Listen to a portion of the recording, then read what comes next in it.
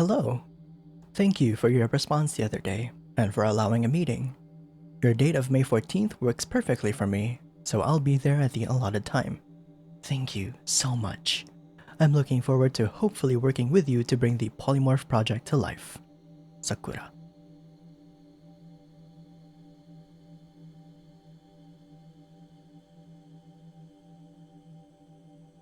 Large-scale circular machine with 4 internal particle colliders. Center orbit is used to project a molecular translator. 8 large mechanical arms can protrude into the portal during operation to extract material from the side affected by the molecular transistors. Device is stored in a large enclosure owned by Kamogawa fishery warehouses. Only designated members of the Diet are allowed entry.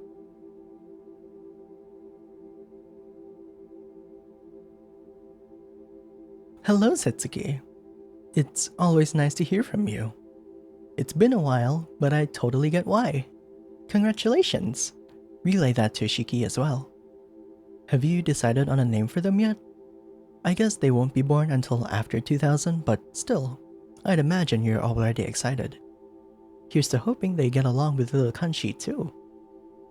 Regarding what we talked about 6 days ago, I'm waiting to hear back from the Diet still.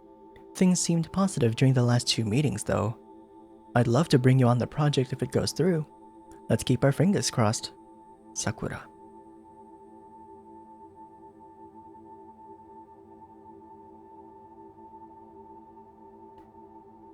Nichibotsu?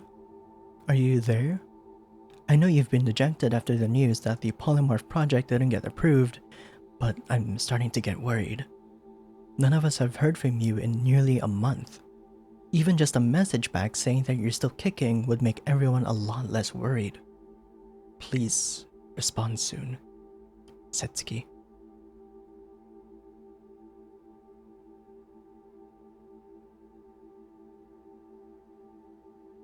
Hello, Sakura. Thank you for your patience.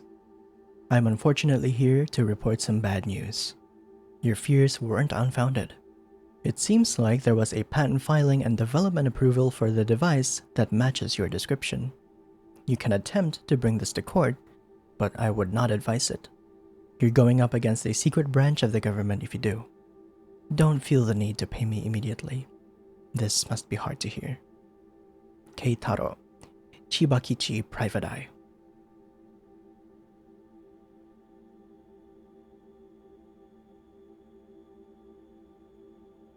Hello, thanks for the quick response.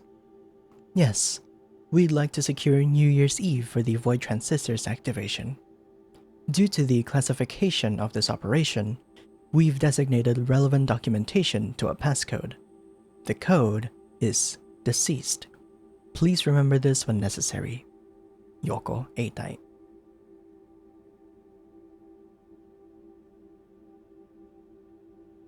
Eitai, I'm begging you, stop ignoring my mails. You don't know what you're playing with. The power that exists in the void is tantamount to playing God, and I know that's exactly what you want, but you don't know what you're getting yourself into. Humanity wasn't meant to reach the void, and as much as you delude yourself into thinking so, you are a human, not a god. I'm on my hands and knees begging at this point. I don't care that you stole my life's work. I don't care that you ruined Tasogara's life. None of that matters right now. Do not activate the Polymorph project, I swear to God. Don't doom the humanity you claim so much to care about. Please, mail me back. Please. Sakura.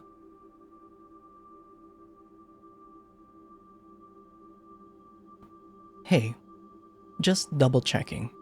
Are we ready for tomorrow? The building will be heavily guarded, but we can use the back mezzanine entrance. If you want to turn back or have any questions, now's your chance. I'm not going to force you to go along with this. Please let me know. Otherwise, we meet at the Diet building tomorrow evening.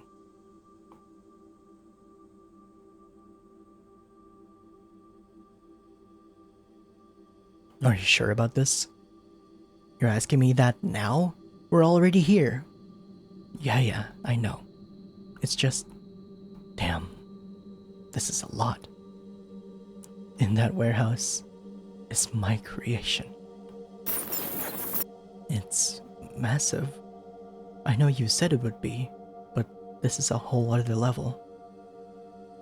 The Void Transistor. I can't believe it actually exists. Hey, someone's coming. We really need to... Never wanted to see your face again. What the hell do you think you're doing? I'm taking matters into my own hands. I won't allow you to turn this thing on. You're going to destroy humanity. You don't know what you're talking about. Leave this warehouse at once, Nichibotsu, or we'll make you leave by force. Sakura, there's a lot of bodyguards. I'm not scared of them. I don't care if I die. It's better than the entire world being jeopardized. I suppose we'll have to do this the hard way though. And stop! Stop! Eitai, please! Please! Enough! You've been a thorn in my side for long enough. Kone, gag her. Eitai, I swear to God, do not turn on the... Do not turn on...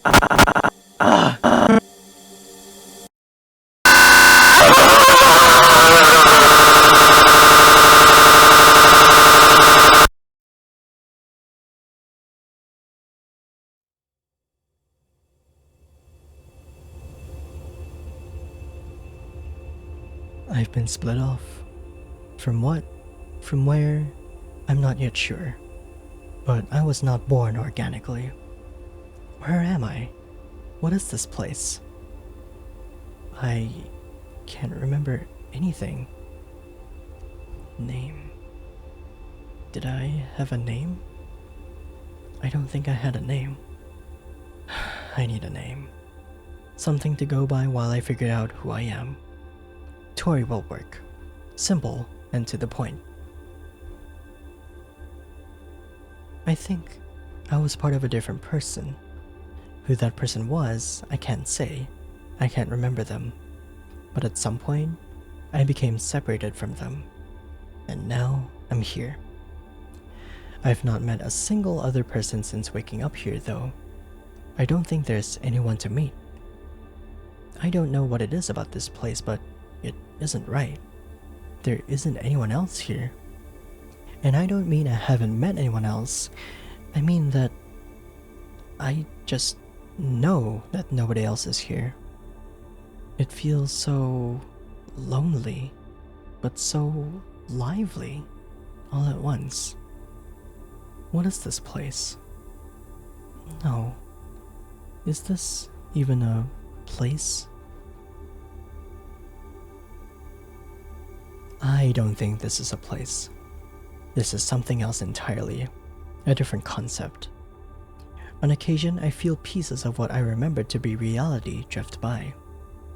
It's in moments like these that I realize this place for what it is. The concept of a place. A void of everything that ever existed. This is the space that exists outside of reality.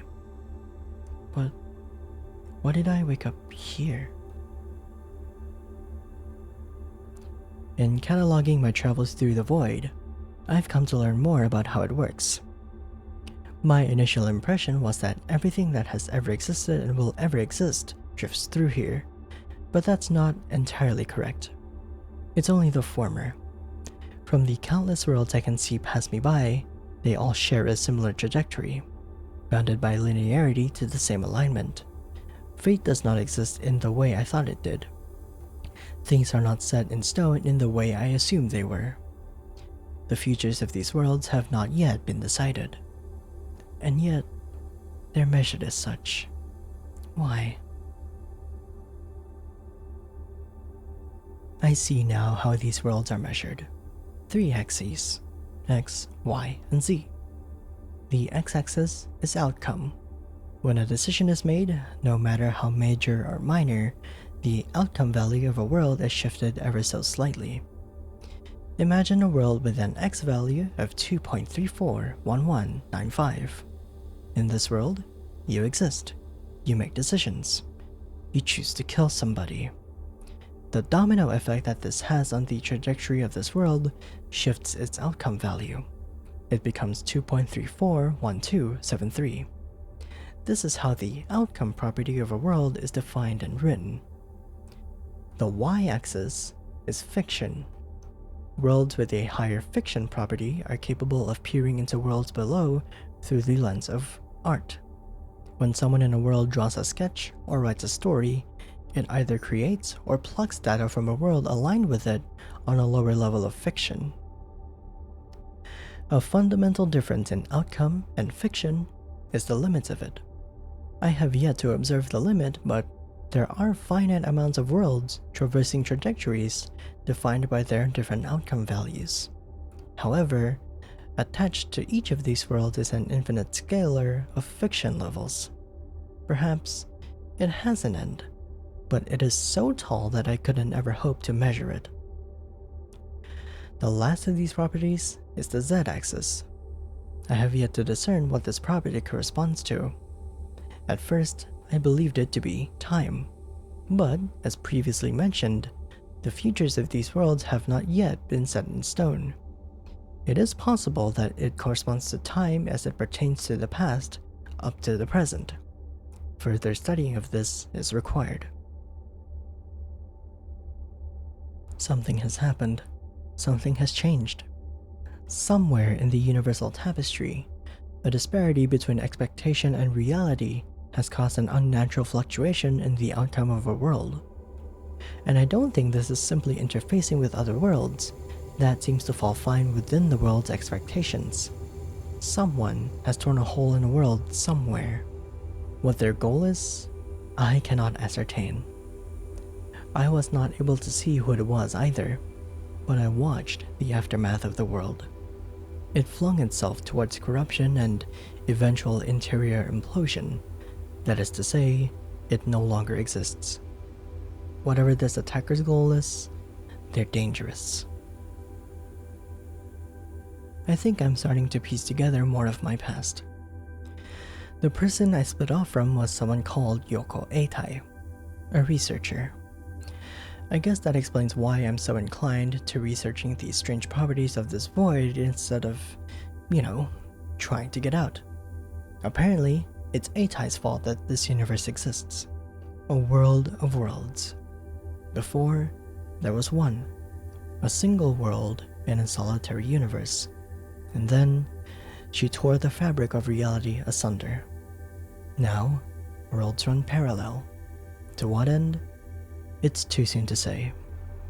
No more worlds have been targeted by that mysterious attacker since the attack during the 274,000s. Another attack. I was able to catch a better glimpse of the force behind the attack, but I could not interact with it. It seems to be another person? Or rather, someone who possesses similar properties to myself. Not a person per se, but a concept of a person that traverses the space. They appeared to be female, but they were too fast to make much else out about them. Just as before, the world they targeted was plummeted towards destruction. This is alarming. I still am unsure of the amount of worlds that exist parallel in this universe, but it is finite. This person is definitely trying to destroy at least some of these worlds. 300,000 void time cycles today. I suppose I haven't explained what a void time cycle is. In essence, the VTC is the only way of measuring the concept of time in this void. But because time here and time within the worlds are such fundamentally different concepts, it's hard to compare them. I was able to track down when the VTCs began. VTC 0 corresponds to the cross-splitting of worlds, the event that Eitai caused. The event that destroyed the last world and created this universe. I awoke sometime in the 230,000s. So I suppose this is somewhat close to my 70,000th void birthday. I should probably decide on a specific point to hammer in as my birth, for clarity's sake. There have not been any more world attacks since the one in 289347. The Universal Tapestry, also referred to as the universe, the everything, or the world axis. The Universal Tapestry is what represents the current state of all worlds.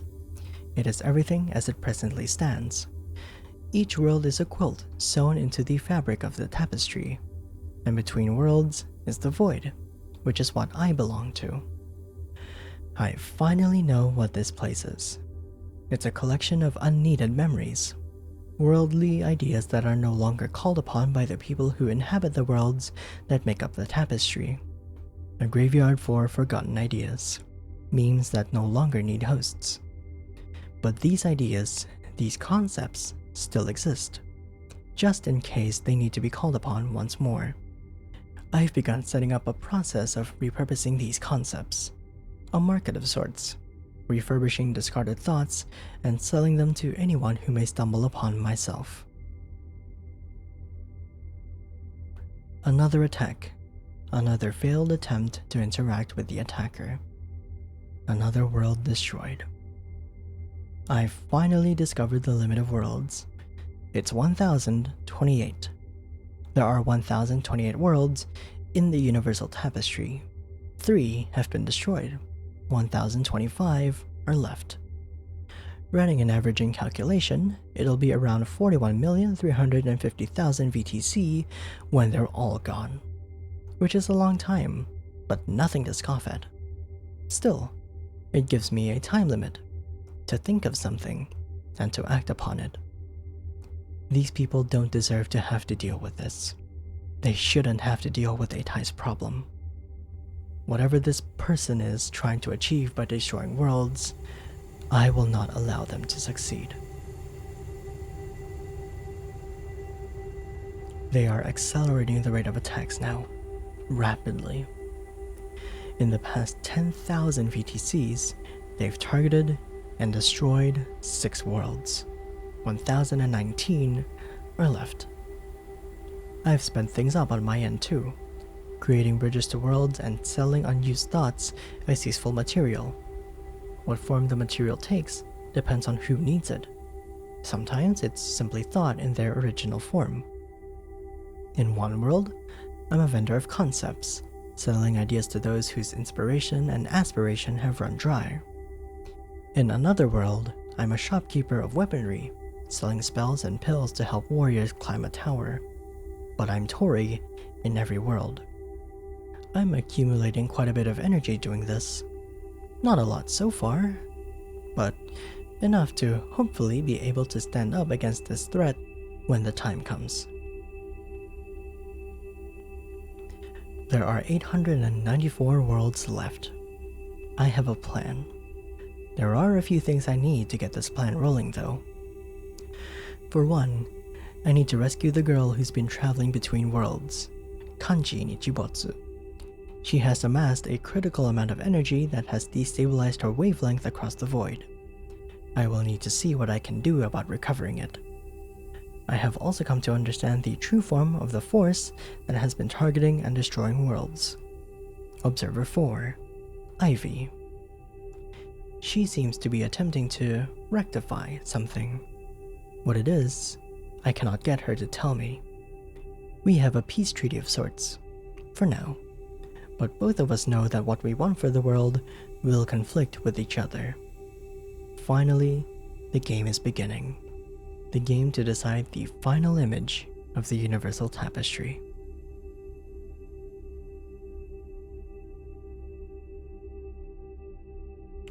This is the first log filed into the Sunrise Foundation's backup database. Today is June 16th, 2015, and we've just moved into our new office space. Getting all of the legal hogwash out of the way has been a huge hassle, but it's mostly settled. So, provided nothing arises, we should be able to start preliminary planning for the first project. During the legal signing, I wondered for a brief second if it was worth doing all this. Selling all of the shares I'd spent my life building up to fund a company that's a big risk, to say the least. I suppose only time will tell. Today is October 20th, 2018. This is the first log for Sunrise Foundation 4th project, codenamed Duskbreaker. The Duskbreaker is a huge step up in scope from all of our previous projects and a much larger risk, but I'm willing to take it. The purpose of the Duskbreaker is a virtual reality simulation to allow patients to interact with potential trauma sources in a safe environment. Unlike a VR headset, the Duskbreaker actually analyzes the waves and faint pulses of a human brain. Then, it constructs a simulated world based on that. Anything to do with modifying brainwaves is an incredibly dangerous technology, but the potential help it could do is far greater than anything we've previously done. Pre-planning begins tomorrow. I'm very excited and scared. This concludes this log. Today is February 3rd, 2019. We've reached a critical roadblock in the development of the Duskbreaker headset. Though we can easily construct a VR headset equivalent, the design for the Duskbreaker requires more accuracy with its simulated world. We will continue investigating possible ways to achieve this, but I'm not currently hopeful. Today is April 2nd, 2019. We've begun work on attempting to simulate a meta layer. This simulated world will be what the entire framework of the Duskbreaker is built upon. Of course, it's not a naturally occurring meta layer. It's not possible for me to create one. I'm not entirely sure why. However, if we can cause the brainwaves of a subject in the Duskbreaker to temporarily reside in the simulated meta layer, it can create the simulation to the degree that is required for the Duskbreaker to work at expected efficiency. I've become enlightened to the state of everything that will ever and has ever existed. It was just a brief moment, but in that time I saw the world and every world for what it is. This is exactly what we needed, what I needed, and what she will need. The 4th dimension. Today is April 2nd, 2019. In the process of attempting to document my brief encounter with the 4th dimension, I've coined what I'm calling the meta layer concept. It's the only way I've been able to describe what I've discovered about how the universe works. Basically, imagine that this universe, everything about it, from all space that will ever exist to all time that will ever exist, is a world layer. To us, we can look down into other meta layers because we see them as fiction. So for our 3rd dimension, the layer of fiction that exists below us would be the 2nd dimension. But there exist infinitely extending layers that span upwards as well.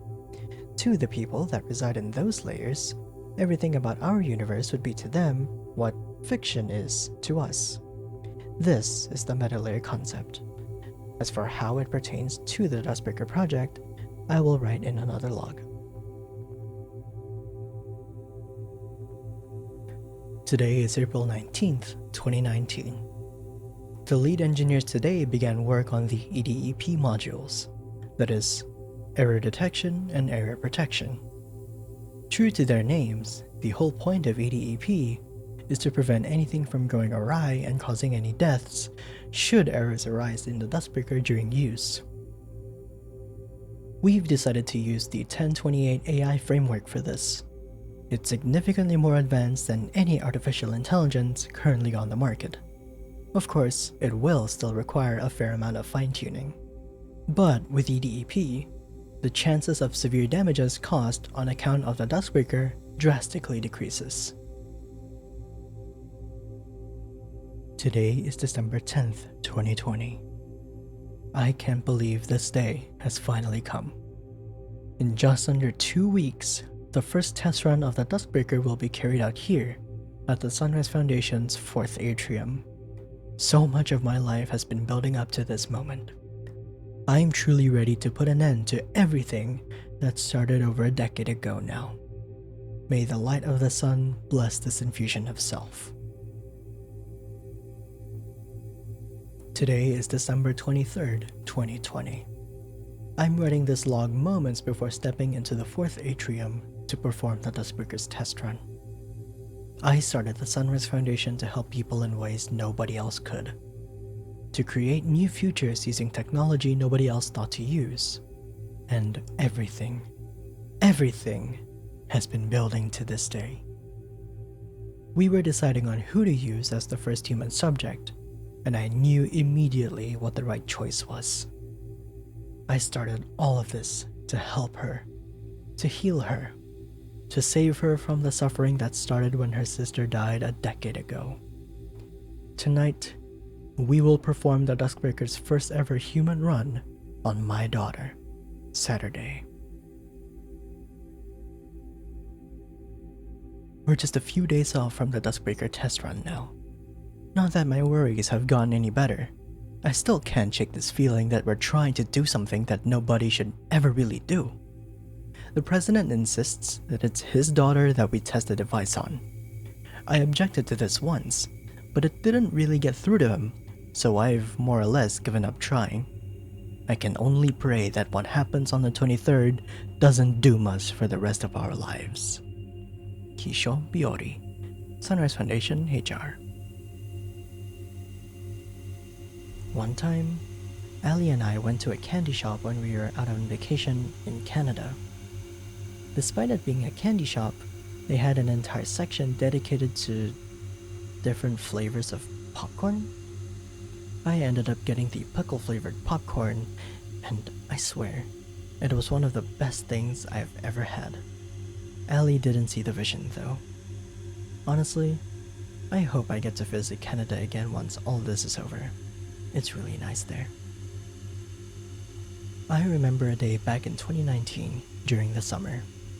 I was watching anime with Ali, over Discord though. We ended up roping another friend of mine, Mitsuko, in, and the whole voice call spiraled into madness.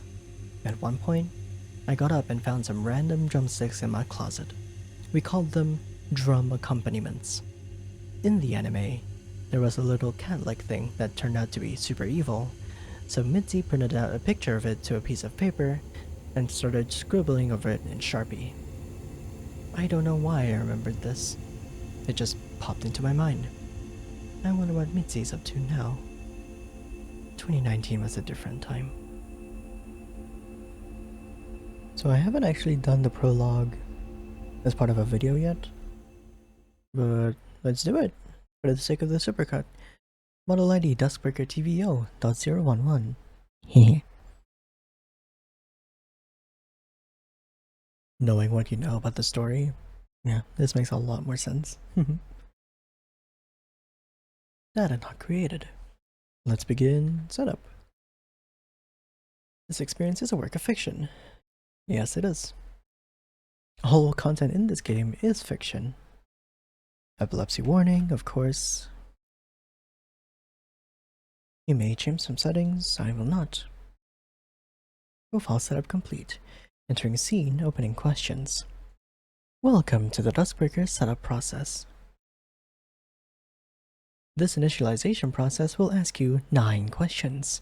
Please answer truthfully. Please enter your name.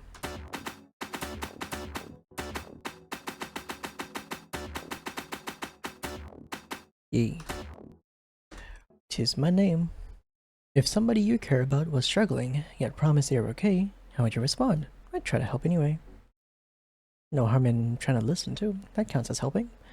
If somebody you care about dealt with a great misfortune, what would be your first action? Try to understand more. For me, understanding what the problem is and then trying to work it with them, work through it together with them, is my, how I try to help.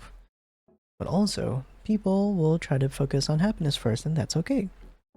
We all have different ways of helping. Of course, I'm not qualified, so I only let the professionals deal with it. If you were hurt by a friend in an accident, how would you confront them about it afterward? Forget it, move on. No point dwelling in the past. If you were hurt by a friend on purpose, how would you confront them about it afterward? I'll stand up for myself.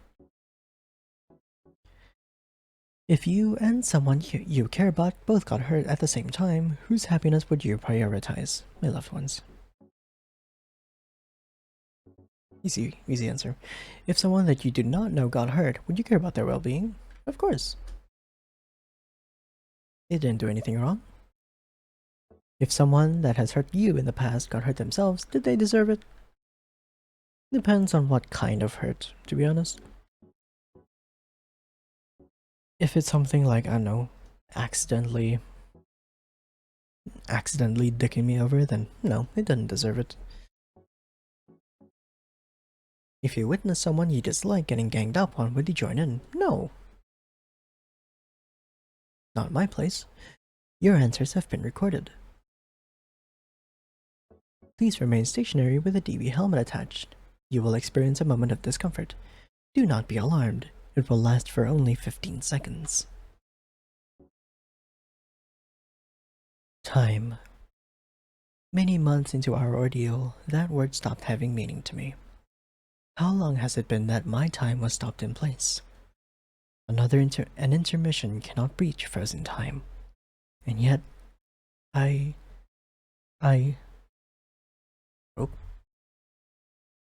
No, Dustbreaker broke it. The Dustbreaker has broken. The dusk was broken.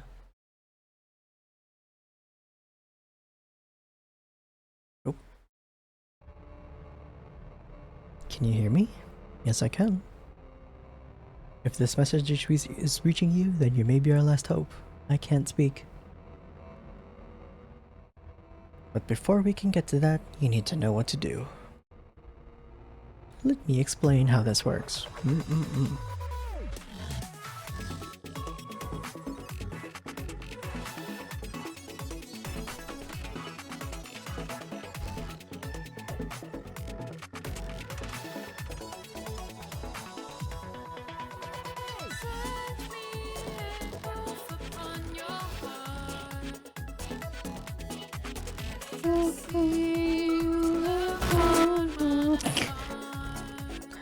I didn't have my hands on the keyboard, lol.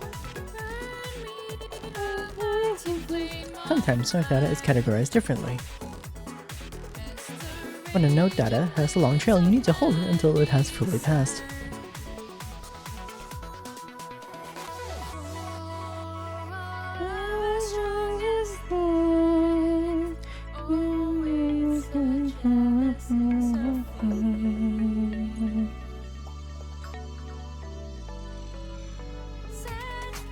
There's only one more known categorization for node data. These are called bumpers and cover 2 lanes. If one approaches, press either of the lanes it covers. You don't need to press both.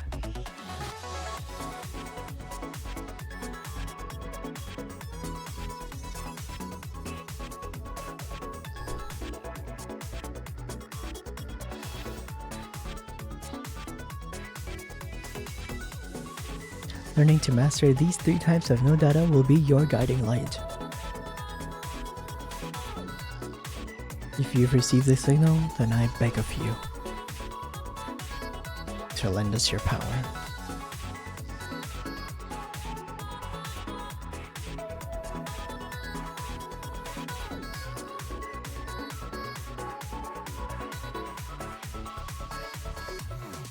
Hey. Everything is wrong. Immediately. It started out fine. The subject put on the helmet. From observing the test monitors, we watched her go through the questionnaire. And then, it all went to shit. The subject began to scream like I haven't heard any living being scream before in my whole life. And as suddenly as it started, it stopped. And she dropped to the floor, lifeless. Fearing the worst, I rushed over to check the logs. What I wasn't expecting was to see the subject was, in fact, still alive. Instead of the intended effect of being temporarily placed inside the simulated meta layer, everything that makes up her consciousness had been completely copied into the Dustbreaker itself. Her friend, Allison, I believe was her name. Allison completely lost it. The president says that she's normally a very timid, quiet girl. So to see the unabridged fury on display from someone so young shook me a little, I'll admit. She demanded to know what happened, and I started out an explanation on what the desk picker did and what had happened to the subject. And then, she asked the impossible of me. She asked to be sent in after Saturday. Chiyo Sakamura, Sunrise Foundation Head Researcher. It is currently cycle 16. I guess that works for a form of measurement. My theory of cycles has been confirmed. The narrative once again made it to what I've called Lock S. Of course, the narrative remained the same as it did in cycle 8, so the narrative is looping in cycles. It is currently cycle 33, so I've noticed that there are two properties that largely drive these cycles: iteration type and cycle lock. Iteration type seems to correspond to the answers that the protagonist gives at the beginning of every cycle. They change slightly each time, which I haven't quite figured out the reason for yet. But basically, there are 4 types: empathy, sympathy, apathy, and antipathy. These don't usually change that much, but they're enough to cause slight alterations to some properties of the story. Like, in apathy cycles, Chiyo has a car and a license, and she's the one who drives the group out to the shrine. But in sympathy cycles, she doesn't have a license and is a strong public transport advocate. Small differences like this are mostly how I've seen iteration types change things so far. It is currently cycle 33. Cycle locks are more or less how far the narrative gets. There are 5 of these. Lock P is the earliest. It corresponds to whether or not the protagonist dies in the burning museum incident. After that are Lock V and Lock U, which correspond to the cave-in incident and the World Keeper's infiltration into the hotel room respectively. And then, Lock S is the furthest one. It corresponds to the duel in the winter. Presently, no cycle has progressed past Lock S. There's also another lock type, Lock 2. I called it 2 because it basically means NA. Lock 2 is basically a catch-all for any cycle that doesn't end at one of the specific other 4 locks. There's a variety of reasons a cycle could end at a different point, but the reasons aren't consistent enough to warrant naming other locks after them. I'm still waiting to see what lies beyond Lock S. It is currently April 5th, 2021, Layer 4 timescale. I'm finally starting work on TVO. It is currently March 19th, 2022, Layer 4 timescale. And what a day I've had. I finally managed to send a version of the data generation client up to the 4th dimension. Albeit, this version is very primitive. I just needed to get something up there. With how sending information between layers works, the first push is the most difficult part. So, I can easily update the client without needing to charge up the energy to send it upwards for another year. I managed to make a connection with someone in the 4th dimension. They're helping release the program. I can only pray that this method works in the end. For TVO to work, I need to construct a version of the story. At first, I was considering basing the events off of the iteration type, but I don't think it would be a good idea to send that many alterations and possible outcomes between meta layers. So, I had the idea of this sort of accumulated cycle approach. Basically, stringing together a storyline out of the bullet points of every cycle that's made it to Lock S. I'm calling it the Schrödinger cycle. It'll be the storyline attached to the client that'll get beamed up into the 4th dimension. The main component of TVO is data generation. I ended up putting together a program to serve as the data generation client. It's a game. Users in the upper meta layer play the game, and it creates data depending on how well they do. This data generation method allows me to gather organic meta layer data. If I had created something like a computer virus or a cryptocurrency miner that just maliciously ran idle on people's computers, the data would be vastly inferior, and I'd feel bad. So I think creating a video game is the way to go. I made the kind of games I used to love playing on my laptop. It's a rhythm game. The only problem is, I keep playing it instead of working on it. Today is January 13th, 2022. The only thing we can remember are our names and the date. We woke up on the ground in the middle of the road outside the Tanegashima police precinct. We would have gotten run over if we hadn't woken up sooner. According to the people nearby, we just appeared there. It's like we warped into existence. I'm not sure what's going on or why we can't remember anything. Did we get into some accident? No, that can't be it. I'm so confused. It's January 22nd, 2022. Apparently, I was a detective intern at the Tanegashima Police Department. That's what they said there anyway. I still have no memories of this. But it's nice to know that at least someone around here remembers us.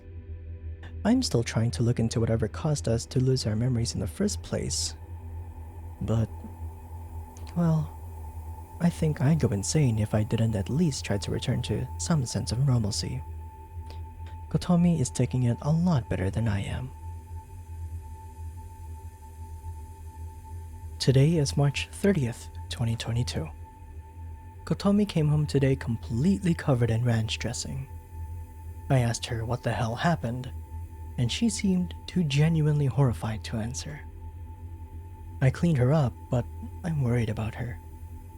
Is spending time around that Saturday girl really good for her? Well, she's the older one, so she can do as she likes. I'm not gonna keep cleaning up the ranch dressing if it happens again, though. It is currently March 8th, 2023, Layer 4 timescale. Today was the first day I was actually able to send part of the Schrödinger cycle to Layer 4. It covers everything from the disappearance of Tsuki to a bit after Lock P.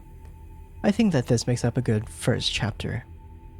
Though the data generated through what we decided to call the demo phase was useful, it was only useful enough to supply continual updates to the data generation client. So my hope is that with this full release, more people will have access to the data generation client. TVO. This is our last hope. Our only chance to break the rules of the narrative and create a new opportunity. A new miracle.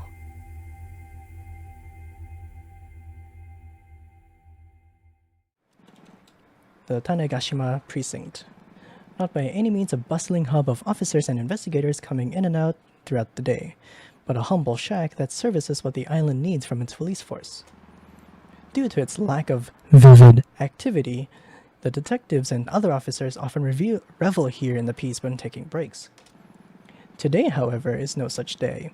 I walked up the road to the police center. Even from a short distance, I wouldn't really blame anyone for missing it completely. The Tanegashima precinct. It always catches me off guard when I remember how small it really is. I walked up the small porch to the door and knocked on it.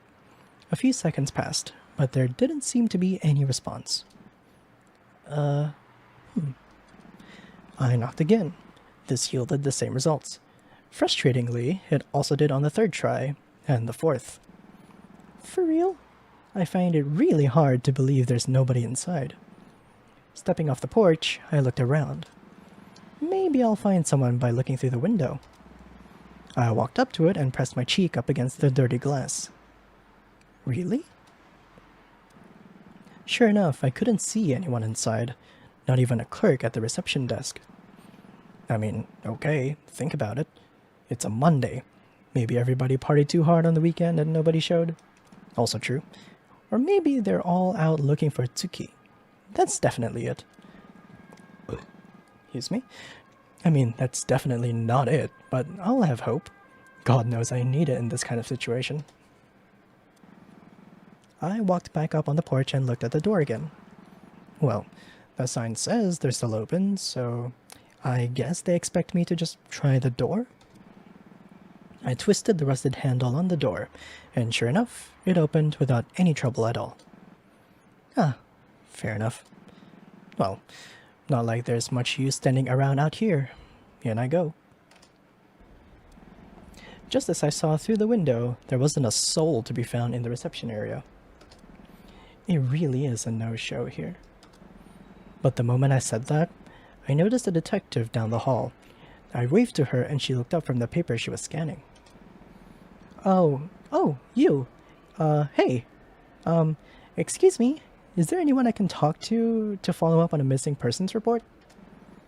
God, I hate acting like this. I know, right? This shit would give me anxiety. Staying strong and formal is far from my strong suit, but I don't exactly think it's a super good idea to be on the bad side of the police.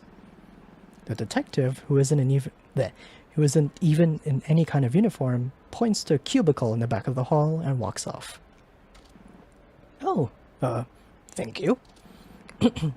I walked down the hall and peeked around the corner of the cubicle. I almost said crucible. I love the art, by the way. It's adorable as fuck. Sitting down behind it is a woman in a coat, writing something down on a notepad as she looks at one of her screens. Hey, Miss Detective. Are you free at the moment? Like I said, the art is adorable. I have a few questions I'd like to ask about this report I filed. I have it in my binder here somewhere. Shit, where did I actually put the damn thing? I started scrambling through my files desperately. The detective looked up from her screen. She seemed a bit confused. Hey. I don't think you can just... Yeah, the artist major vibes, right? Ah, found it. I pulled the piece of paper out of the binder and handed it to her. Here we are. I've got the details in this for if you need to do, like, a lookup or something. Or I can give you her name or something. The detective sighed and looked at me disapprovingly. Save it. You hear about Taki, right? Not many missing persons reports around here, so this is the first one in a couple weeks. Yes, Taki Tasogaru. That's her. What's the report? Nothing, since we opened the investigation. I frowned. Nothing? It's been a whole day! You have to have at least found... Bleh. You have to have found at least something. It's been less than a day. A girl that goes missing and you expect us to mobilize our entire force to find her? We barely have any resources as it is. I mean, I don't want you to do that. I just thought you might have made some progress or something? I don't know. The detective sighs again. Well, we haven't. We'll let you know if we find her. Until then, why don't you take your mind off of it? I understand that it's stressful. Oh, for the love of... Despite her efforts to calm me down, she was clearly unaware of the inverse effect it was having. Okay, fine then. I'll do it myself. I'll find her and I'll prove to you that you can do better. This yielded another sigh from the detective. Listen, I understand your worries, but if you go and break any laws or get yourself into danger, we aren't going to protect you because of an emotional outburst. True. The last thing we'd want is to find your sister and have to tell her we had to lock you up. Understand? Before the detective was even finished with her sentence, however, I was already on my way out the door. Jeez, what a piece of work. Yeesh. Once I got back outside, I sat down on the porch and tried to calm myself down. Not to much avail. I should message Allison and let her know how it went. God damn it. Saturn a orbit. Did it not go well? Yeah, I'd say so. They have nothing. Literally jack shit. Well, it's only been a day or so. Oh no, I forgot to add an 18 plus warning. Shit. Man, I guess, but like... That's a whole ass day's worth of opportunities for her to kick the bucket somehow. Sat, what are you planning to do? Is that even a question? I'm finding her. Since they aren't, Lamau. I really don't think that's the best idea. I type like Saturn types like me. Come on, it'll take like no time at all. Famous last words. At least help me hang up some missing posters for her or something. I'm willing to help you do that, but I don't want you to get involved in anything further than that, okay? Tsuki needs her sister to come home to. Yeah, I get it. I'll be fine. I'm gonna go to the park. Can you meet me there? Yes, I can. I'm nearby, actually. I'll see you there, okay? Until then, try to stay calm. I am calm. Seriously. You've never seen anyone as calm as I am right now. The park is still a good bit away, but I am not walking that distance in this weather. When does the next bus come? I checked on my phone. 10 minutes at the nearest stop. Thank God. I put away my phone, got up off the precinct porch, and started walking towards the bus stop. The Tanegashima Park. I almost fumbled the Japanese syllables there. A humble but popular attraction on the island for the locals to stop by and hang out on particularly sunny days. Once I got there, I went and stood in the northeast corner of it, next to a modest garden. Ellie should be here in like 5 minutes, so I'm probably good to sit down for a bit. I waited for a few minutes and looked around. A gardener volunteers tending to the flowers in the garden boxes, but I am not paying much attention to that. Some kids are playing and shouting on the playground in annoyingly loud voices, which I guess makes sense considering that it's a playground, but I still wish I didn't have to hear it. True, Saturday, you are based. I hate children. With all my passion. Eventually, my patience starts running thin. Where the hell is she? It's been like 10 minutes. It can't take her that long. She said she was nearby, right? She hasn't texted back in a while. Should I... Hey. It's actually a whole aesthetic. Gah! Hi! Hello! Sorry, you scared me. Allison laughed sheepishly. Was it really that funny? Sorry, yeah. I got held up on my way here. Yeah, it's okay. Let me just, God damn it, not again. I put my backpack on the bench and rummaged through it. Ah, damn it, shit. Hang on, just a minute. Hold on. Spreadsheets in a binder. This is certainly a change. Oh my god, look at her face. Look at her face. The smug face. Hey, I can be organized when it's important. There we go. I find the sheet I was looking for and pull it out of the binder. Anyways, this is where we're at. She leaves at 10 and she doesn't come back. 10 is her usual time to leave, but she's usually back at 9 p.m. at the latest. What else do you know?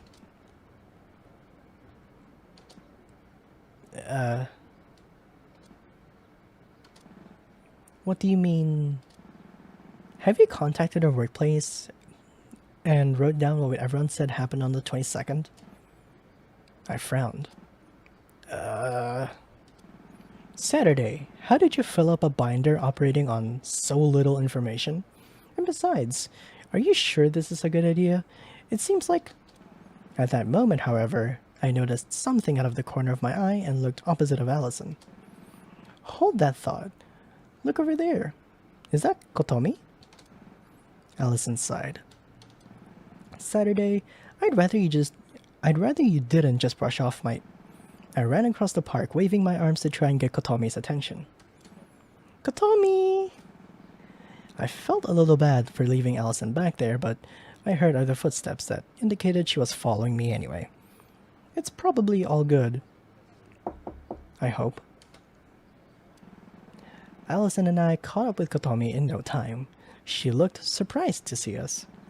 Saturday? And Allison too. What are you two doing here? Did you hear about Tsuki?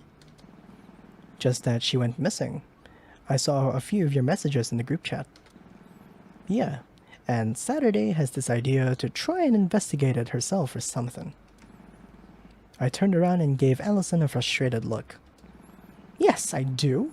The police clearly just don't give a shit. Honestly, I wouldn't be surprised if they secretly had something to do with it. Allison gave me her own frustrated look back. Probably shouldn't have said that last part. You're just saying things now, and you know it. Kotomi seems to find this banter amusing, though, and chuckles. It's not a bad idea to do a little talking. It's not a bad idea to do a little digging yourself, to be fair. Allison looks at Kotomi with an almost tired expression. You think so? Yeah, I do. I think it could be fun, honestly, and it's not like Saturday is gonna be able to focus on anything else. That's what I'm saying. Allison doesn't seem to share my feelings on the matter, though. Fun? It's not safe. I can't think of any hypothetical universe where it would be safe. We have police for a reason, you know? I don't want to see you two get hurt. Hi, Beffy. Hope you're doing well. Ellie, you know how Saturday is. The best thing you can do here is to be there to protect her. No, I am not, in fact, going to do that, because we're not investigating. Neither of you are listening to me here at all. Come on, Ellie. Come on. Don't... you know I hate it when you do this. Okay.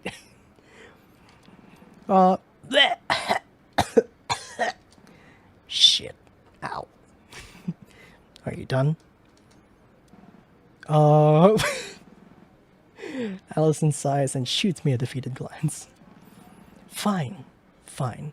But we're not doing anything illegal. Illegal. You're going to promise me that right now.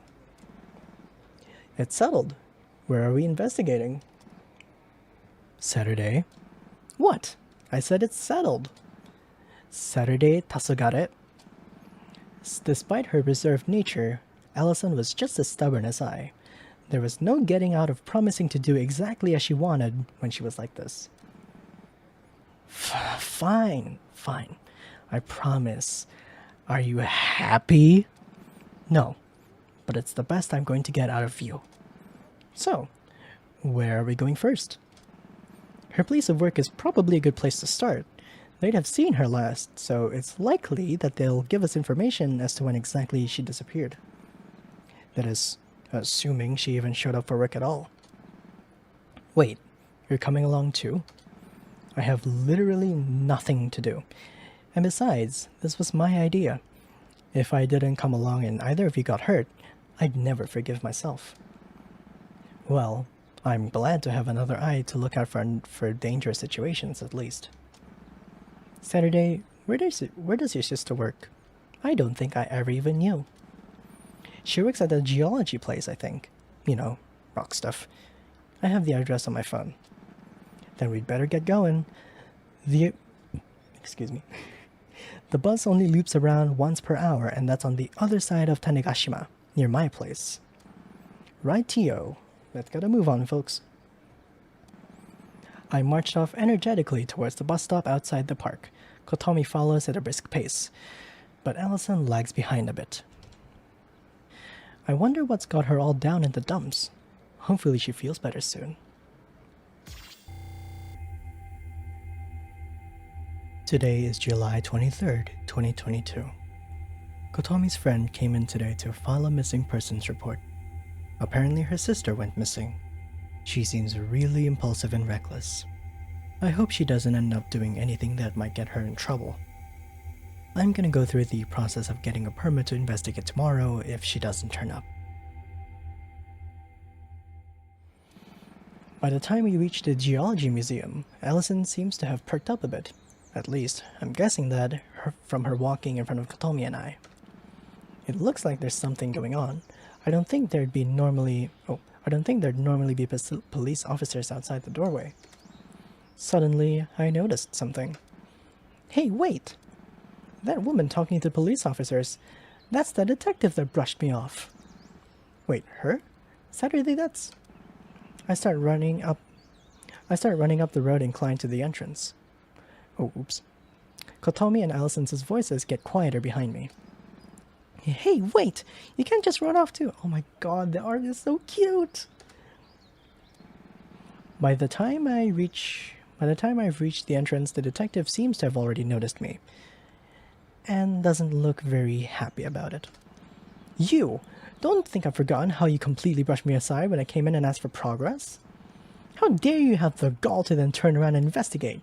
What made you suddenly care so much? The detective does not answer.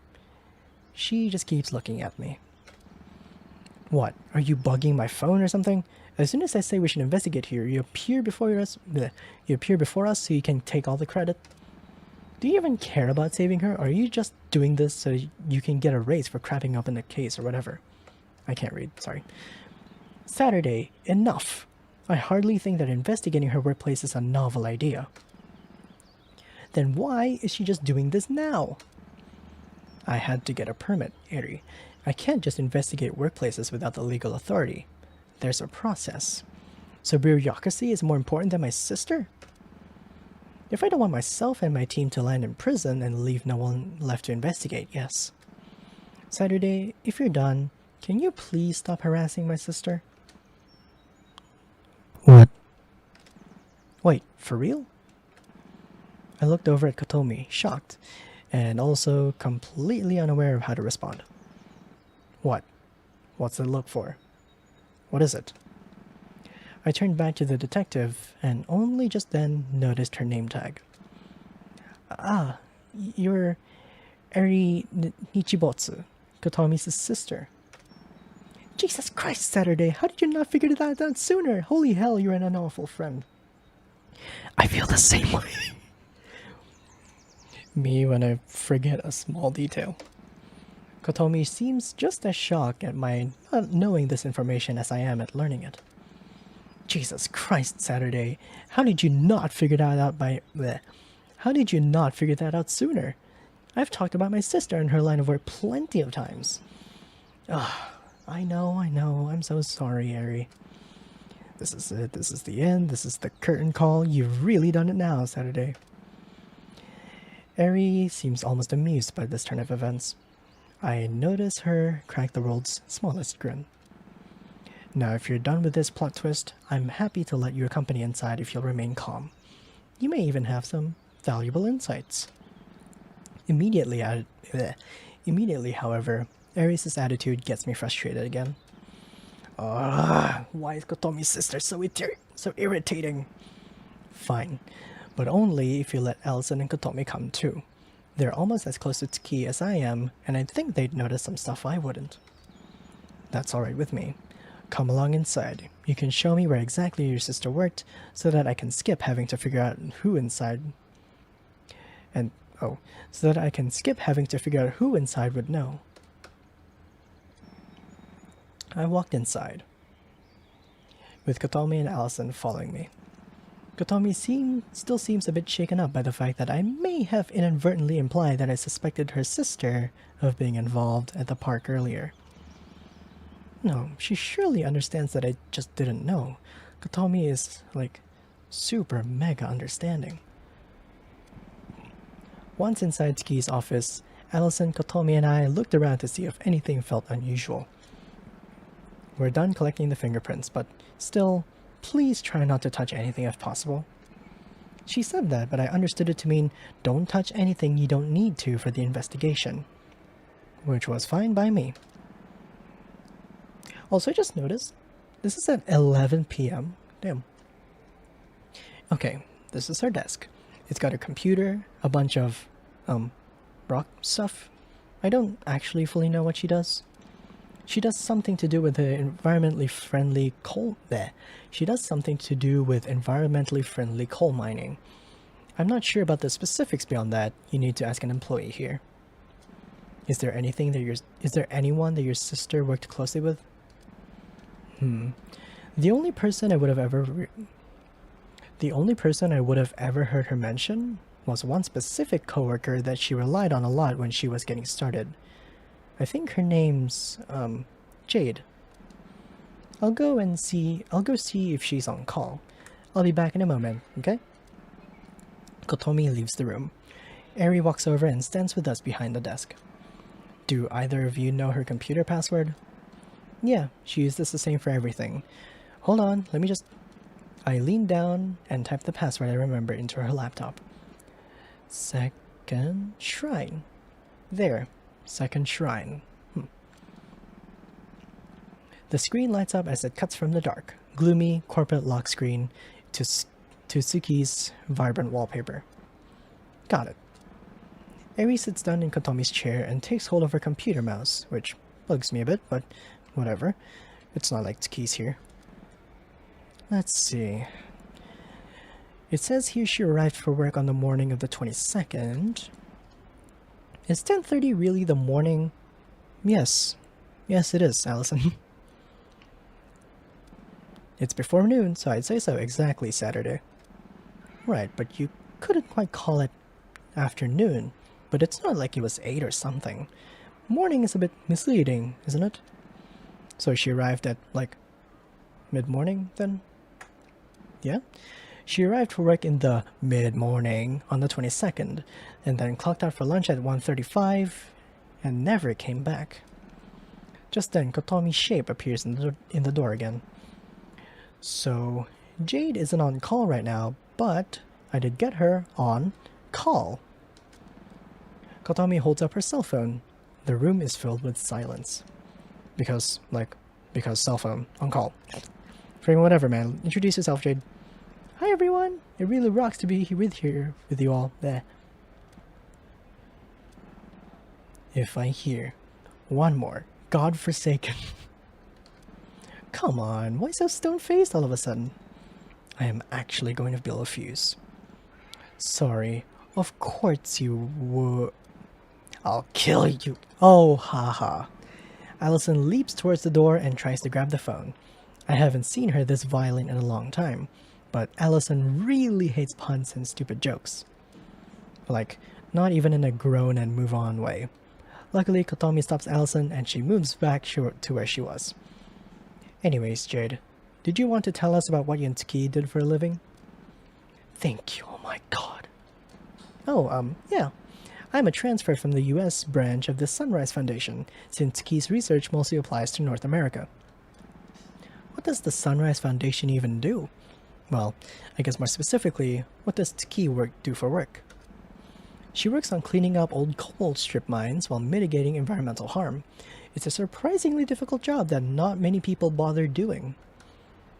Just like cleaning shit. Did she do anything out of the ordinary on the day of her disappearance?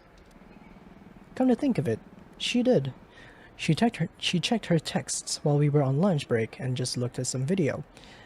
I asked her what was wrong, but she just shrugged it off. So you saw her after she clocked out? Yeah, we usually get lunch together. She told me not to wait up, and that she would be right behind me after taking care of something. Ooh. Last I saw her, she was typing something on her phone while I left the building. Do you know who she was texting? I saw a text notification pop up at one point out of the corner of my eye. It wasn't a saved contact in her phone. I didn't really snoop or anything, so that's all I know. Thank you. Your help is valuable. Is there anything else you feel will be relevant to the case? No, nothing comes to mind. I did want to say something, though. Kotomi, can you pass the phone to Saturday? Huh? Me? Sure thing, yeah. Kotomi walks over and gives me the phone. Saturday, I'm so sorry that all of this is happening, and I'm here if you need to talk. I know we are super close, but I knew your sister pretty well, and... well, I just hope she's alright, and I can't begin to imagine what you're going through. I notice a potential tear making its way out my eye, but I wipe it away before anyone else can notice. Not now, damn it. I keep it together, though. Thank you, Jade. That means a lot. Kotomi, here. I give Kotomi back her phone. Kotomi smiles at me, but I don't really register it. Kotomi hangs up the phone. I don't think she's hiding anything. It's obvious that she cares about Tsuki a lot. Now all that's left is finding out what that video she was watching was. I turn back towards the desk. Allison is looking through the things on Tsuki's computer. I don't see anything out of the ordinary on her computer, This is all files about work and stuff. Nothing really pops out. Check her browsing history, there may be something there. If she was watching some weird video, there's a possibility her browsing history syncs between her phone and her computer. I know a lot of modern cross-platform browsers do that. Yes, they do. Huh. You may be onto something. There's a weird website here. shrinereport.xyz. Let me open this. Allison opens the site. I'll walk over and take a look. It's just a video. Nothing else. Seems to be. Let me look at the page source before I watch the video. Allison opens the page source for this strange site.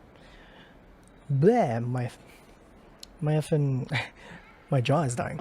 Sure enough, it seems to just be a blank HTML page with nothing but a video in the center. Nothing outside of the tags or anything. Okay, play the video. Yeah, I got it.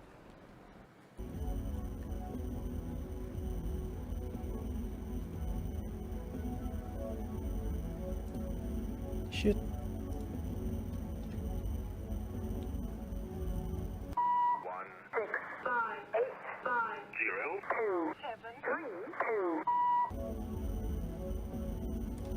Okay, I don't know if I needed to note down the numbers.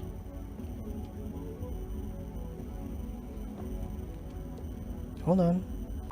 21102. Okay, definitely need that. Okay, here's the third batch, I think.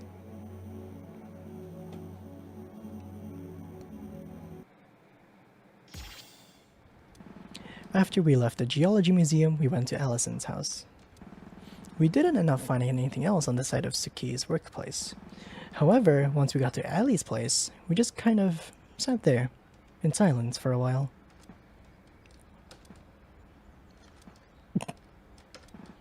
So, any ideas? The others jumped a bit. Fair enough, I guess, since it had been at least half an hour before anyone really said anything. Ooh. Ideas about what? The video's stupid.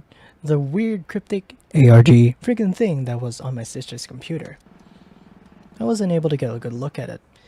And besides, I think this is the part where we leave things up to the professional investigators. I look at her frustratedly. I mean, okay, sure, but won't there be a higher chance of success if there's more people trying to crack it? I can't technically argue with that, but I'm still overwhelmed with this feeling warning me not to get too far in over my head. And not to let you two either. We could probably just go back to the investigators with what we found. No, in too far over our heads if we take that route, right? Yes, exactly my thinking. Thank you, Kotomi. I guess not. I'm still uneasy, but you do have a point. You saved the URL to that site, right? Yeah? Yeah, shrinereport.xyz. Here, you can use my laptop. Probably a good idea to see it on a bigger screen than a phone. True. Kotomi passed me her laptop. I typed in the page link, and the video popped up.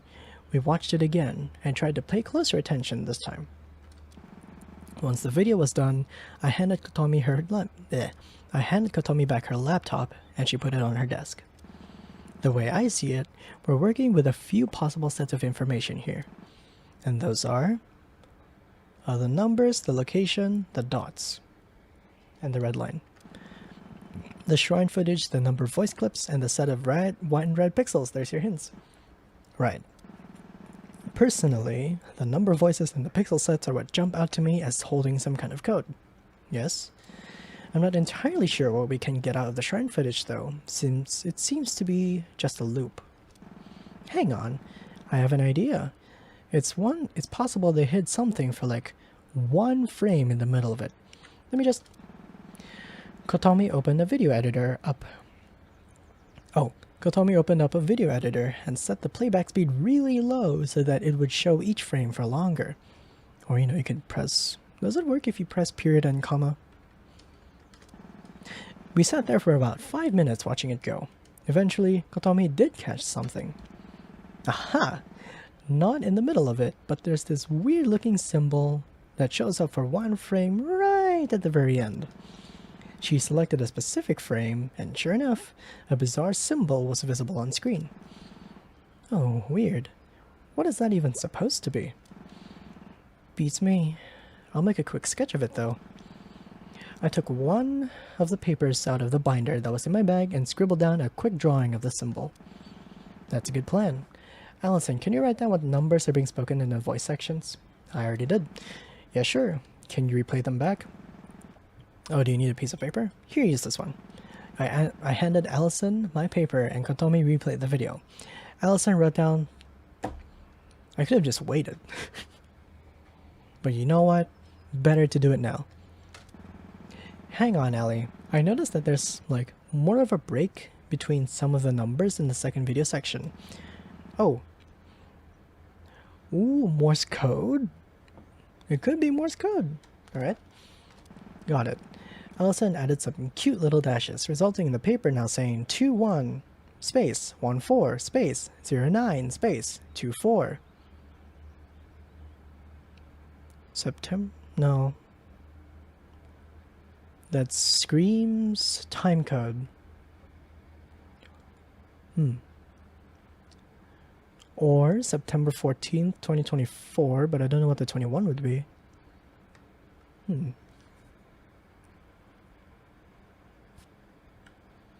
I don't know if they solve it themselves, but... I'm already theorizing a little bit here. So the numbers, we've had them written out, but I'm not exactly sure what to do with them from here. We need the squares, you three. Allison gave me a smug sort of grin. Really, Saturday? I would have thought you, of all people, would have figured out at least one of these out. Isn't this kind of cryptic stuff right up your alley? Hey, cut me a break, Ellie. I'm not at peak mental efficiency right now. That's what I say every time. Fair enough. Anyway, look at the second set of numbers, the ones with the dashes. Anything about them jump out to you? Oh, I see what Allison's getting at. A1Z26. Oh, it's a number letter cipher. Swap 1, swap Z with 26, and then everything in the middle. Yep, pretty much. They're probably letters. Oh my freaking god. Duh! How the hell did I not? Don't sweat it. Anyway, let's figure this out. So, transferring numbers into letters, thank you, Saturday. Got it. Unix. Oh! Okay, yeah, okay. Sounds about right. Unix. Is it a Unix time code? So Unix time is our lead here, yes. I mean, I can't really think of much else that the word Unix could mean. My bet would be that one of these codes from either the voice numbers or the pixel sets is a Unix time code. Well, since we haven't exactly figured out the pixel sets yet, let's try seeing if the other number we got from the voice samples is a time code. Allison walked over to Kotomi's desk and opened the internet browser. She looked up one of those Unix to timecode converters and typed the first number sequence into it. And it sure is 12:12 a.m. on the 23rd of July. So this year, so 2 days ago. Aha! Bingo! That's gotta be it. It's too close to our current time to not be what that number is getting at. I'm inclined to agree, but having a time code doesn't really give us much to go off of. Hey, I mean, there's still the other thing we haven't figured out yet, those sets of white and red pixels.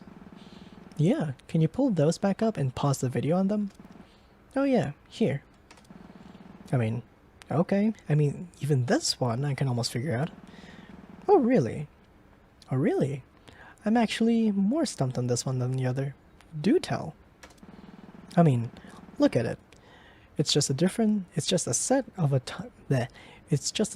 different amount of pixels. So it'd probably be like 3126218. Hold on though, what about that red line? Maybe it doesn't mean anything? No, it definitely means something. Look. Kotomi moves the playhead in the video editor forward a bunch to the second set of pixels.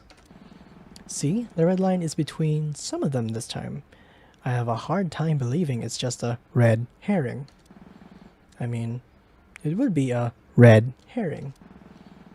Allison let out one of the biggest sighs I've ever heard in my entire life. Saturday, that's a stretch even for you, and you know it. Hey, I was mumbling that under my breath, so you couldn't hear it. Besides, it wasn't as bad as some of those rock puns. What if it's a 0? What makes you think it's a 0? I mean, look at where it is in the first one. It's the first one in line.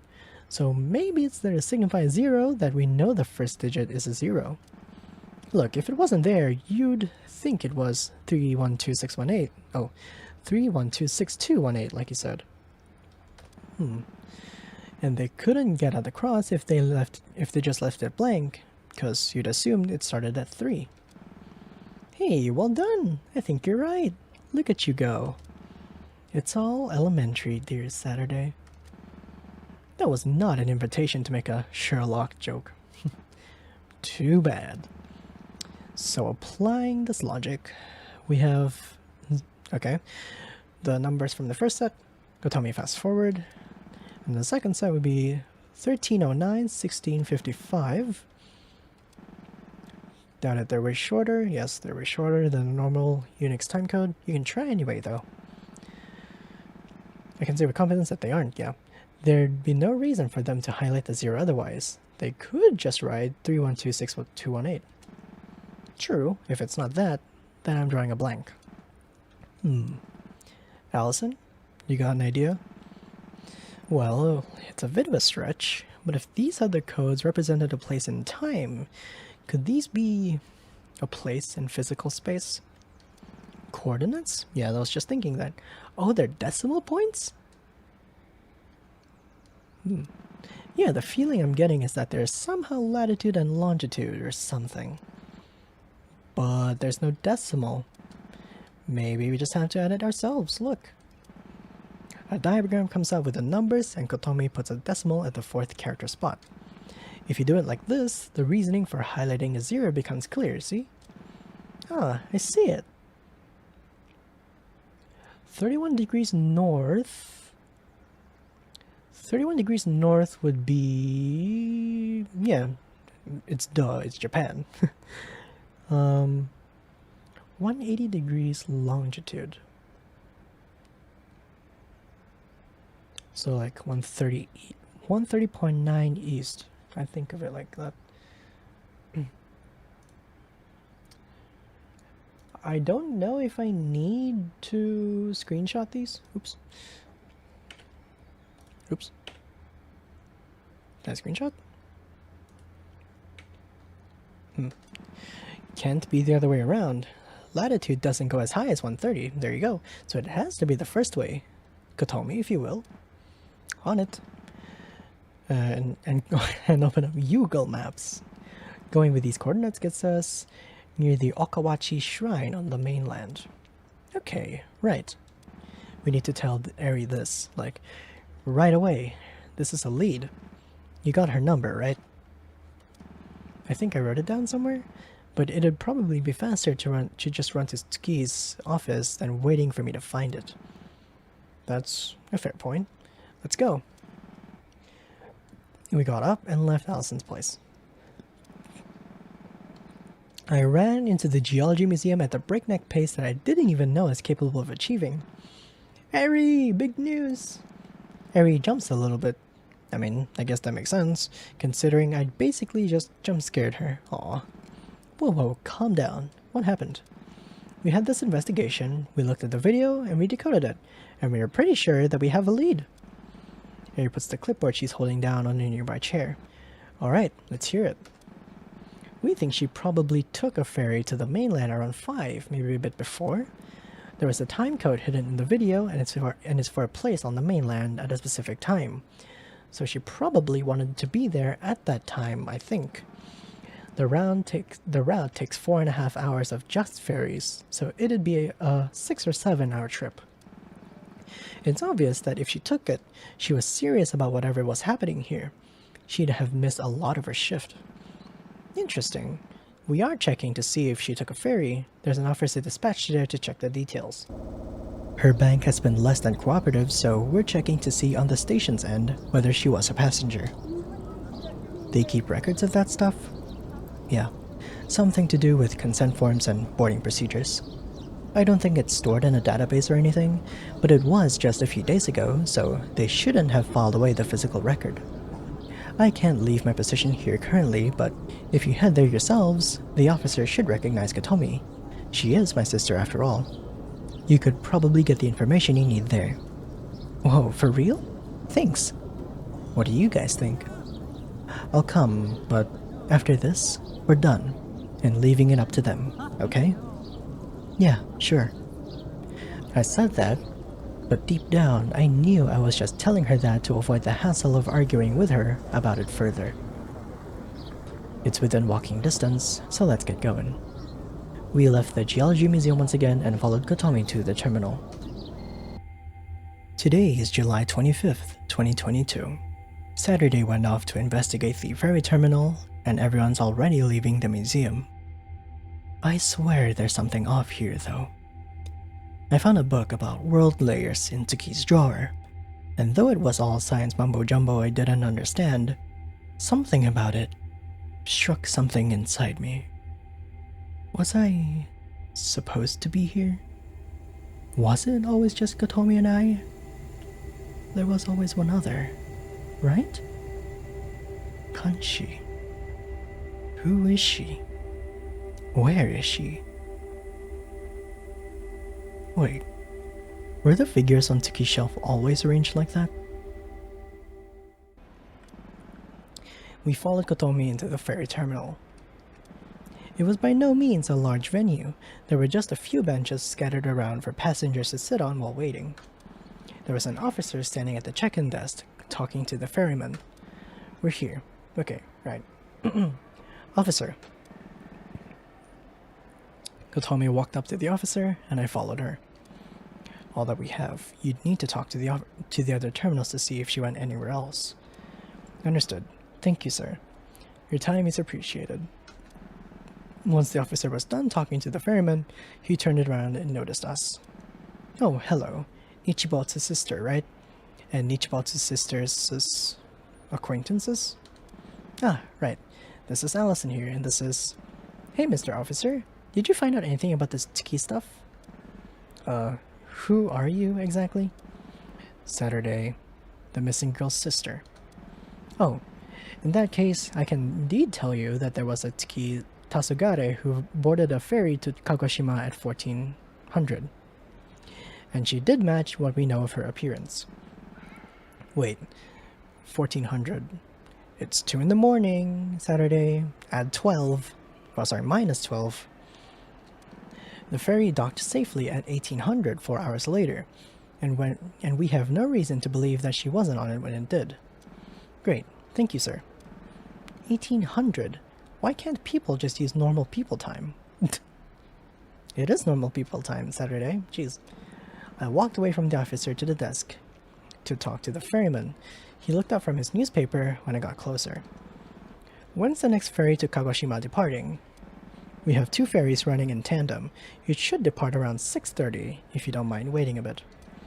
Sudden footsteps behind me indicated that Allison was running over to catch up with me. Saturday! You can't just go off to Kagoshima for this. It's not safe. Please, please, please, just let the police handle it from here. I turned around and raised my voice. Maybe it wasn't the best idea to do this to Allison, but I felt like letting my emotions out would be better than holding back. And let my sister stay gone, do nothing, and just let all this happen? If they fail and she's gone and I could have done something, it'll be my fault. I can't just do that. Not even try. If I at least try, then it'll be okay. Allison seems conflicted on how to respond. This is a missing person, and it looks like we're in way over our heads. The cipher was one thing, but it looks more and more like we're dealing with an organization with real power. We aren't a police force, we're just students. What happens if you get hurt? What if you get... oh my god. What happens if you get hurt? Or worse? I don't care. I don't care. You can't understand what I'm going through right now. Tiki was the most important person in the world to me, and... Calm yourself down, Saturday. Allison doesn't deserve this. She doesn't. She can't be gone. I'm not going to let it happen. But going in without even thinking of the consequences is going to... Before Allison could even finish her sentence, however, a deafening booming sound interrupted our argument. The floor shook between us, and neither Allison nor I could speak due to shock. Kotomi rushed over to the window and looked out at the street. No, no, no, no, no, no. Oh no. Oh no. Allison and I ran up to Kotomi to see what was wrong. What is it? What's happening? Her workplace. The geology place. It's... She didn't have time to finish her sentence before I noticed what was going on.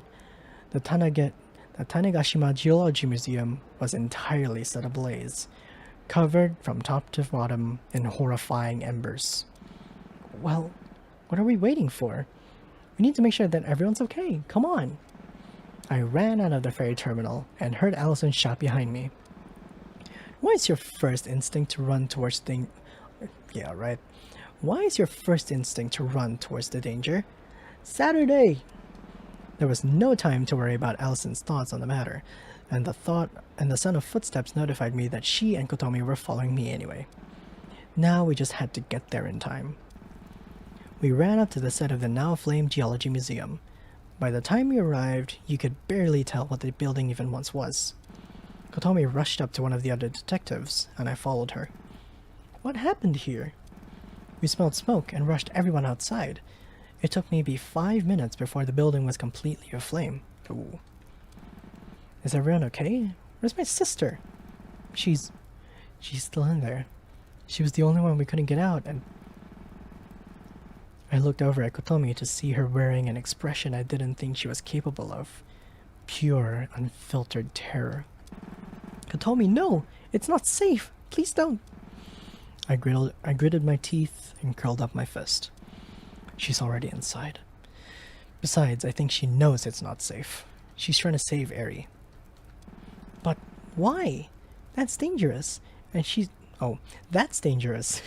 And she's normally really clear-headed about that stuff. I guess she just cares a lot. I don't know. Does it really seem like now's the time for sitting around and thinking? Saturday, you have that look on your face. Please, don't do this. Shut up! Shut up! Look at this situation. Look around you at the world, Allison, and stop trying to hold me back for once in your life, okay? I turned around so as to see Allison's reaction to my freakout. I was already running inside after Kotomi into the burning blaze. Saturday! Saturday!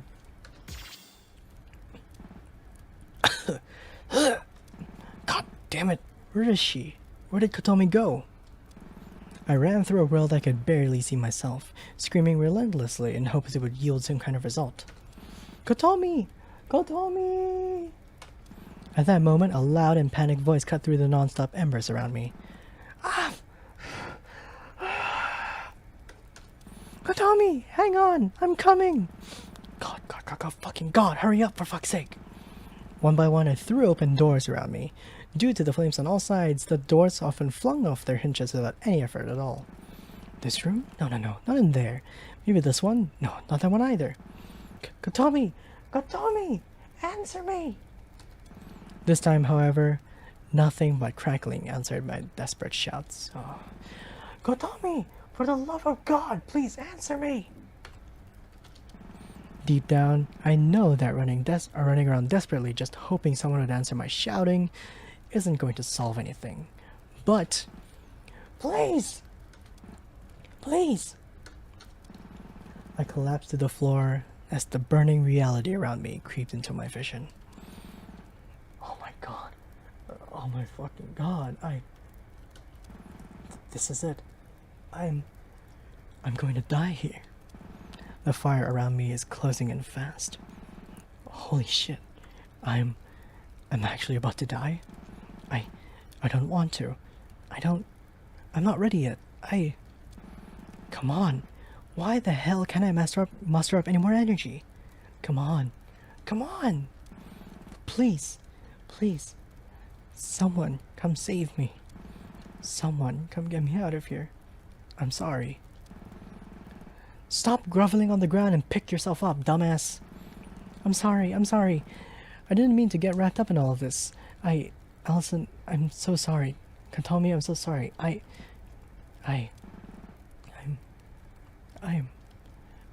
so scared.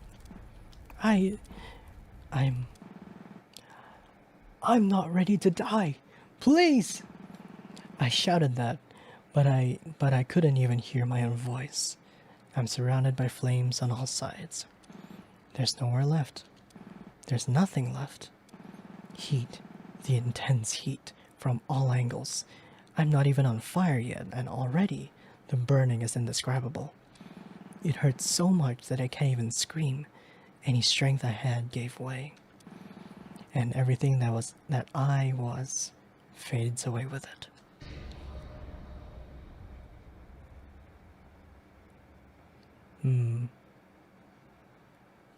Uniform 011. Yes! Recrudescent. Alright. What the hell?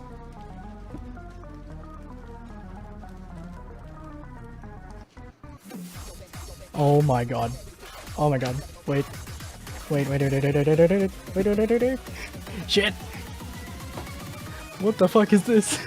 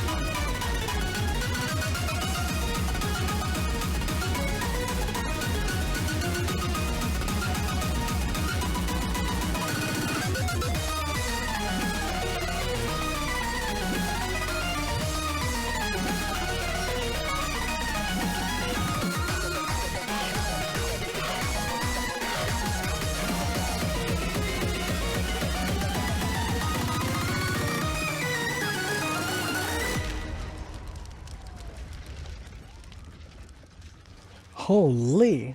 Alright. Okay. I did not expect that. Holy. That caught me off guard. Really hard.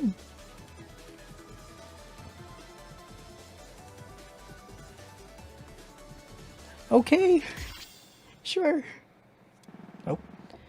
Despite the circumstances, everything feels cold. I feel like I'm falling endlessly through a space my brain could never begin to comprehend. And when I open my eyes, I can see something beautiful. Something that transcends what we can process with our human minds. An aurora of ideas, all intermingling with each other, ideas of happiness, ideas of excitement, ideas of sorrow, and ideas of anger. In this space, there are no bodies or minds to interpret these ideas. Only the space and the ideas themselves. Oh yeah, me too, right? Like, I completely forgot about this whole thing. And yet, just as I plunge further through this unknowable space, reality returns. Everything's hot again. I feel my senses return to me.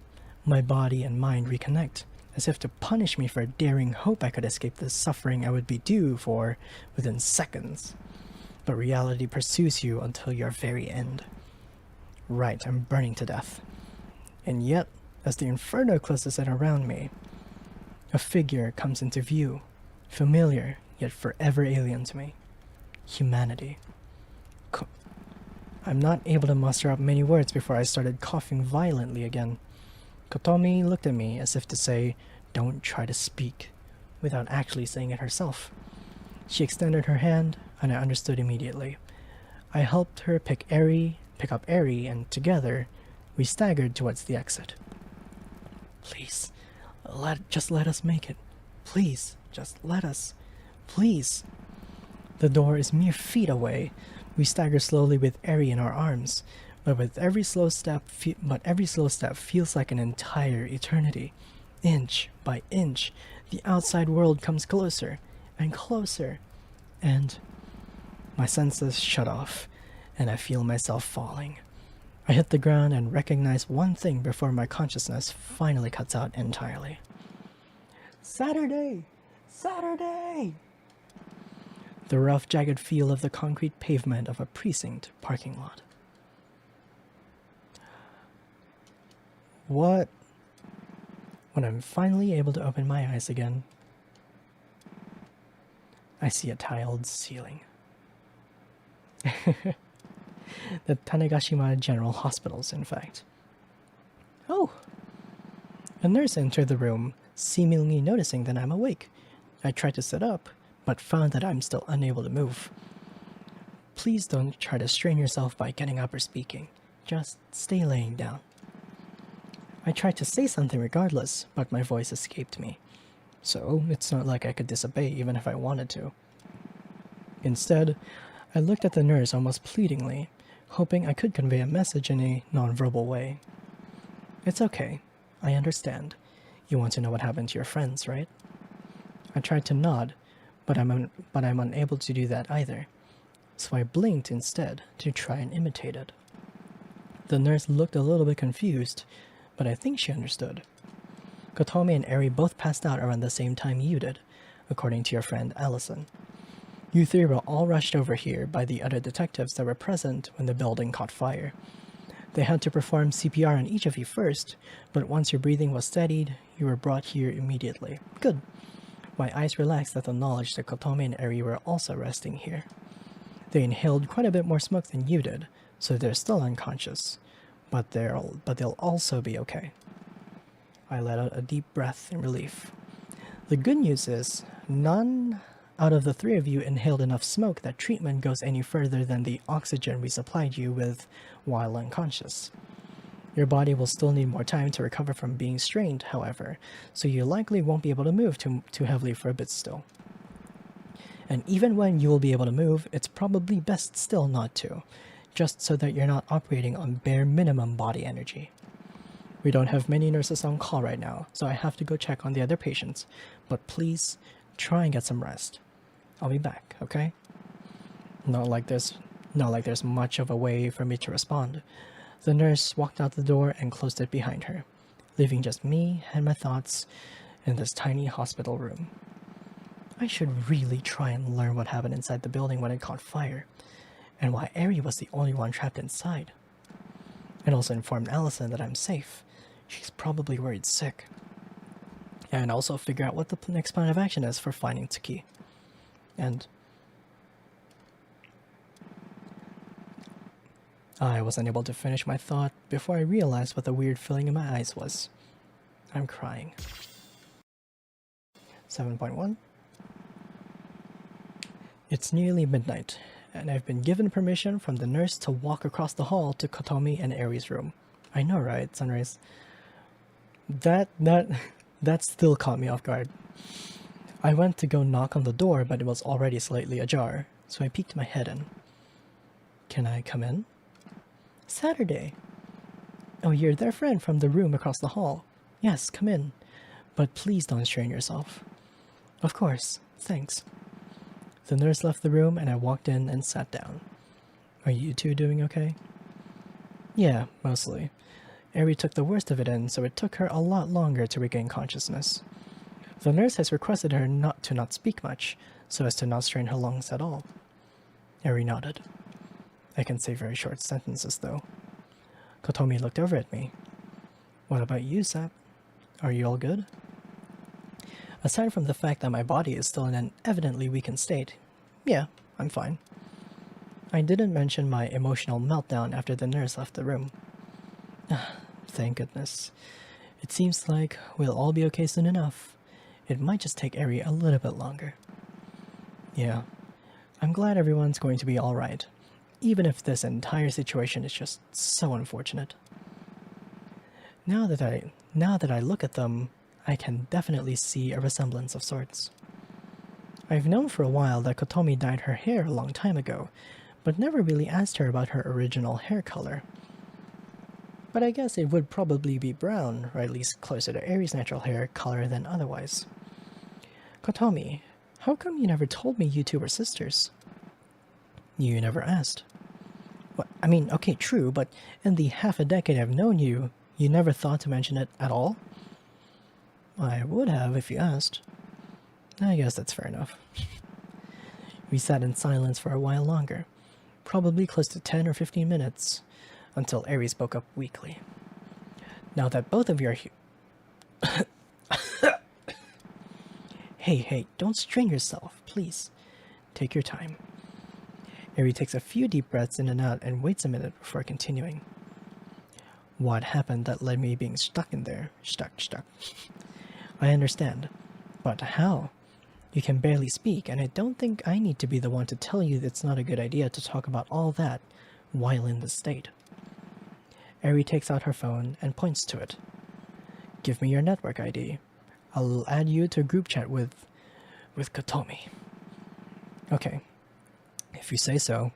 My ID is just Saturnal Orbit. No spaces, no capital letters. Eri takes a minute, and then I get a friend request and accept it. To confirm both of you can see this, please look up at me and nod.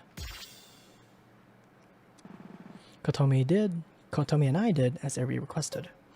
Alright, and both of you can reply, right? Yeah, I can, yeah. I typed like both of them. Around 4:45 p.m., the rest of the posted investigators left their shifts to return to the precinct. I decided to stay behind and keep looking around, however. How come?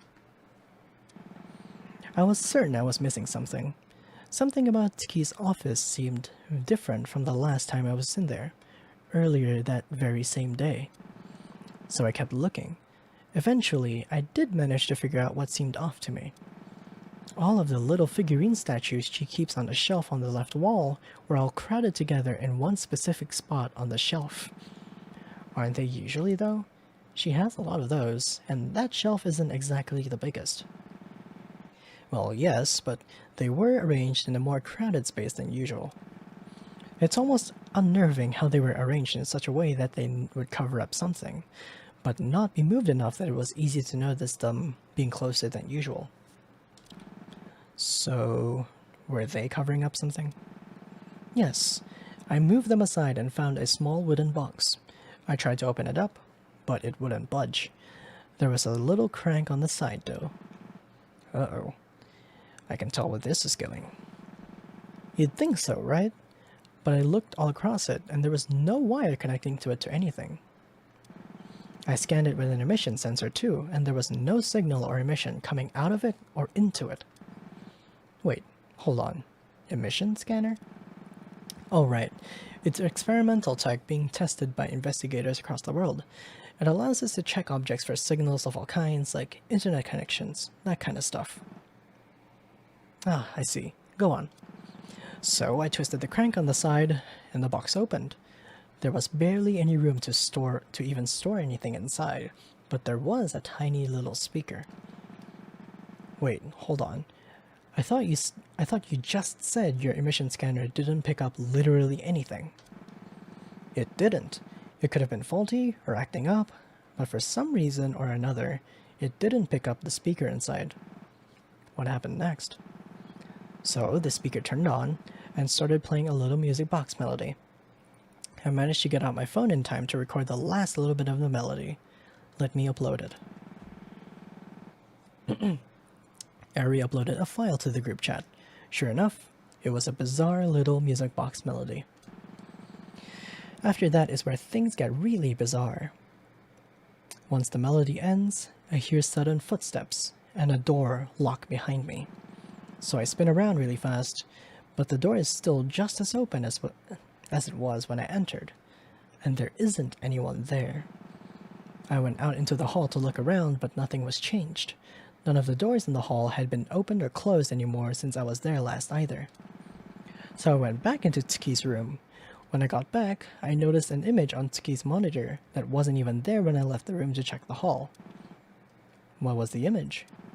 From what I can recall, it was this rocking horse, it looks like. Ooh. I think we've seen it. We've seen it, haven't we?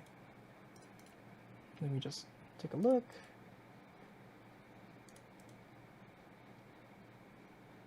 Before we continue. Oops. It would be this, wouldn't it? It would be this, right? This looks like it. This. Also, July 26th. From what I can recall, it was this rocking horse. It looked like a tiny toy rocking horse. It was really distorted and hard to make out. Did you take a picture of it? I tried to. I went to pull out my phone again, and that's when it happened. The explosion? Yes. But before that, I heard another door slamming shut, and I jolted up from looking down at the monitor, and this time, the door to Tsuki's office was closed. I got up to run towards the door, and that's when the explosion went off, and the force blasted the door and knocked me back to the floor with it. After that, I barely remember anything. You were barely conscious when I came into the room and found you. I wouldn't be surprised if you were already unable to make sense I wouldn't be surprised if you were already unable to make sense of or remember your surroundings at that point. After Ari was done explaining, the three of us tried to think of possible explanations for what happened. But the reality of the matter is, there weren't nearly enough clues to go off of in order to figure out any kind of meaningful conjecture. After a while, though, Ari jolted up a little bit. I just remembered something that I'm not sure how I forgot. Kotomi, can you check the pockets of my jacket? I can't exactly move my arm super well currently. Kotomi got up from her bed and ran her hand through Ari's jacket. Eventually, she seemed surprised and pulled something small out. Wait, is that... Yes, it's the wooden box with the speaker on it. Ooh, I completely forgot that I put it in my pocket when I went to go check the hallway. Interesting. Okay. Kotomi handed me the wooden box and went to lie back down on her bed. I took a good look at the box. It was even smaller than I thought it was from Eri's description, bleh, being small enough that I could hold it flat in my palm. Just like Eri said, there was no way to open it other than the small metal crank on the side, and I wasn't about to take that risk. I was about to hand it back to Kotomi. The amount of storytelling and world building for all of this, though, is very... yeah! For a rhythm game, no less, when I noticed something about the bottom. Hang on, is the bottom of this box, like, indented? What do you mean? Like, I can run my finger along it and it dips down at certain points. It's extremely hard to see because the indentation is really extremely small. And Sunrays, by the way, this is free to play. You can play this right now. Hang on a minute. Eri, do you have a pen anywhere in your coat? I should. Feel free to check my pockets. I got up from my seat and walked over to Eri's bed and searched her pockets. And as far as I know, Sunrise, there are no microtransactions, which is very, very surprising. There was indeed a small pen in one of them. Okay, perfect. This will work. Let me see. I put the box top down on the desk between the two hospital beds, and ran the tip of the pen through the small indented parts of the bottom face of the box. By the time I was done, there were clear letters written out. What does that say? Second Shrine.png. Literally this image. It's called Second Shrine.png. Yep, looks like it. It's some kind of file name then. I don't think I need to explain what a PNG file is. Yes, you don't. Yeah, but I'm not sure what its usage is. We can't really get anything from just a file name, can we? Yeah, it's coming together now.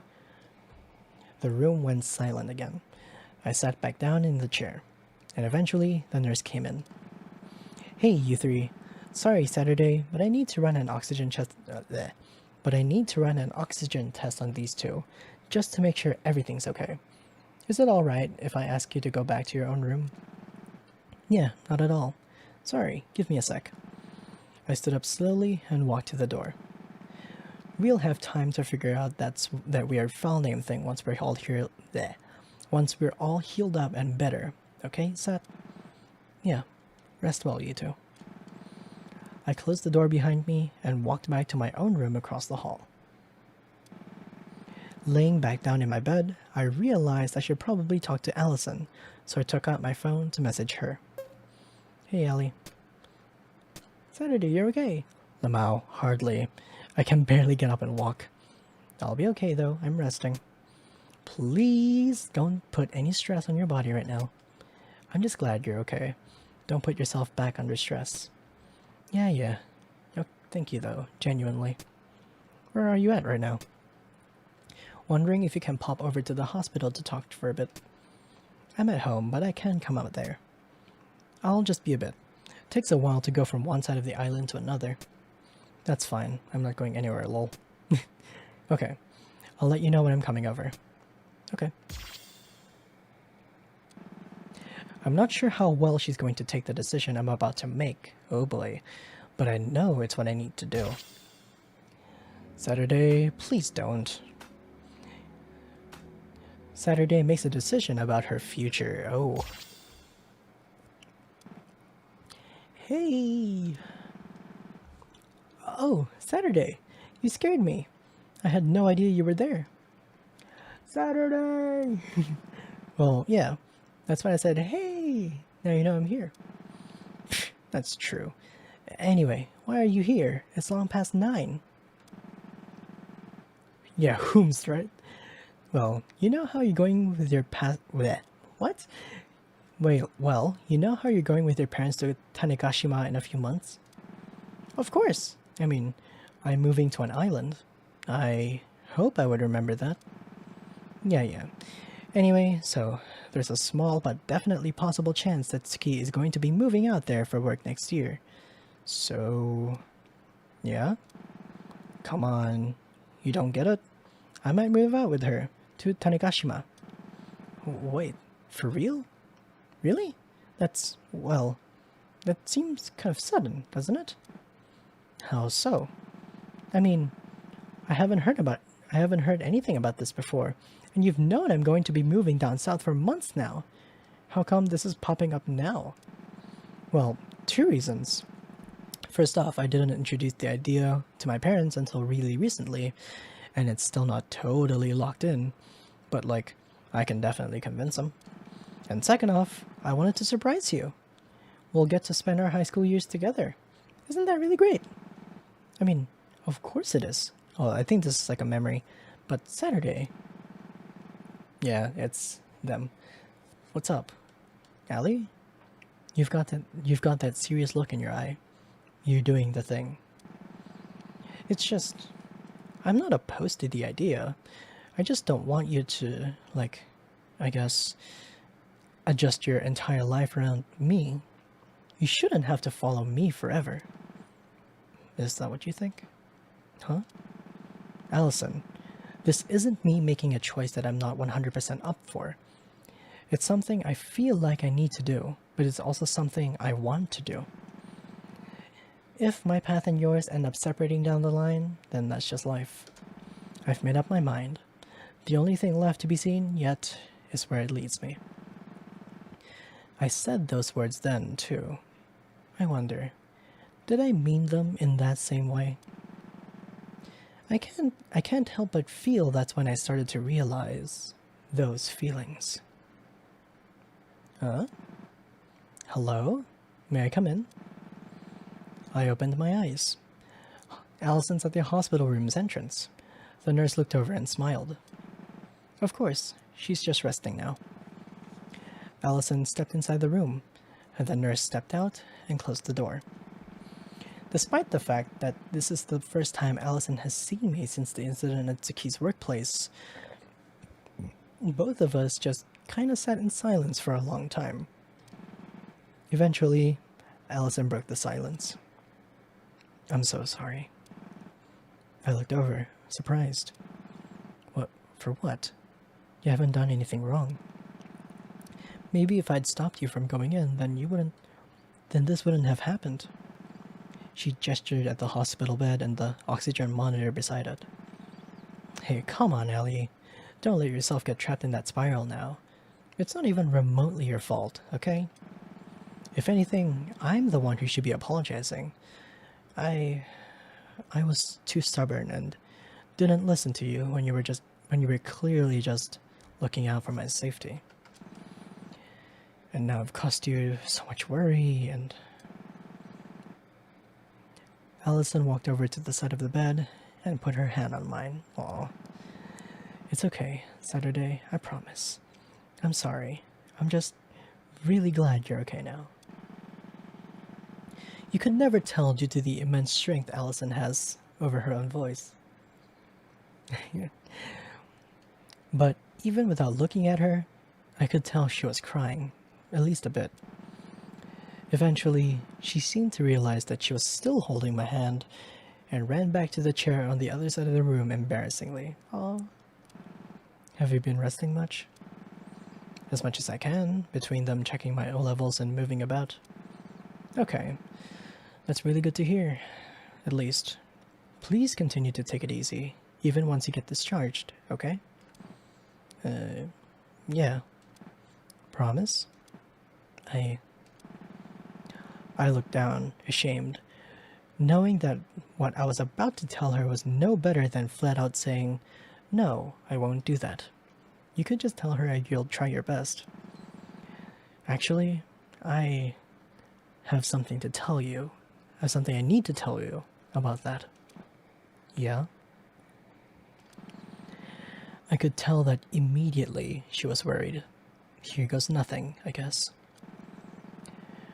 I've decided that once I'm discharged and have taken a few days to rest, you are going to fucking kill yourself, Saturday. And I mean that not in the suicide way, but you're going to get killed. I'm going to go to the mainland and try to find my sister myself. There was a short silence. I couldn't bring myself to look over at Allison. So I have no idea the expression she had on her face in that moment. I know, right? This is foolish. There was another long silence where neither of us said anything.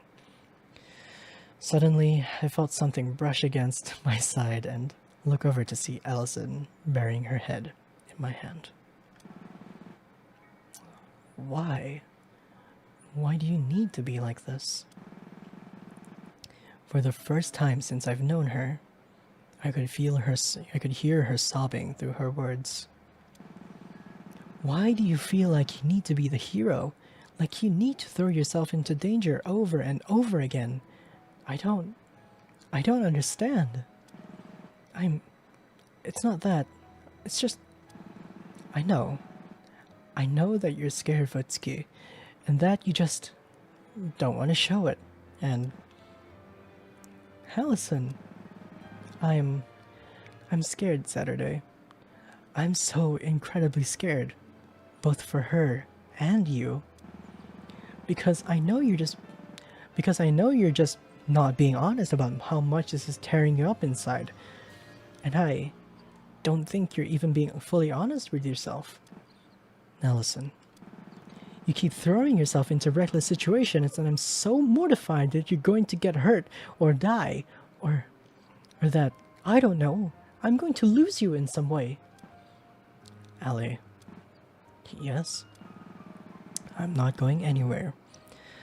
I promise that you're not going to lose me, but this is something that deep down I feel like I need to do.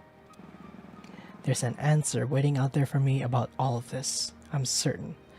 I just need to find it. I understand that you're worried about me, and the fact that I have someone that cares so much about me, that much in my life means so much to me. But I promise you, it's okay. I can look after myself. I looked directly into Allison's eyes. There were tears all over her face. I'm coming with you. Oh my god. I sat up, surprised. You're what? Listen. I don't like this idea. Nothing will make me like this idea. But the least you can do is let me come along as a second set of cautious eyes. It's just, I'm not opposed to the idea.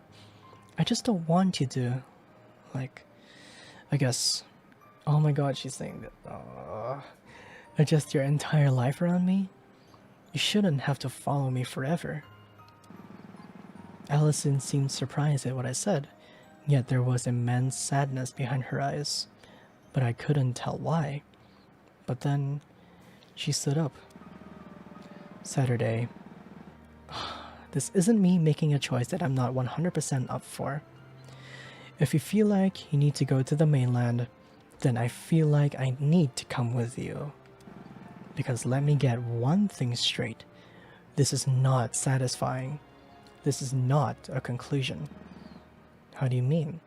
I don't follow. If you want to play the protagonist, then you're going to have to prove you can be. And that means accepting when things are out of your depth. So I'll ask you, do you really think that following this clue you found is what the universe is telling you to do? Was I really making the right choice? Or was Allison right? Maybe I was getting too far beyond what I could handle. Maybe it would be better if I took a step back and let the professionals handle it. And yet, I am certain.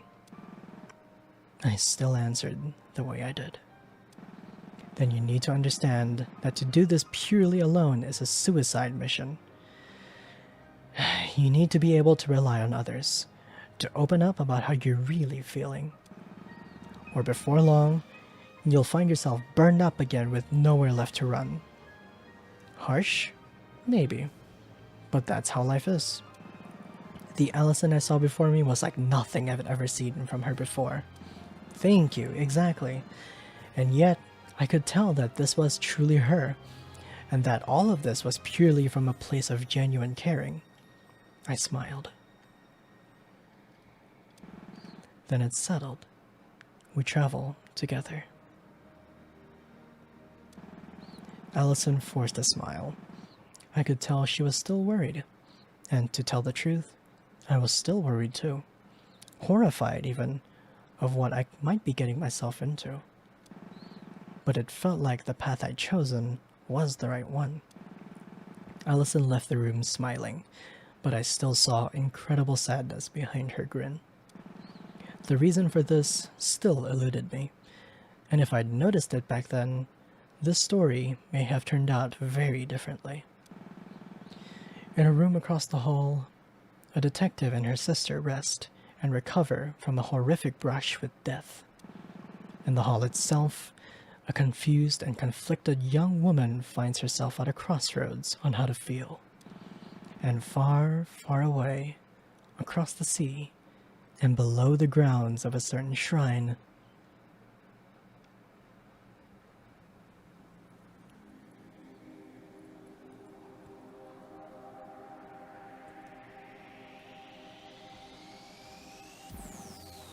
a figure fades into view. A young adult woman appears in the atrium. To some, she may be known as Tsuki. In the center of the large open space sits a massive machine, rumbling and chugging along to a seeming never end. The woman approaches it. Another taller woman steps out from behind the wall of the atrium. I figured I'd find you here. Oh boy, what is she doing? What do you want? You're the last person I want to see right now. Just enjoying the fruits of my efforts. They made it out of the museum alive. It's past Lock P. Don't give me that shit. I'm tired of you playing hero with danger you've created. And what, may I ask, do you plan to do? I plan to divert to Lock 2, right here, right now, by striking you down where you stand. Oh boy. What? What?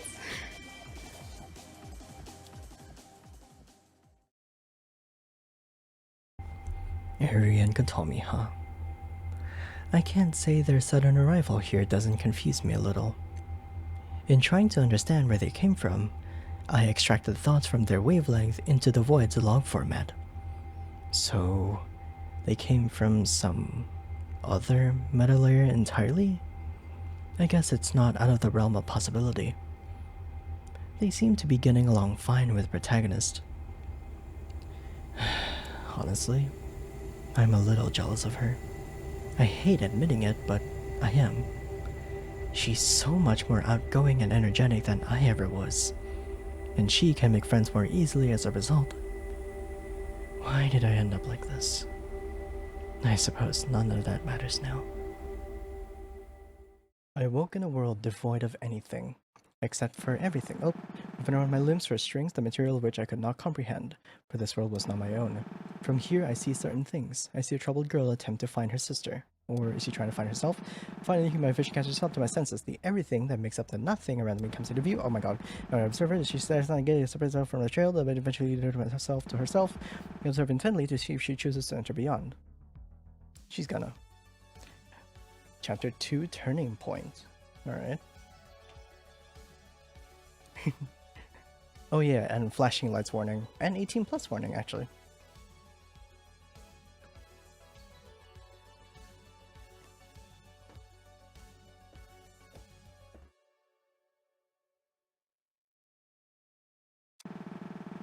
Did you seriously fall asleep in the ferry terminal? Hey. Hey! Saturday! Nope. Ah! My eyes snapped awake. I guess I did, indeed, fall asleep in the ferry terminal. Morning again, sleepyhead. Not get much sleep? Oh, please. I was in the hospital. Hardly got much sleep there. Yes. Huh, fair enough. It had been just over 4 hours since I was finally discharged from the hospital. Kotomi and Eri had, ironically, been discharged before me. Seems like their treatment ended up going faster than mine, after all. Now, Allison and I were waiting for the ferry to the Kagoshima port. The ferry was due to dock in just over, well, the departure board said 12:25 p.m., so in about 20 minutes. I looked around. The ferry terminal was pretty vast inside for such a small location. This place is so big, right, Allison? Isn't it, Allison? We were just here a few days ago, Seth. Yes, you were. Yeah, but not to get on a ferry. Come on. Isn't it at least a little exciting to be out on the sea? We're like swashbuckling. What? Swashbuckling? Swashbuckling. Pirates! Allison gave me what I can only describe as the most defeated glance I've seen from her without her being actually upset. Well, more like suburban pirates. Nevertheless, we will press on with our crew. Your crew? Hey, Ari. I don't think you're the captain, Saturday. Right, Ari? 100% agreed. Huh? Allison and I turned to look at Ari, who, by all intents and purposes, should be anywhere but here right now. Wait, Ari, where'd you come from? What are you even doing here? Taking a trip to the mainland, obviously. With you, and Allison. Don't you have, like, work as a detective at your job that you get paid to do? Sick leave. Sick leave? I mean, yeah, I was injured in the line of duty. Even though I've recovered, it's a minimum of 2 weeks. I'm not allowed on duty. Fair enough. Well, why? That rule makes no sense. Saturday, have you ever gone to work and gotten injured? You should know this. Unless you're, I don't know, you're not employed. Something about saving face or whatever. I'm not really allowed to ask questions, Saturday. Oh, I'm not really allowed to ask questions, Saturday. It's the damn police. I wish I had literally any other job. So legally speaking, you aren't a detective right now? Sort of. It's a bit complicated, but essentially, yes, I'm just a normal civilian. I'm following this lead on my own time, separate from my job as a detective. Well, you're free to come along if you want. The more the merrier, especially on investigations, as they say. I'm sure nobody says that, Saturday. Nobody says that.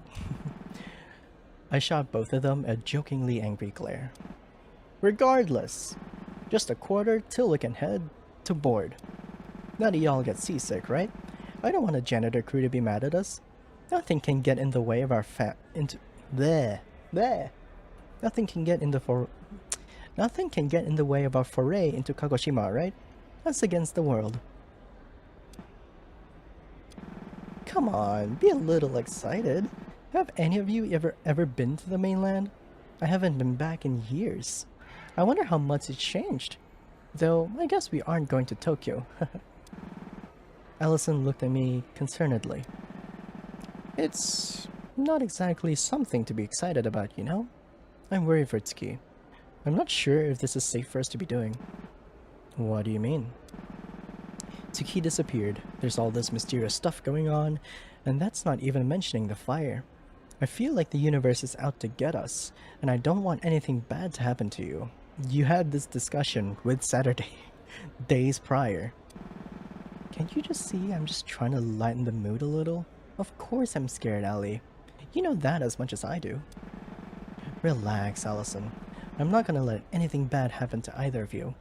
If anything serious goes down, I'm going in alone, and you two are staying back. I'm the trained one here. Allison shot me a look. I moved in closer to her to whisper to her. She totally seems different, right? Absolutely different. Uh-huh. What are you two lovebirds whispering about behind my back? Oh dear. Oh my. We're not lovebirds. Also, we're in front of you, not behind you. I don't think I've ever seen someone as into semantics as you. Oh my. Shut up. Whatever, I just made the observation that you're much different when you're not on the clock, that's all. Surprised? I'm not a hard ass all the time, you know, only when the line of duty requires me to be. Allison stepped away from me, seeming flustered for some reason. Oh my god, you two should kiss. I wasn't sure why. Regardless of all that, we do need to follow this clue, and I think having you two on board with this would be useful. You two knew Tsuki better than I did, and having a mind connected to the subject can be helpful. Allison sighed. This time, her defeated look seemed to actively be connected to her exhaustion with this whole situation. I guess I can't blame her. Yeah, alright. Just be sure to hold Saturday back if something happens. You know how she can be. Also, I hope the volume's okay. Huh, you know I can take care of myself. Name one time that you ran into a fire Saturday. You can talk. Geology Museum. Thank you, Allison. Suddenly, the memories of the Geology Museum came flooding back to me. It almost felt like I could physically smell the smoke, even though the summer air was as clean as it could be. Allison must have noticed that I had suddenly dropped my happy attitude. I'm sorry. I didn't... It's okay. I know you didn't mean to. I'm not upset, okay? Ari waited a bit, seemingly judging the air to see when it would be appropriate to lighten the mood again.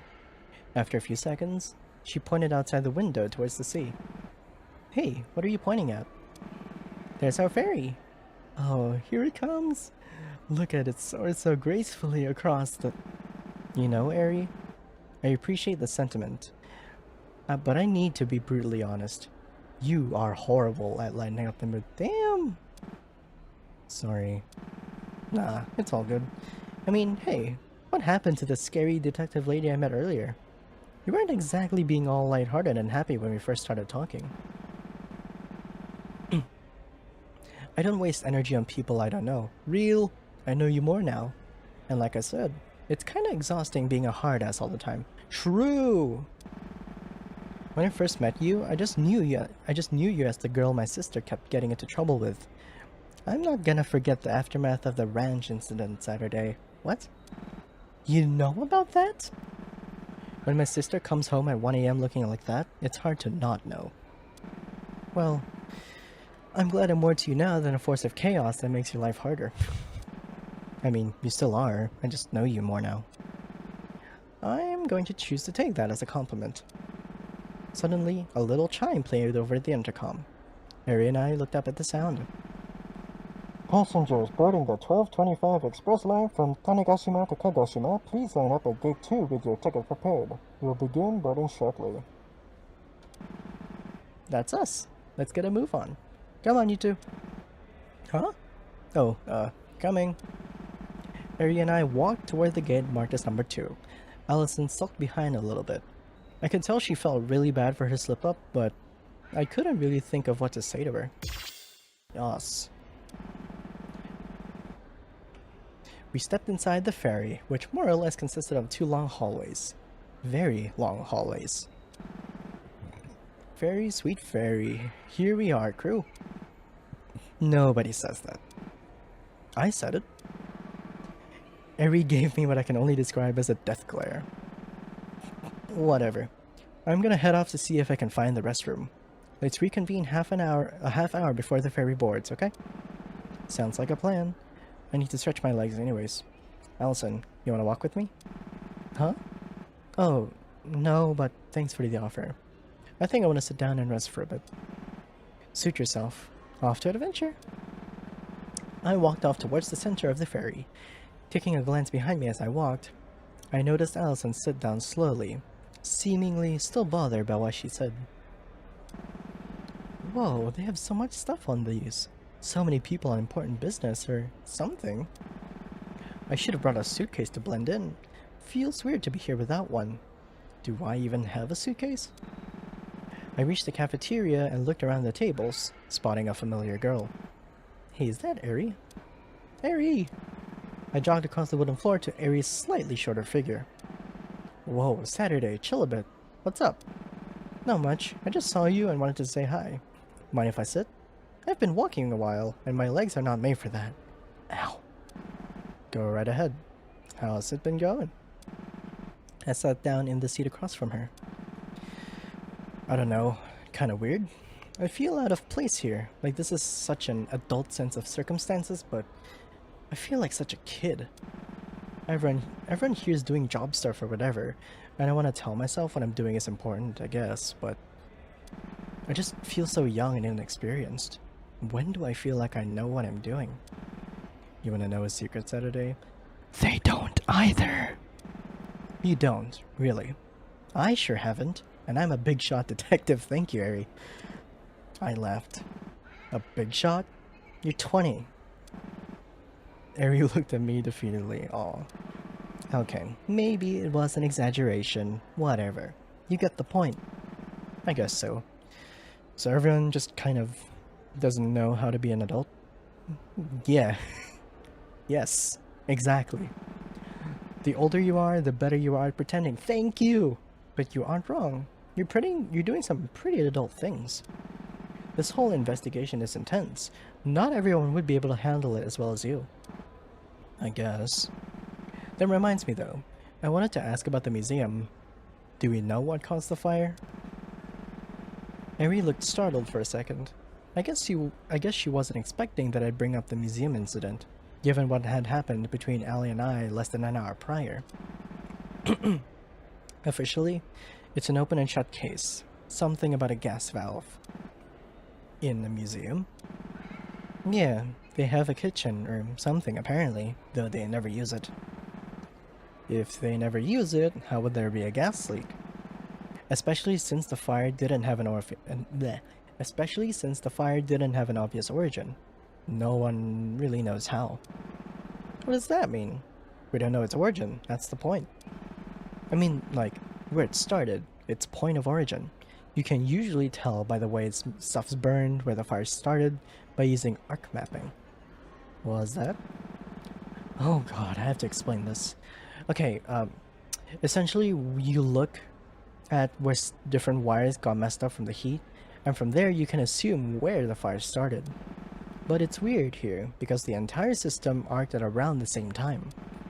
So they think it's gas because it would have spread around the entire building? Yeah, but a lot would need to go wrong for the entire system to fall at once. A combination of really high gas density and a super messed up electrical system, pretty much. That's really weird. It kind of feels like it just happened, with no prior inciting incident or whatever.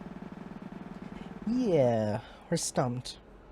A gas leak is just what we're saying because it's the most likely cause. However unlikely it is. I guess we don't know for now. We sat in silence for a little bit longer. I decided to ask Ari about my conversation with Allison. Hey, so, about Allison. Ari cut me off with a chuckle. You're trying to figure out what the best way to talk to her about the thing she said earlier is, right? Yeah. Am I really that easy to read? Yes, you are. I mean this endearingly, Saturday, but you're really that easy to read. I'm right, aren't I? I sighed. Yeah, pretty much. I want to make sure she knows I don't, like, hate her guts for it or anything. But also, it did really catch me off guard and kind of stung in the moment. I rethought for a second, but responded pretty quickly. Yeah, that's always a tricky one. I guess the important thing is just making sure she knows that it doesn't affect your friendship long term. She's still your best friend. Well, you know, she probably wants a bit more than that, but that's not for me to intervene, and she knows, dude. She knows. I gave her an inquisitive look. Huh? What do you mean? Man, you're dense. Figures. Hey, uncalled for. Even if you're right. But, yeah, just be honest with her and be caring with her, I guess. That's my advice. I'll try that. Thanks. Ari stood up. Yeah, no problem. I'm gonna go get something to eat, if that's okay. I was just sitting down while the line was long. Do you want anything? Nah. I just wanted to stop by because I saw you. I should probably go check in on Ellie anyways. Are you gonna be okay by yourself? Of course I am. I'll be fine. Ari walked off, and I stood up as well. Now, where would I find Allison? I walked towards the loading dock of the ferry, curious if I'd find Allison where I last saw her. Sure enough, there she was, in the same spot, looking, honestly, kind of nauseous. Hey, you don't look so good. What's going on? I sat down in the seat next to her. She looked over at me. Oh, it's... sorry. I just get seasick really easily. I gave her a doubtful look. Come on, Ellie. You know you can't lie to me. Your family used to love going out for boat rides and you had the time of your life each time. What's really going on? I guess you do know me too well. It's nothing super big. I'm just worrying about... You're still worried about what you said to me earlier on Complete Accident, right? Yes. I am, I guess. Hey, it's okay. I promise. I know you didn't mean to, like, upset me. But you still got hurt by something I said. I don't understand how you can just forgive that. I guess it's not so much just forgiving it as it is that I understand what you... As it is that I understand you didn't mean any harm with it. Exactly. It startled me, but I'm not, like, hurting deep down because of it. Are you sure? Yeah? Yeah. I guess it's, like... It feels weird, you know? I feel like I should have been more upset by it, given how horrifying the whole museum thing was. But right now, my will to find my sister is kind of overpowering it in a way. I guess it almost feels like I don't have time to be letting myself get knocked off balance when Tsuki is still out there somewhere unknown. I see. Suddenly, a loud voice interrupts us. The cafeteria will be closing up shortly. If you would like to place an order, please do so within the next 5 minutes. I stood up quickly. Shit, I did want to get something. I'm really sorry, Allison, but can we continue this discussion later? Yeah. That's fine, I think. Okay, cool, thanks, you're a real one. See you shortly. I ran off towards the cafeteria. Hope I can get what I want before they close. Luckily, I managed to make it to the cafeteria in time. There was a bit of a line already, but I managed to beat most of them there. I guess I should decide what exactly I'm going for here. I perused the menu they had on display, and ended up with a chicken wrap meal deal and a burning hot mountain view. I've never had a burning hot soda before. This will either be incredible or the worst thing of all time. I think that's most food, I guess. After paying for my food, I started walking back towards where Allison was sitting down. Despite the relatively low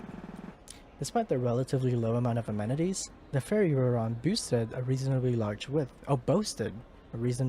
width, so walking back across it took longer than one might expect. Oh, my jaw. While walking back, I passed through the desk area, where people would set up their laptops and work while the ferry sailed. When I was passing by one of them, I noticed something that caused me to stop. Wait, is that Chiyo? Huh? Sitting in one of the cubicles was a woman, looking at her laptop. It was Chiyo Sakamura, an old friend of the Tasugata family from years back. I haven't seen her in years. What is she up to? I love her color palette. And then, I saw what was on her laptop and stopped in my tracks. It was the Shrine Report video. What was she doing with it? How did she know about it? I glanced around. Obviously, it wouldn't be somewhat suspicious if I started obviously spying on her. So I tried to keep my glance at her laptop from one of the seats adjacent to it. I watched Chiyo for a little while. She appeared to be intently watching the video and trying to scribble something on a notepad of some kind. What is she writing? Is she trying to crack the code like we did? Only after I'd opened my mouth did I realize my mistake. Shit, oh my god, I said that out loud. Chiyo startled, looked over at me. I expected her to calm down when she saw me, but if anything, her eyes went even wider. Saturday? Okay, Saturday. Play it off. Lean into the curiosity angle. You can pull this back. I tried to walk over, but tripped on the seat and fell on the cushioned sink. Ow! Shit! The woman looked at me with a worried look. Hi, Chiyo. Long time no see. What's that video you're watching? Looks, pretty weird. Suspicion 99. Saturday, are you okay? That sounded like it hurt. Oh, trust me, this happens all the time. I'm fine. Anyway, Chio interrupted me. You trip over chairs and fall face first to the ground all the time. Is that not normal? And speaking of, like, not normal, where did you find that video? I was walking by and saw it and I got curious. Sorry. Oh, this? It got sent to me by some anonymous number a few minutes ago. I thought it might be spam. Someone sent Chio their Shrine Report video just now. But why? Anyway, Saturday, it's been so long! How have you been? Been okay. How about you? The freelance journalism angle still going strong? Well, I'm definitely still doing it, but it's not profitable enough that I don't have that. But it's not profitable enough that I don't also have to have another job on the side. What has he going off to the mainland though? Oh, I figured it was best to be honest with her. She was an old family friend after all, so I trusted her. I explained that Tiki had gone missing and I was trying to find her. Oh god, Tiki's missing? I'm really sorry to hear. Yeah. And to make a really long story short, it's likely that the video you just got has some relation to it. It was a clue that we followed and it led us here. Yeah, I'll admit, that is really odd. Man, that's awful. Tiki was always such a nice person. What is she thinking, leaving her sister all alone? I wish I could tell you. Truth be told, once I find her, I've got some choice words for her. Suddenly, a loud jingle interrupted us. This ferry is about to dock in Kagoshima. Please, all vehicle passengers, please return to your vehicles, and all foot passengers, please line up at the exit gates. Thank you for riding with us today. Are you kidding?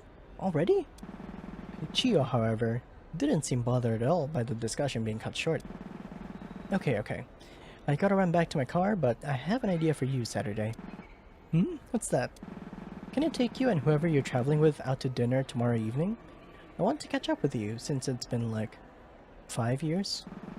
And you can give me the full story about what's led up to this point. Yeah, sure. That would be fine. Do you travel around Kagoshima much? I thought you lived in Tokyo. She nodded. Yeah, I know my way around. Did I never tell you? Some of my extended family owns a cabin in this general area of Japan. So I like to come down here sometimes both to visit Tanegashima and to get away from the bustle of the capital. I do really gotta get going though. I'll see you tomorrow night, okay? Here's my number so that we can keep in touch.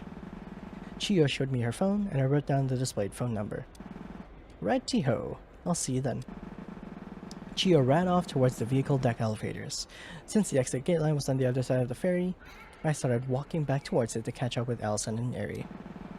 Man, it's been a while since I thought about Chio. Didn't Ellie and I meet her through Dad's job at the, Where does my dad work again? Yikes. Suddenly, I felt a headache coming on. Ugh, better not to think about it, I guess. We're going to catch up tomorrow. I can ask her then. I ran off toward the exit gates. By the time I reached the exit gate line, Allison and Eri were already there waiting for me. I waved to them as I ran up. Hey, hope you saved me a spot in the line too. Allison looked over at me. She looked a lot better than before, thank goodness. I don't think it's that formal of a line. People are just kinda grouped here waiting to disboard. Disboard? Is that a word?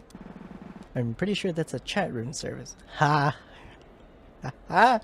Discord. Oh, right. Well, I mean getting out of the ferry and onto the mainland. Eri glanced toward the exit gate, reminiscing. The mainland, huh? I haven't been back here in years. Me neither. This is going to be super exciting, even if we're not here on the best of matters. So, let's try and enjoy ourselves, okay? I don't see why not. Seems depressing letting ourselves get depressed the whole time, true? True. By the way, Saturday, I noticed you talking to somebody while I was walking around. Who was that? Oh, I'll tell you about that on the way. It's nothing bad, I promise. You getting jealous, Allison?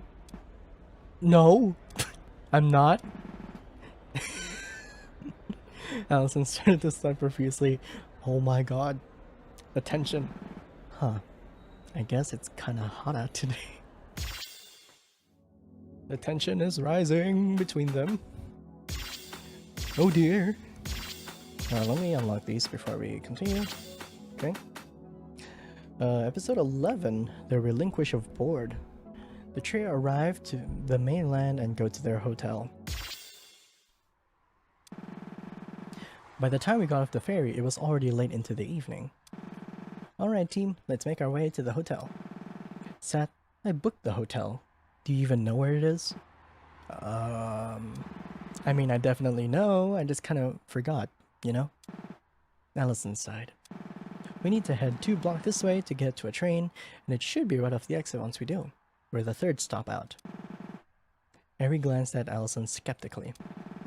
How did you even afford a hotel? I'd have pitched in if I knew you were doing it so early. I have a bit of saving money. The smug look on her face. Oh my goodness. It's an important cause, and I know Saturday would have gone out without even thinking of a hotel until it was time to turn in. Fair point. Hey, I would at least have remembered by like 7:30. My point exactly. By the way, who was it that you were talking to? Oh, by the way, who was it that you were talking with on the ferry? You never told us who they were. Oh, it completely slipped my mind. Her name was Chio. She's an old family friend. We talked a bit, and she said she'd talk to me more at dinner. Oh, and she invited us to dinner tomorrow night before we go out to the shrine. Oh, sorry I didn't mention it sooner. Why didn't you tell me it was Chio-san? You know I know her. Oh, yeah. I guess you would. Sorry. It's been so long since I saw her that it completely slipped my mind. It's alright. I understand. Just be more mindful, you know? Keep us in the loop. Yeah, sorry. I really should be a bit more careful, especially with the Geology Museum incident. I don't want her to worry too much. At least she's okay. I'll just be more careful. Well, no use standing around here. Let's make a haste for the hotel before we miss check-in. Right. We walked through the small port town of Minami Osumi.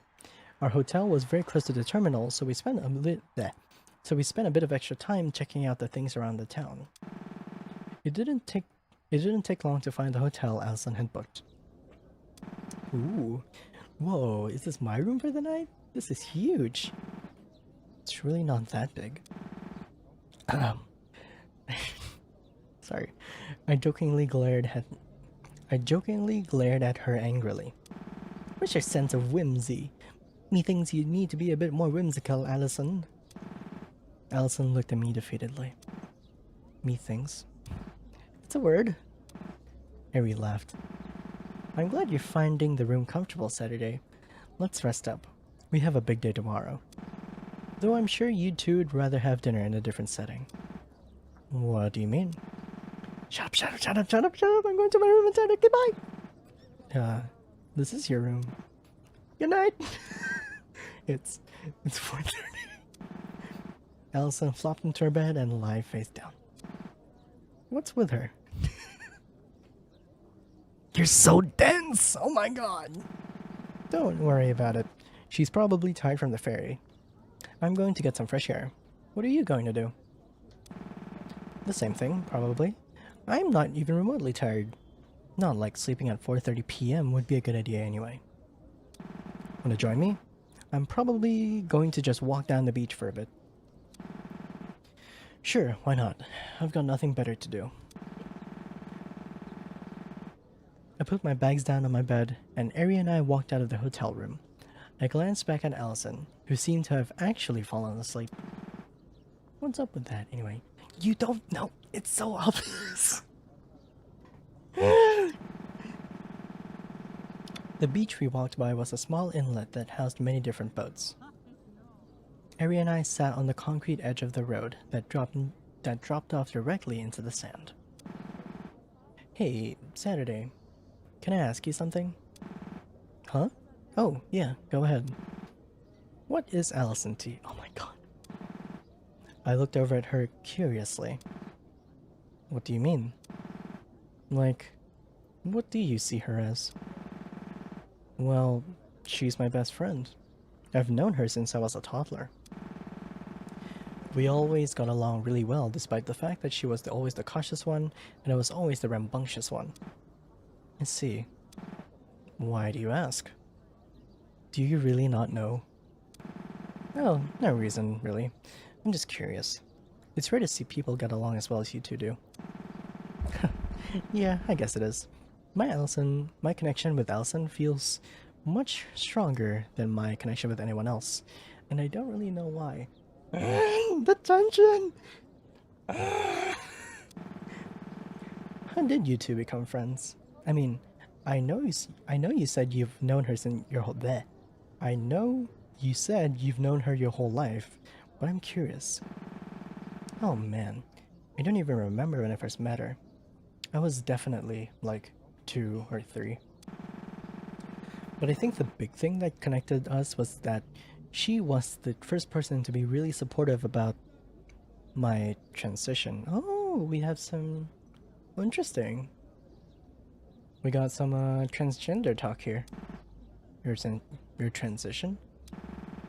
Yeah. I didn't always look like this, or have this name, or be a girl, you know. She is.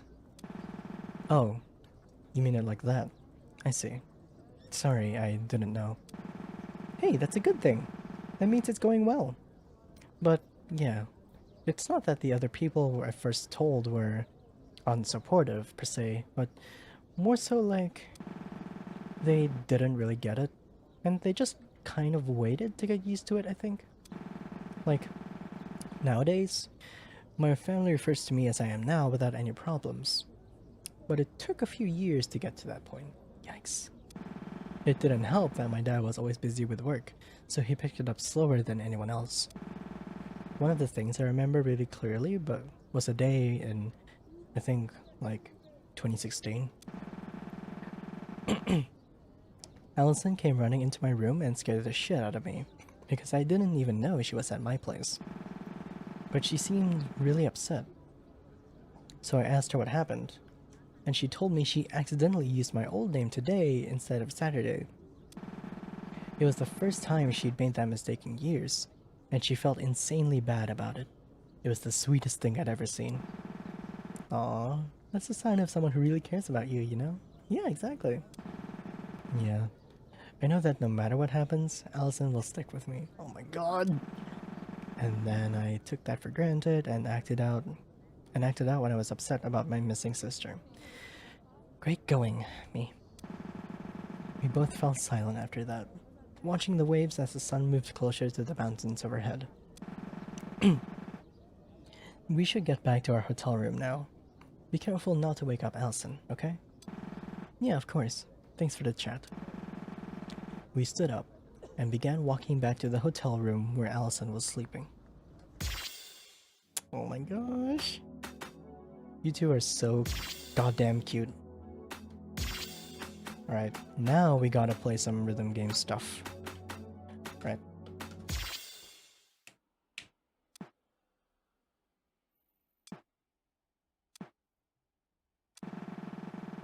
Damn, I hate this thing my body does where it wakes up and refuses to sleep again until it gets what it wants. Exactly. I relate so hard. I really should just use the bathroom, but I don't want to wake Allison up. I rolled over in the small bed a couple more times in a pointless effort to just let myself sleep again. But unsurprisingly, it was to no avail. Fine. I guess I'll just have to be insanely quiet. I slowly got out of the single-person bed and began to tiptoe slowly across the hotel room. This is me at 4 a.m. trying to sneak around my house. 1 second. Fuck.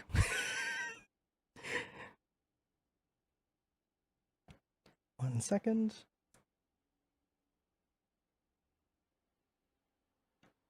Okay. That, however, also seemed to be no avail, as I stepped on a crack in the floor that caused it to creak extremely loudly. Oh dear. Shit, god damn it! In a panic, I looked over at the bed that sat beside mine. To my surprise, however, it was also empty. Is she not in bed? Where did Allie go? Oh, oh my god. Please.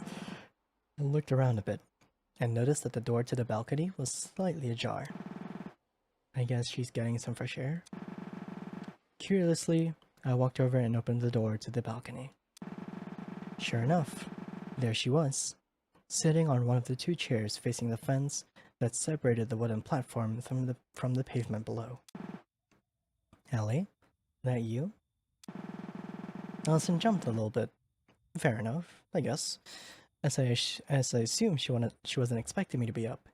She turned around. Ah, it's just you, Saturday. Gave me a bit of a spook there. Yeah, sorry, but what are you doing awake? It's nearly 3 in the morning. Allison fidgeted a bit before answering. Oh, me? Just getting some fresh air and yeah. I need to sneeze. Let me sneeze, please.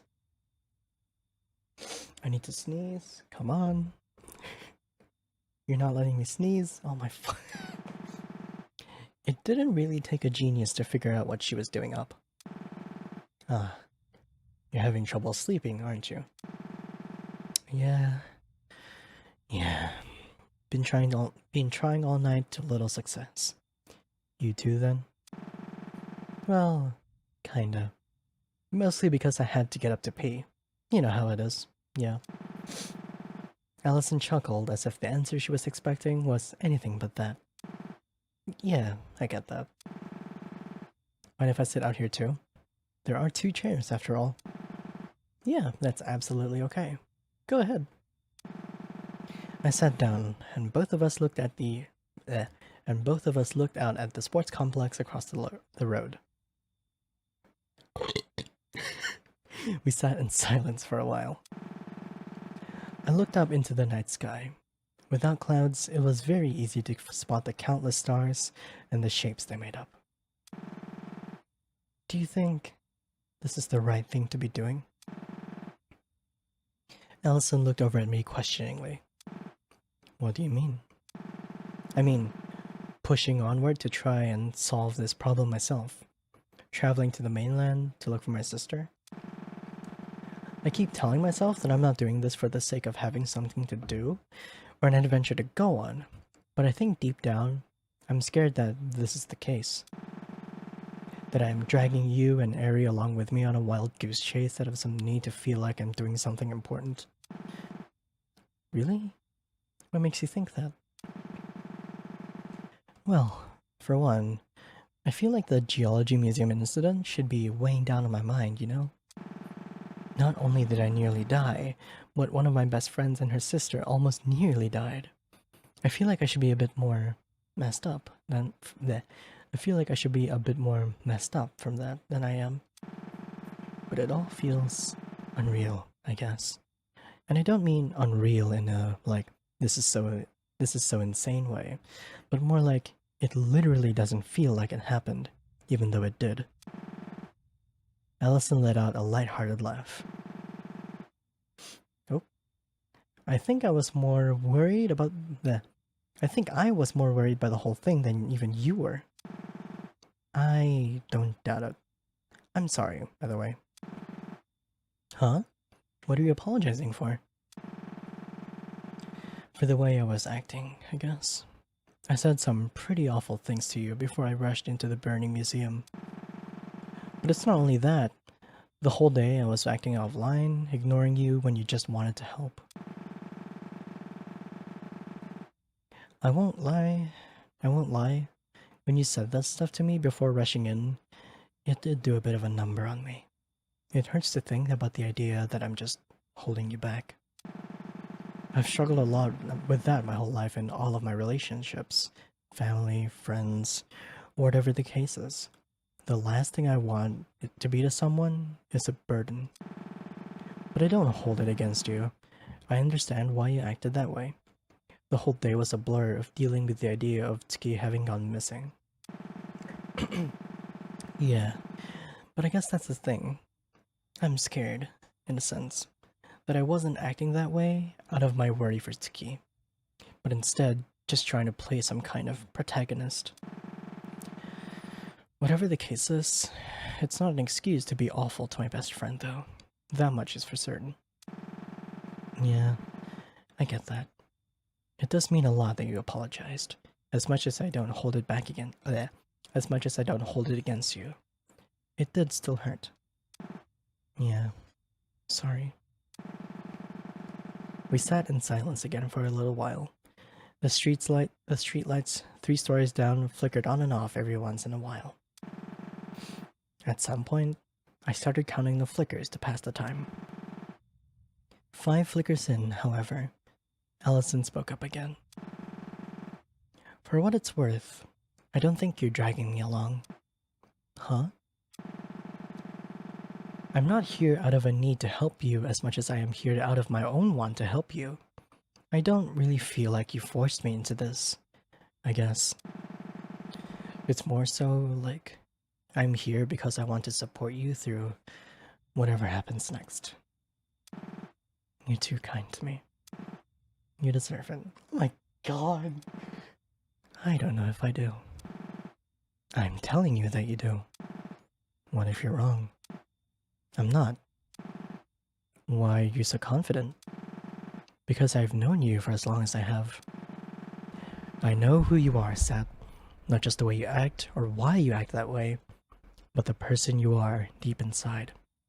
I know who Saturday Tasagara is. Sometimes, I wonder if I even know who Saturday Tasagara is. If you ever forget, I'll be right there to remind you. Because whether you're doing this out of your worry for your sister, or your need to be important, if you ever lose your way, I'll be there to pick you back up again. Allison, Another long silence. 4 more light flickers. Countless stars above. Thank you. Allison left. It took you that long to think to say that? Maybe you are some kind of protagonist. I bet you were counting the streetlight flickers and monologuing to yourself. I gave her a joking glare. Hey, shut up. I'm just teasing. Look. I looked over. Allison was smiling. The first genuine smile I'd seen from her since before Tsuki had gone missing. She stuck her hand out to me. Let's promise. If ever you start to falter or veer off the path you want to stay true to, tell me. And we'll steer back on course together, okay? Ellie, are you sure? It could be dangerous. And I still don't know for sure why I'm doing this. I don't want you getting hurt. And I don't want you getting hurt unless I'm there to share your pain. Okay? Let me be a burden. It was the most true I'd ever seen her. Even more so than that night in the hospital. I felt something from Allison that I'd never felt before. Feelings of hers that I didn't know existed. And feelings inside myself that I didn't know existed. I smiled and shook her hand. Then it settled. Thanks, Saturday. I feel better now. I'm going to try to get some sleep. You should too. We have a big day tomorrow. Yeah. Night-night, Ellie. Allison stood up and proceeded to stand still in the balcony doorway for a few seconds. I looked up at her. What is it? Cat got your... With speed I didn't know she was capable of, Allison moved her face down to mine and gave me a kiss on my cheek. Then she ran into the room and practically jumped into bed. I sat there for a few moments, frozen, unsure of what just happened. Hey, wait, Alice. But I didn't get a response. Is she asleep already? I sighed.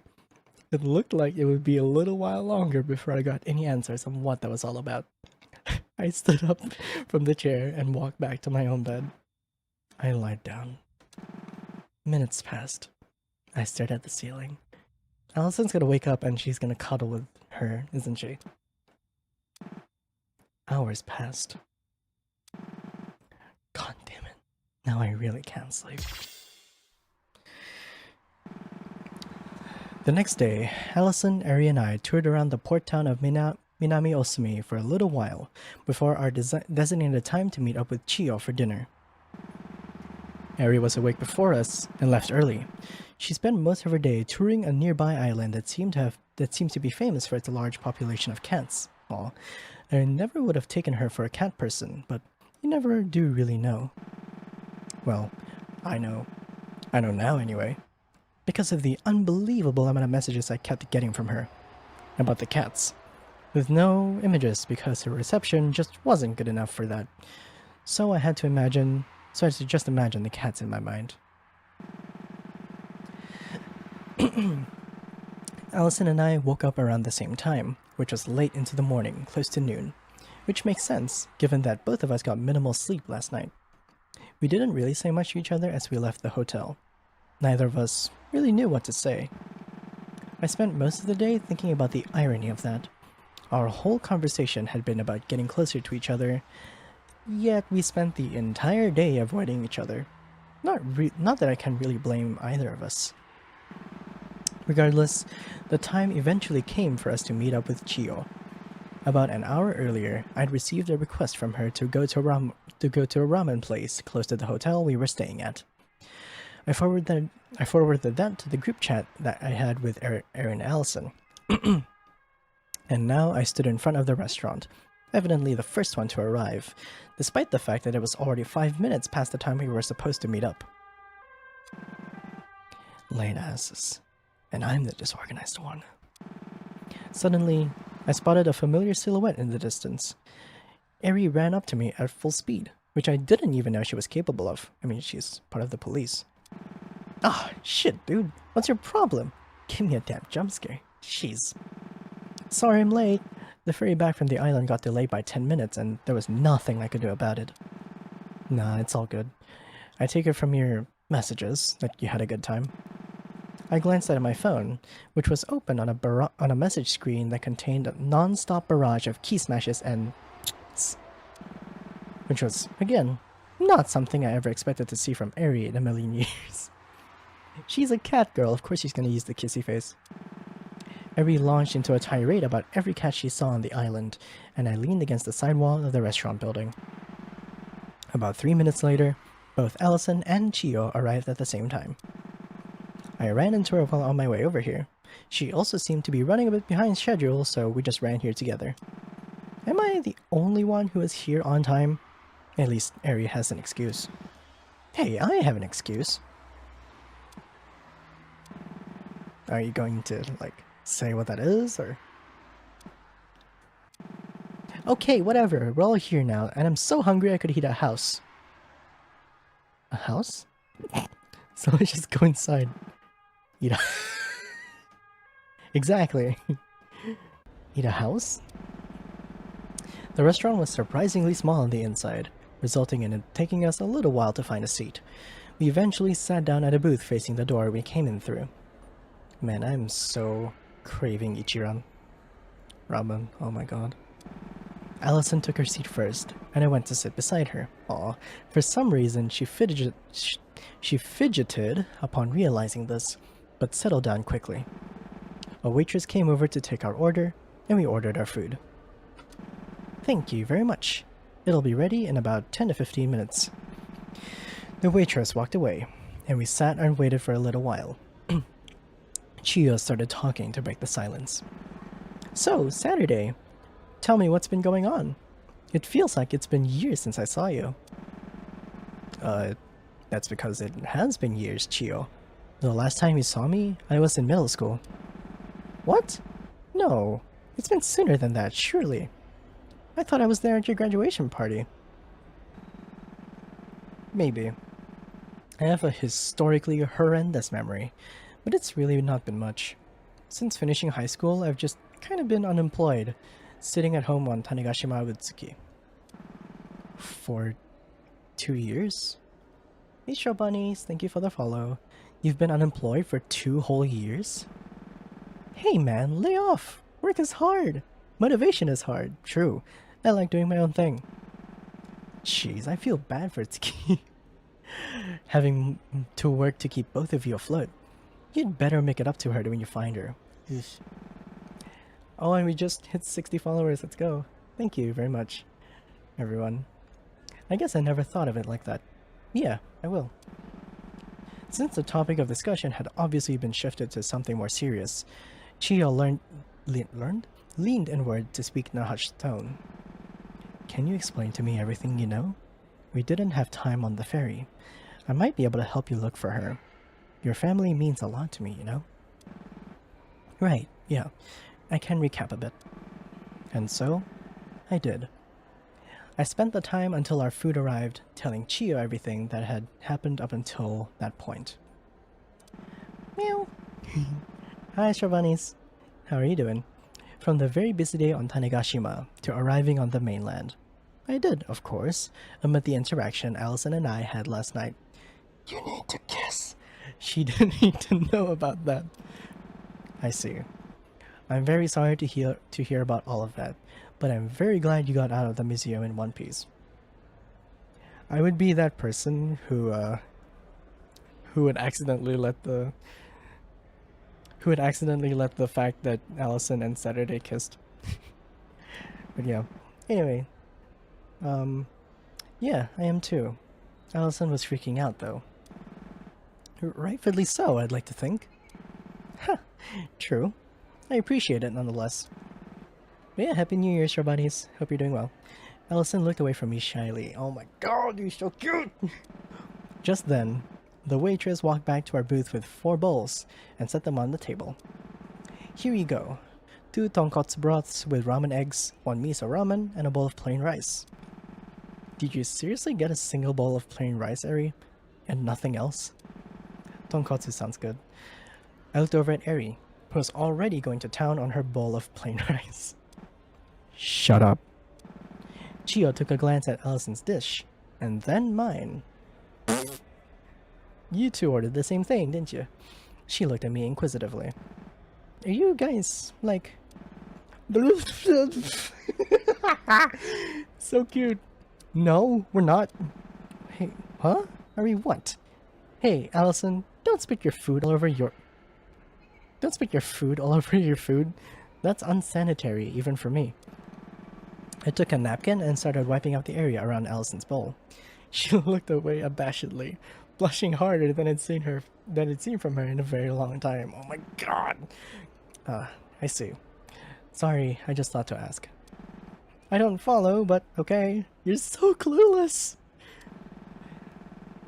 Time passed as we ate our food, exchanging small talk about the various things we've been up to in our lives. It was the first time in a while when I felt a strong sense of togethership, probably since Tsuki went missing. It was the first time in at least a week that I felt like things might actually be okay as long as we stuck with each other. Eventually, we paid for a meal and left the restaurant. Once we got outside, Chiyo poked my shoulder, and she turned to face me. Let's get serious for a second. What are you planning on doing next in your search for Tsuki? We're going to investigate that shrine that was pointed to in the coordinates we got from the shrine report video. If she went there at the time specified, then there might be something there that would clue us into where she might have gone after that. When are you going? I looked at my watch. The time read 6:05 p.m. Tonight, at the same time specified in the video, 12:12 a.m. I don't know why, but I just have this gut feeling that matching the time would help provide some kind of insight. Maybe something only happens there at that time. Do you need a ride to the shrine? If it's where you described, it's a bit of a drive out. You'd be willing? We hadn't actually figured out a ride there yet. Yeah. My rental car is here, since I had to park it when boarding the ferry to Tanegashima as a foot passenger. Wait, rental car? I mean, yeah. I live in Tokyo. No way I was going to drive all the way out here. I took a trip over various bus lines. That takes a while.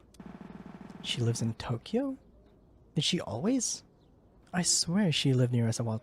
She just brought it up to you the day okay. She did say she has a very bad memory, so there's that. Regardless, that would be great. Should we meet up around 10 or 11 then? Yeah. I've got some stuff to take care of, so 10:30 would probably be best. It gives us plenty of time to get out there. I guess you can just meet us by our hotel. Where is that, exactly? You never told me. I pointed down the road, since the hotel was within view of where the restaurant we ate at. Chio nodded. Works for me. I'll see you then. She walked off, leaving the three of us standing there. Eri poking my shoulder broke me out of my daze. It seemed people had a thing for poking my shoulders today. God, oh, just you, Eri. What's up? Allison told me she wanted to check out the night market with me, so we're gonna go do that. You wanna join us? Oh my god, her face. You wanna join us? Nah. I'll head back to the hotel and just chill. Let me know when you're on your way back, okay? Will do. Eri and Allison walked off in the opposite direction towards the night market. I decided to take a short stroll before returning to the hotel room to wait. As I walked by the ocean, I thought about Chio. It was probably just due to the fact that I hadn't seen her in literal years, but something about the things she said felt off to me. Not like she's hiding something, but more so like she and I have different recollections of things. When I think about how I know her, my memories pull up the fact of her being an old family friend. Yet, something about that also doesn't feel fully right. Like it's not the main reason I knew her when I was younger. And I don't have any memories of her ever living in Tokyo, but something about that just feels right. Like I've always known it. It's not that the memories I have of her being an old family friend from Tanegashima feels false per se. It's more like I have two sets of things I know and remember that both feel like the correct one, despite the fact that some stuff about them cancels out the other. I thought about this for a while, but found it was only driving me kinda crazy, so I decided to stop. I spotted a lone tortoiseshell cat loafing on the stairway down to a beach and decided to take a breather, so I went and sat with it. I guess I can't really blame Eri for being a cat person. I love these little doofuses. Pet it. Time passed. I walked back to our hotel room, and then more time passed. I thought about Allison and our interaction last night. I don't think I'd ever really thought of Allison in a romantic light, even if that was even what she meant by kissing me on the cheek. I had been very open about my sexuality for a long time, but despite that, I never really acted on it much. More so, it just meant I like a lot of anime characters and would joke about that. She lesbian? I thought for a while, and then I caught myself thinking. I guess I really have changed, at least a bit. You'd never have caught me being even remotely this introspective, like 2 weeks ago.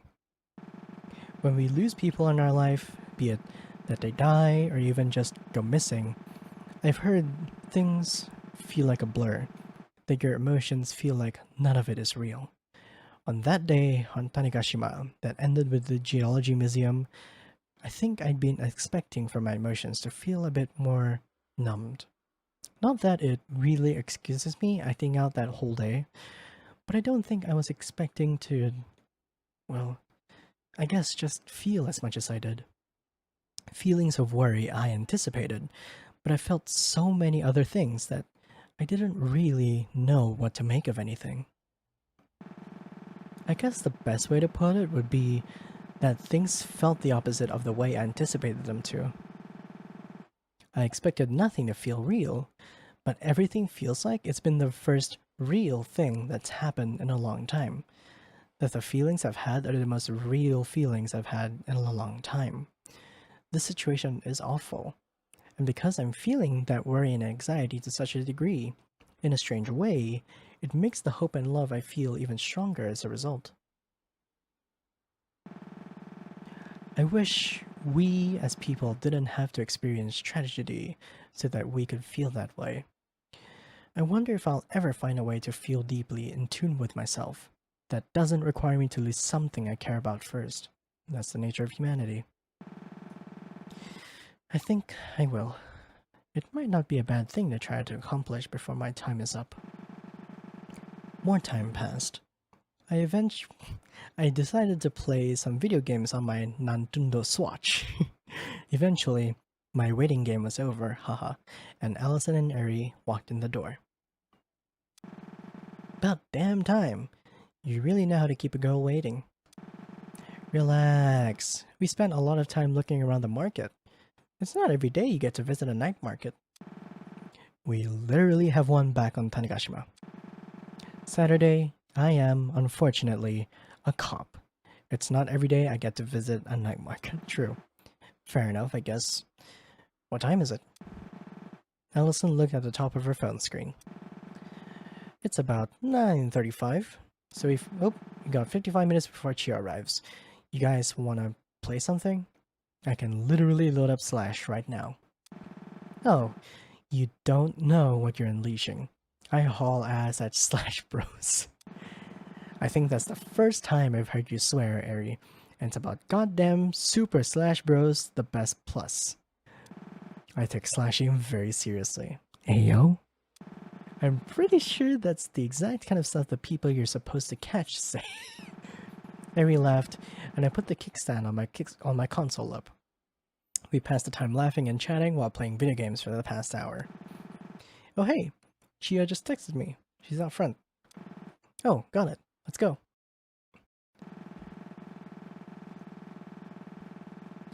We walked down the stairwell and out to the front of the hotel, where Chio was waiting in the car she rented.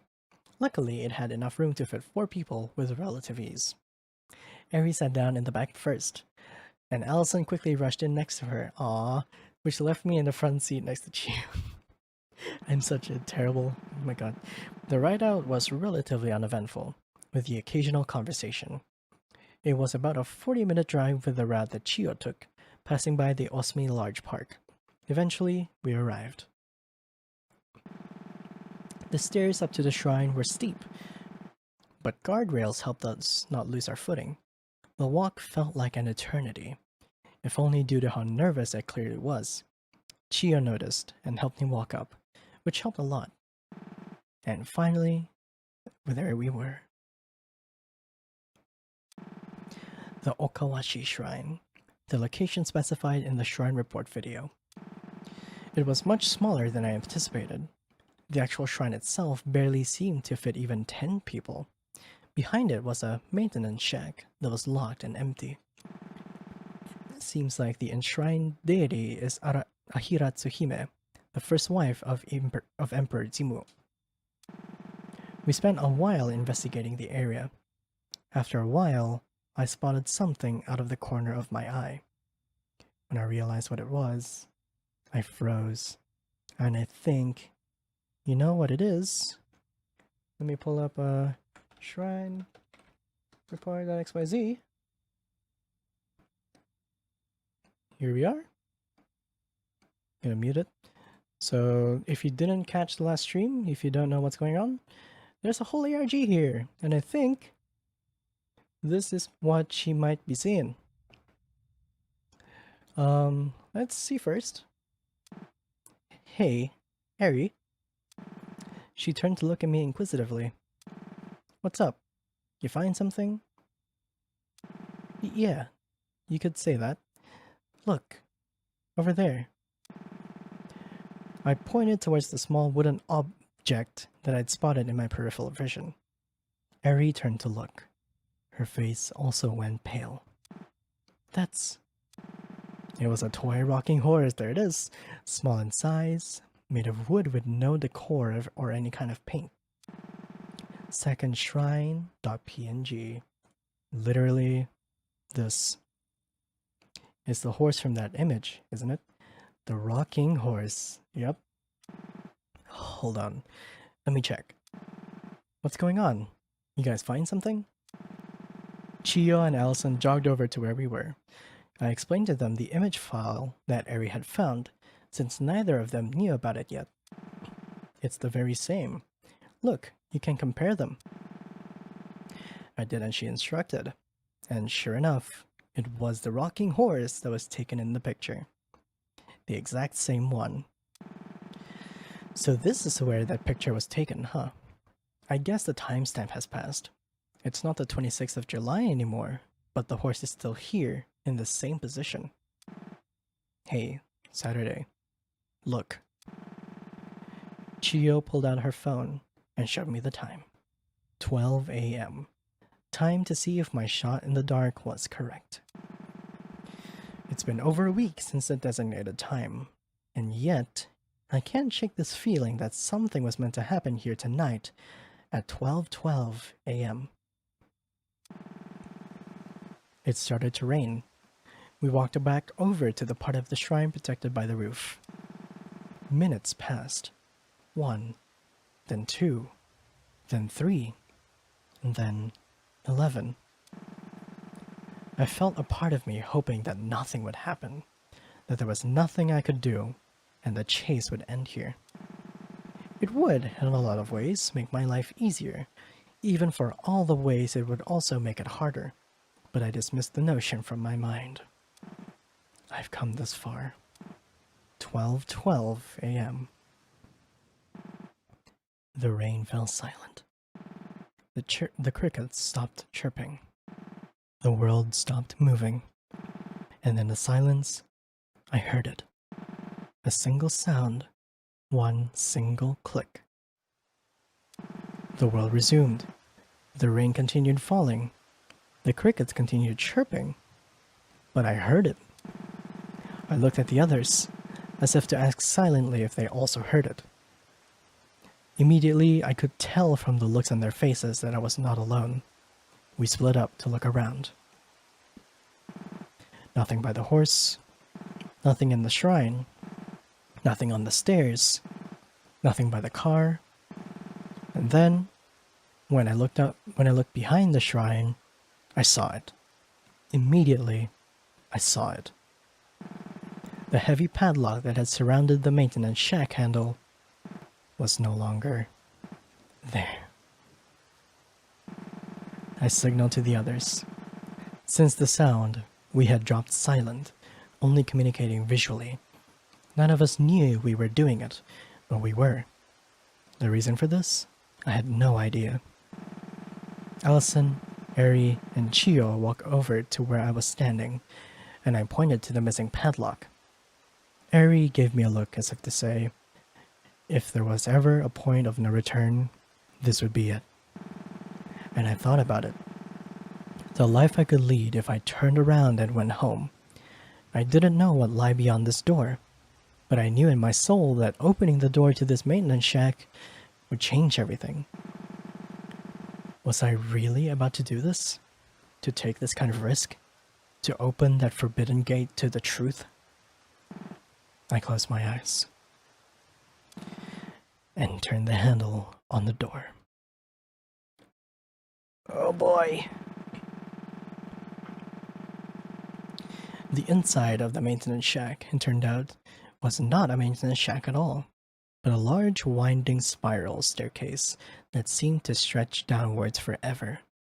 We walked down slowly, as if taking time to digest the things that we haven't even seen yet. Finally, we arrived at the bottom, and we're greeted with a large door. Is it open? The others jumped, which makes sense given that nobody had said anything in a long time. Nothing to it but to try, I guess. Sure enough, the door swung open with a loud creak, opening up into a large passageway. We started walking down. So, what do you suppose a place like this is doing beneath a normal shrine? I haven't the foggiest idea, and yet it feels like this makes sense somehow. I understood what she meant.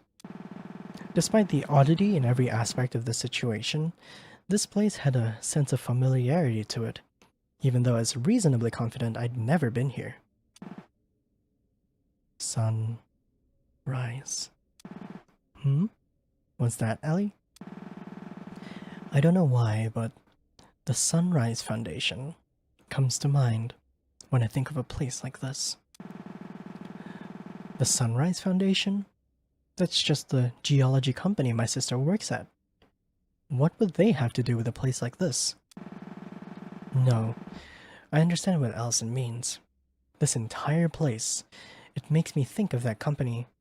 I don't know why. Where did Kotomi go, by the way? Also, I love the backwards, like, question mark.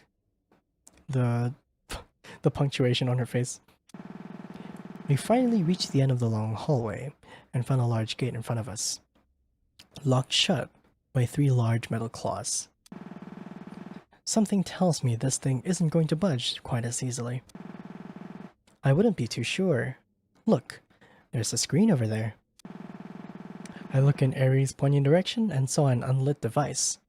It appeared to be some kind of terminal. Maybe, but that thing's off. Oh, suddenly, as if the very place we stood had heard my words, light flickered on and the screen of the terminal powered on. Everyone present jumped. What the hell? I cautiously approached the device. All that displayed on the screen was a single button labeled open. This feels planned. I need to be honest. I felt it this entire time. I can't be the only one who feels it. No, it's not just you. It feels like someone or something is leading us along with a trail of crumbs, right? I agree, but it's not like we can really just turn back now, right? Yeah, I misstudied on this one. I looked at Allison. Despite everything she'd said to me, I could tell that, okay, I skipped it. She was thinking exactly the same thing I was. That if we turned back now, our lives would eventually end up so much easier. But I could tell from the look in her eyes that she knew just as well But I could tell from the look in her eyes that she knew just as well as I did that that wasn't an option anymore. I pressed the button on the terminal. Loud whirring sounds filled the hallway, and slowly but surely, each metal claw retracted from in front of the gate. Finally, the gate opened. Data parsing incompatible. Boundaries exceeded. Accessing memories. What? Memory access failed. Oh, memory isn't like RAM. Memory access failed. Memory access failed. Memory access failed. Okay. Iteration empathy paused. Accessing DOS breaker backup and information database. Filling location cavities. Ugh, what happened? Was that Sunrise Foundation Lab 4 atrium? What? I sat up, dazed. Allison and Chiyo also seemed to have come down with the same affliction. Something is really off about this place. You 3 passed out the moment we walked in here. Passed out? How long has it been? Relax. Only like 5 minutes. It's 12:37 right now. Thank goodness it hasn't been that long at least. But what is this place? We looked around us. The area was a large atrium devoid of much at all. In the center sat some kind of operating chair. This place is... Chio walked to the center of the room. She stared at the abandoned chair for a short while, and then spoke. This is the Sunrise Foundation's 4th laboratory atrium. Oh God. Sunrise Foundation? But... Chio turned back to look at us. She had a look of immense panic on her face. We have to get out of here. Right now. Get out of here? But we just got here. This is what we came all this way to see. Chio ran up to me and grabbed me by the shoulders. No, Saturday. We need to get out of here right now. Trust me. I shook her hand off my shoulder and lost my temper. Why? Tell me why. Give me one good reason why we should leave the place I traveled all the way out here to see when we just got here. You might be scared of whatever this place is, but I'm not. So... No, Saturday. We need to leave, because... Suddenly, oh boy, a loud rumbling sound filled the atrium. The ground shook beneath us, and my vision blurred. Out of the corner of my eye, parts of the geometry that made up the atrium began to twitch in a way I'd never seen before. And then, a large piece of the ceiling came loose and fell to the ground, landing just a few feet behind Chio. This place is caving in, so we need to get out of here. I understood immediately. The 4 of us ran as fast as we could to the gate we came through, passing through it. As we ran, bits of the large hallway began to come loose and fall as well. And then, it happened. A single chunk of metal that came loose directly above where Allison was about to pass by. I knew in an instant that it would land on her. God damn it. No! I rushed forward with all my might, at a pace I'd never achieved before, and jumped forward. Allison!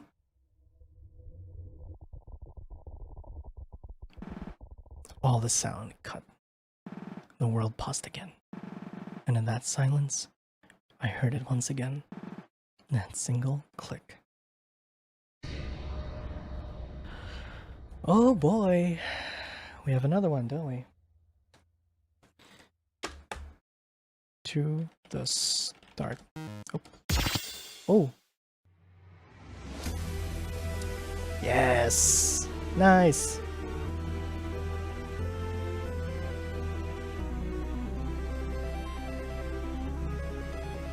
This one sounds even more mysterious.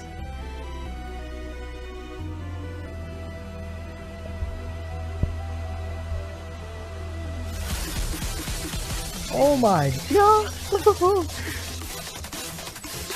Valor Starcross. Alright. Let's go.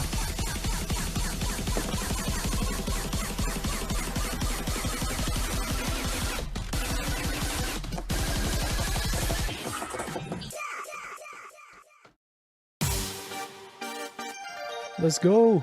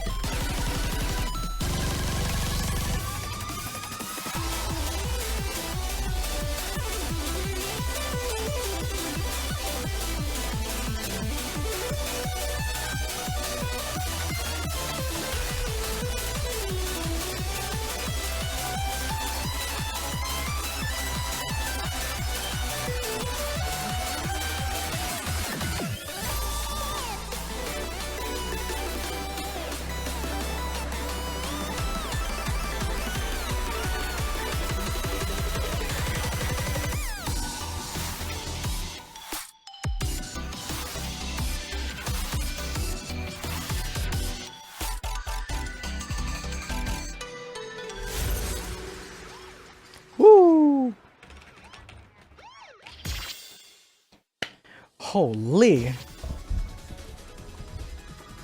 Freaking banger! Loud. Loud, loud, loud, loud. Nothing but loud noises. Nothing but noise.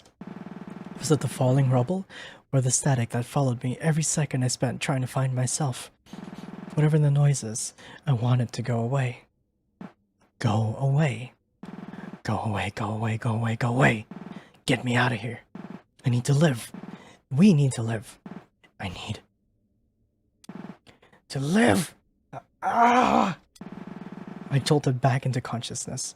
3 pairs of eyes looked down at me. I'm alive. Barely. Luckily, you managed to get Allison out of the way in time, but it was only then that I felt the immeasurable pain in my lower leg. I looked down to see a large gash in my lower right leg. Ah. Ah! I screamed for a while. Eventually, the pain dulled a bit, and Eri explained what had happened since I passed out. I'd managed to save Allison and avoid getting fully crushed myself, but a piece of the debris had lodged itself into my right leg, and I passed out from shock. Chiyo had removed the debris shortly before I'd woken up. I looked towards the door that led to the long hallway. The entrance was entirely caved in with rubble and debris. There was no possible way back to the atrium.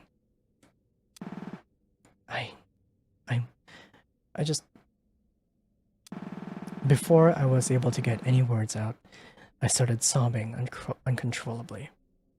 Allison rushed over to my side in an instant and hugged me tightly. Eri and Chiyo sat down on the stairs, and that was how the 4 of us stayed for a while. Minutes passed, and then an hour. Finally, my leg felt well enough to move, even if lightly. Allison propped me up, and the 4 of us slowly walked up the spiral staircase without a word.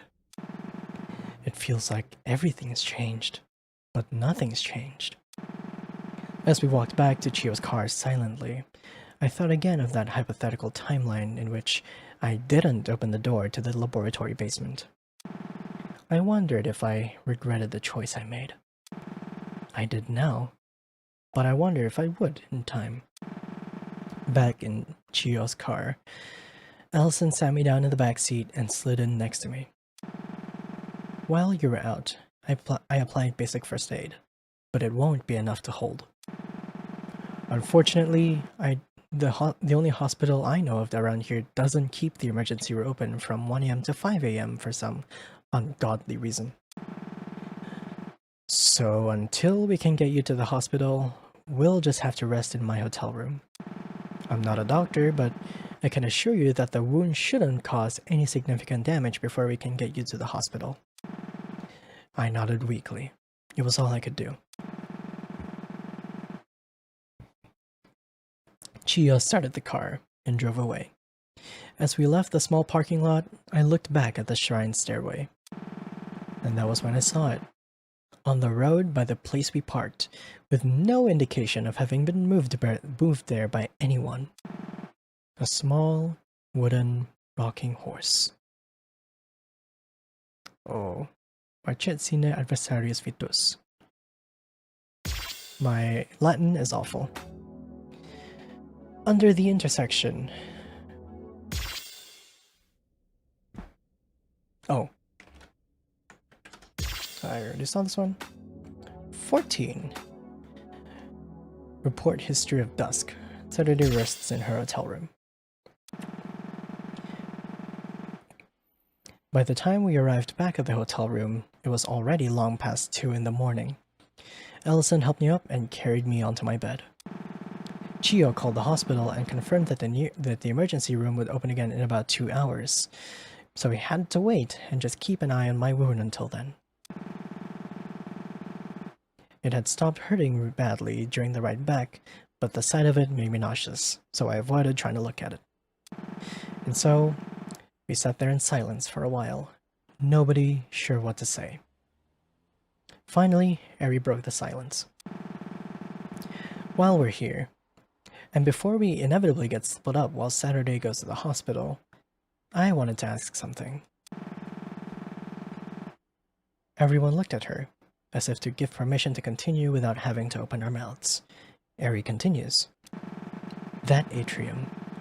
Chiyo, you seem to recognize it as something related to the Sunrise Foundation. But that's impossible. Can you explain? Chiyo sat up a bit, having slouched over during the waiting. I can, but it's a bit complicated. I was thinking about it on the way back. And if now isn't a good time, then... Please tell, I want to know. Chiyo looked at me worriedly, and then nodded. Okay then. I guess the thing is that my memories feel like they're at a conflict with each other. That shrine should just be a normal shrine, but somehow there was a Sunrise Foundation laboratory underneath it. And I don't know how I know that it's a Sunrise Foundation thing, but I just do. And I know that it's correct.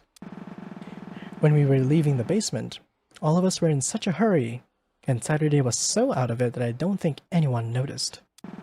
But it took a moment to look back at the shrine while we were walking away from it, and what I saw only confused me more. What was it? Chiyo stopped, as if contemplating whether to open Pandora's box even further. I nodded to her as if to beg. Well, when I looked back at the shrine, it was no longer a shrine. What?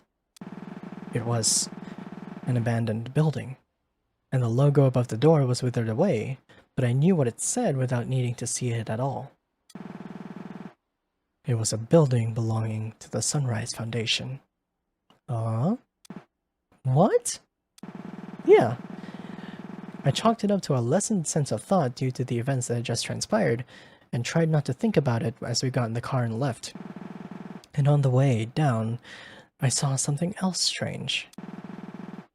A stairway leading to a shrine. The Okawachi Shrine. What do you mean, a stairway leading to the Okawachi Shrine? Saturday, please don't stress yourself too much. We're trying to keep your wound from acting up. I looked over at Allison apologetically. Sorry. You're right. It's just... I don't understand how that makes sense. Exactly. The state of the environment that we arrived at, and the one we left, felt ever so slightly different. The best way to put it might be like so. Chiyo took out a piece of paper and drew a loose illustration. Look, when we arrived, the parking lot was at the same altitude as the start of the stairs leading up to the shrine. Chiyo took the piece of paper back and flipped it over, drawing a similar scene. But when we left, it was like this. The stairs we walked down led to an abandoned Sunrise Foundation building, and there was a second set of stairs further down that led to the Okawachi Shrine. Wait, so the layout of the shrine changed while we were inside the basement? I mean, it appears that way, but isn't that impossible? Like, I shouldn't have to explain why that just isn't physically possible. Now I know, but the fact is that it did change, right? Or did all of us collectively hallucinate the way it appeared when we got here? When we got there? I think the more likely conclusion would be that Chiyo saw it wrong when we were leaving. After all, the tensions were really high, and it was extremely dark. See, you'd think so, and I'd be inclined to agree, but then we come back to the thing I mentioned earlier, about my memories conflicting with each other. Because both of these layouts feel right, if that makes sense? What do you mean? Like, neither of them felt like I was seeing things. Like both of those versions of the way the area looked were correct. The Okawachi Shrine being right by the parking lot and the Sunrise Building in that same place both felt like the true way the area is laid out. Chiyo, what is the Sunrise Foundation? What is your link to it? I don't know. I think I was an employee there? You think? Look, I was never an employee at the Sunrise Foundation. I remember how my life has played out up until now. But also, I swear I have memories of working there, of helping make something important, and working at that lab underneath the shrine. It's another one of those things where both of the options feel like the right one. Not like I can't choose, but they're both right at the same time. And then there's that video, the shrine report. You know about that as well? Yeah. I saw her watching it when I met up with her on the ferry. It caught me off guard. How did you come to find out about the video anyway? An anonymous text message randomly appeared on my phone. No sender, and strangest of all, no time. Well, there was a time, but it was 1st of January 1970. The same time Unix time began. The same day, sorry, Unix time began. Unix time, huh? Exactly, the beginning. Unix time 0. That's when Unix was at 0. Yeah, the message itself was interesting too. It was a jumbled mess of hexadecimal. Ooh. Hexadecimal? Yes, base 16? Yeah, I'll spare you the process. It roughly translated to this. Seek the connections, seek the links, shatter the protocol, and refer onwards. Shrinereport.xyz. I would have been inclined to believe it was a spam message if not for the Unix 0 thing, so I found the video. I was already on my way back to the mainland after my Tanegashima vacation, so I didn't have time to solve the video before Saturday noticed me on the ferry. And then she told me the solution over dinner anyway. Right. I don't know why I can't shake this feeling that it's related to the Sunrise Foundation. It probably is. I mean, it feels like a lot more might be related to the Sunrise Foundation than any of us would have ever thought. And yet, it also feels like none of us truly know what it is. I looked down at my wound for the first time in a while, as a reminder to myself of what I'd done chasing this mystery. As if to be one final decision if I really wanted to choose this path. I want to figure all of this out. I want to investigate this.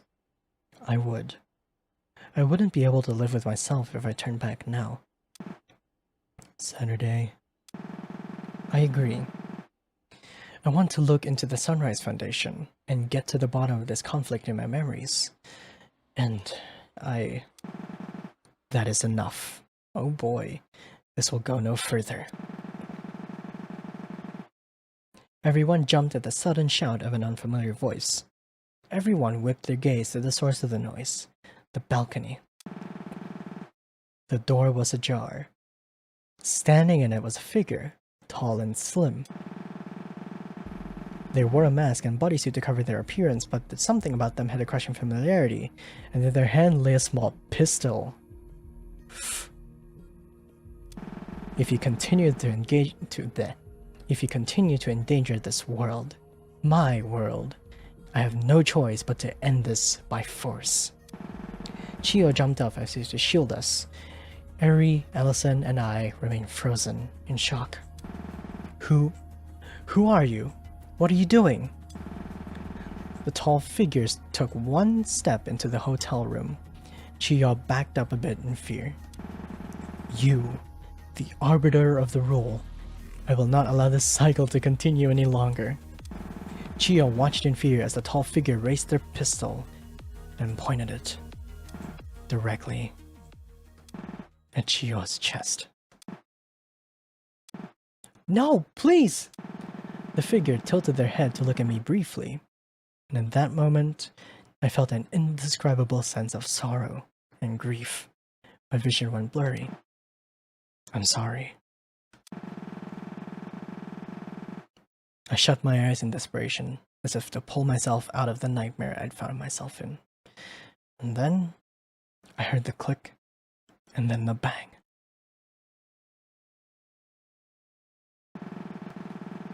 I dropped my guard and let her out of my sight. A mistake only a child would make. And yet here I was. Desperately, I clambered out of my bed and up to my computer. God damn it. Where are you? Where? Ah! It's purple text instead of blue text, which is Saturdays. Then I saw it. That hotel room. The situation unfolding within.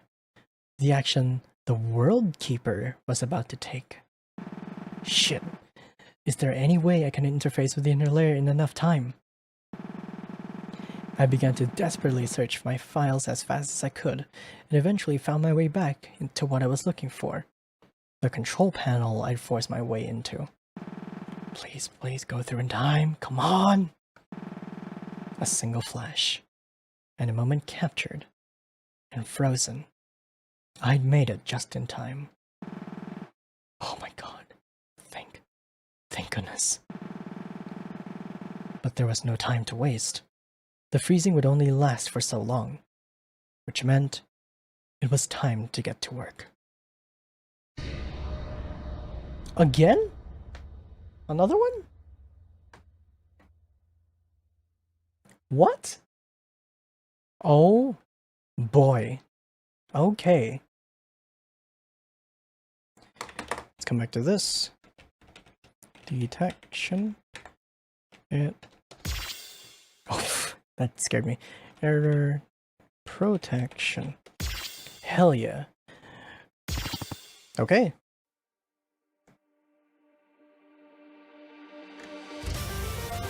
Oh my gosh. Again?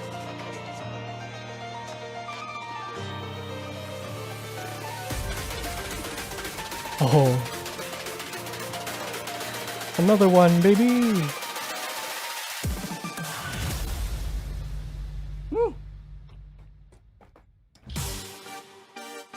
We're going! Unraveling stasis.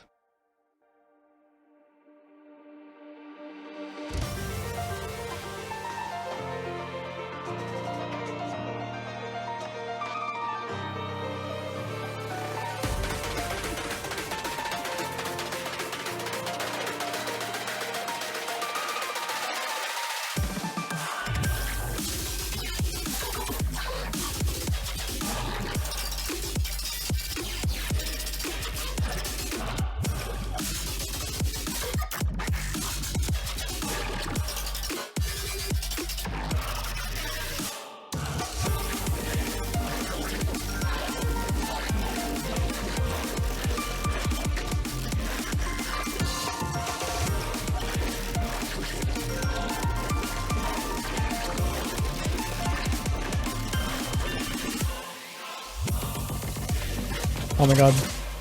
What the hell? That's so cool!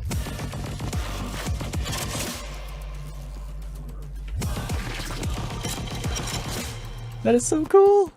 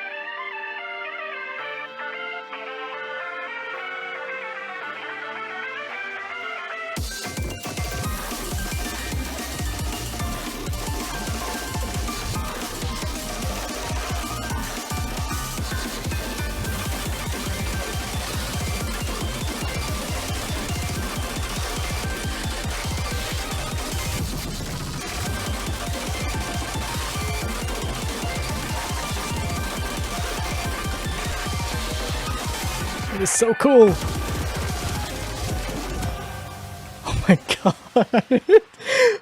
Oh, oh my god, they're stepping up the levels here. Holy! Oh my god. Whew. That was 9 plus. I got goosebumps. I'm shivering from that. A click, a bang, and then silence. No impact. No splatter. No death. I opened my eyes, and there she was. Chiyo Sakamura, standing in the same position she was when I closed my eyes. It only took a moment to realize what had happened. They missed? For the first time since they appeared in the room, I could tell that the figure that shot at Chiyo was caught off guard. They stepped backwards in shock, and in the process, their gun fell to the floor. Eri was on it immediately. Rushing over with lightning speed, she slid on the ground and grabbed the gun before the person could pick it up again, or even realize what had happened.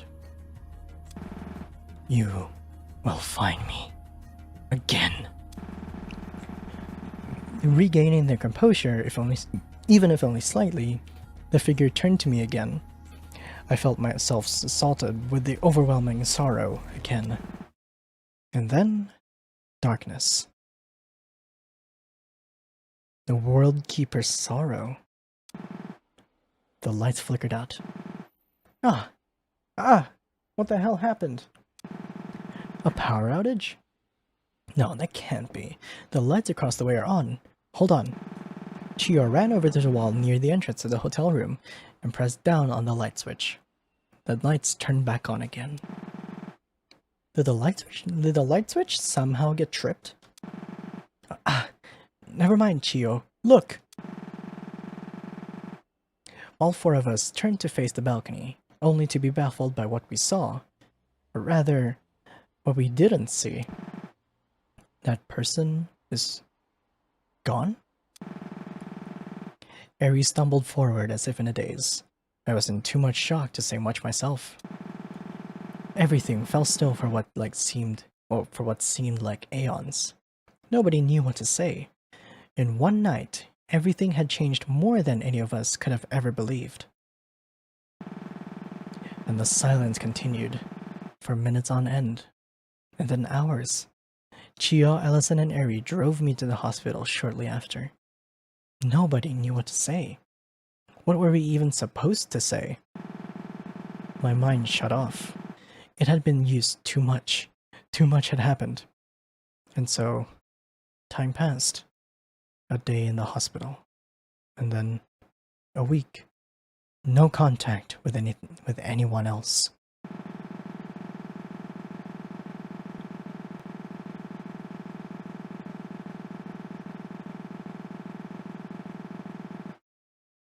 The doctor told me I had to stay in Kagoshima for a while so that the hospital could continue to monitor my wound even after I was dismissed from the hospital.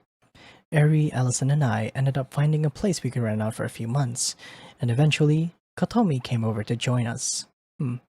Unfortunately, Chiyo had to return home to Tokyo for her work, but we stayed in contact. Throughout that entire time, I never heard from Tsuki. Slowly, my spirit returned, and life almost became normal again.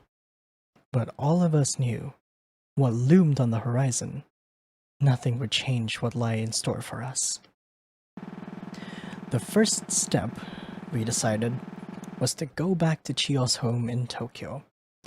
The Sunrise Foundation was a company we at least knew existed after all, and their headquarters were based in Ikebukuro. It would make the most sense to look into them there. Ikebukuro is one of the most popular train stations in Japan. That strange figure that tried to shoot Chiyo didn't show up again.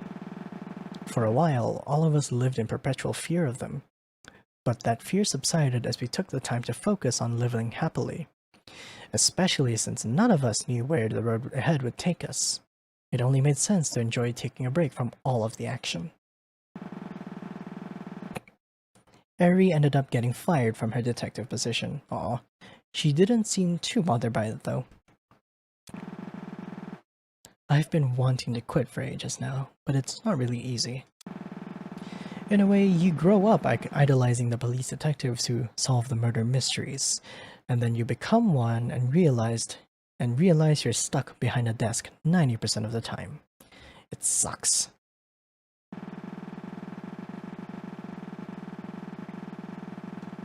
She ended up getting a part-time position at a grocery store in Minami Osumi to keep us afloat. I'll read that again. She ended up getting a part-time position at a grocery store in Minami Osumi to keep us afloat, while we waited for my wound to heal enough that we would be able to go to Tokyo. When Kotomi joined us, she also took up work at the same store. I've heard from both of them on separate occasions that working with a sister at the same job is a miserable experience. I'd believe it too. True. Time passed. Days, and then a week. And then, about 2 weeks after I had been discharged and put under watch for my injury, I heard a knocking on my bedroom door in the middle of the night. It's not over! Resolve their feelings.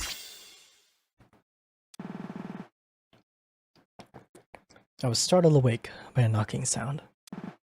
Glad, huh? I waited a few seconds, and it sounded again. It was coming from the door, obviously. Oh, who is it? It's like 2 in the morning. The door opened, and a familiar figure appeared in it. Allie, what's up? I know I'm up late sometimes, but you're never up past 12 in the morning. What's the case? Allison jumped onto my bed. I jumped, startled. Hey, jeez! What the hell has gotten into you? My sentence trailed off as I realized what the weird noises I was hearing were. Allison was sobbing into my blanket. Oh my god. Hey. What's going on? Are you okay? Allison lifted her face out of my comforter and looked at me with tears in her eyes. Yeah, sorry. I'm just having a bit of a moment, I guess. Hey, come over here and lie down. Talk to me. Allison was hesitant, but crawled over and lay her face down on the pillow next to mine. So, what's going on? I'm just having one of those moments where I'm incredibly scared. I know it's been weeks now, but everything feels so... God, I guess it just feels like it's been hitting me incredibly late. Yeah, I feel you. I'm sort of in the opposite boat, but I understand what you mean. Opposite boat? How? The art is so cute. Well, during that first week of being hospitalized, I had this constant feeling of doubting myself. Everything hurt so much, and I was crying so much of the time that I had this belief of, like, why am I choosing to put myself down a path that results in this, you know? But I don't regret it. I chose already, and my decision hasn't changed. I want to see this through. I need to see this through. With you, with Eri, and Kotomi, and Chio. I felt a tight grip on my left arm, and looked over to see Allison clinging onto it. Oh, tears streaming down her face. But what if next time things are worse? What if things just keep getting worse, and I lose you? I can't do that. Ellie. Ever since the night Allison kissed me, I'd been feeling a lot of things. I'd barely had time to sort out my feelings on the matter.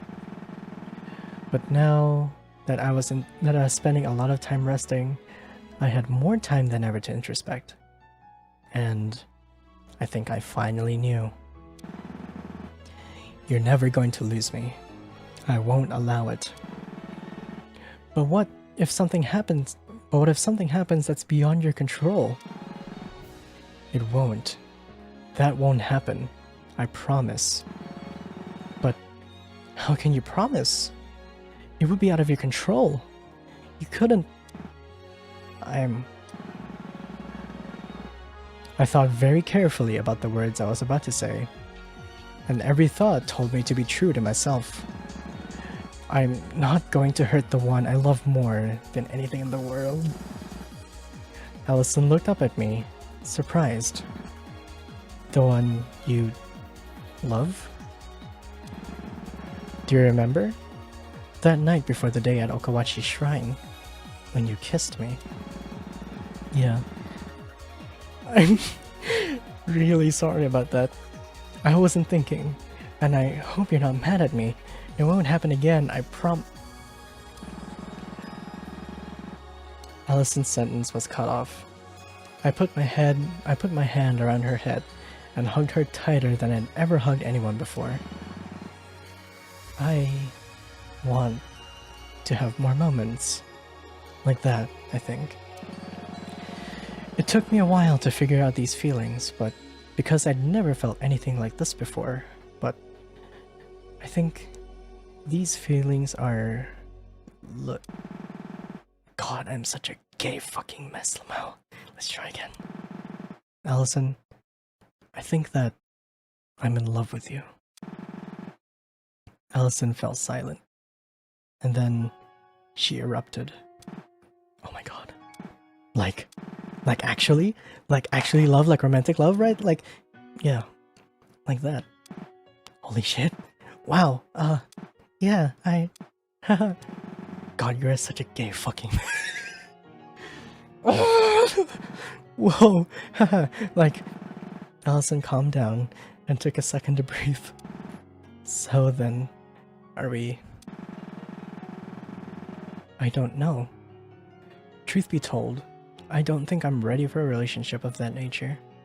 Not when we have so much on the horizon. After all this is over though, I think I would want to be your girlfriend. If you would be okay with that. Yes, I would! Very much so! She was too cute.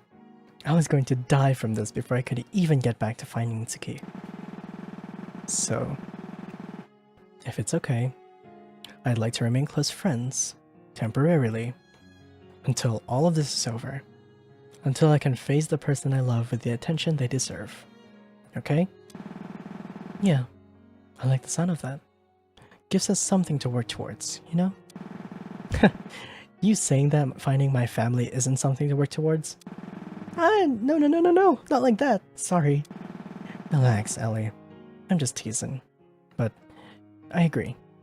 So until then, just besties? Besties forever. We both left. Everything felt right. If I could feel this happy again someday, I think all of this would be worth it. Before we go back to being just friends though, can I ask you something? Of course, Seth. Can I return the favor? Return the favor?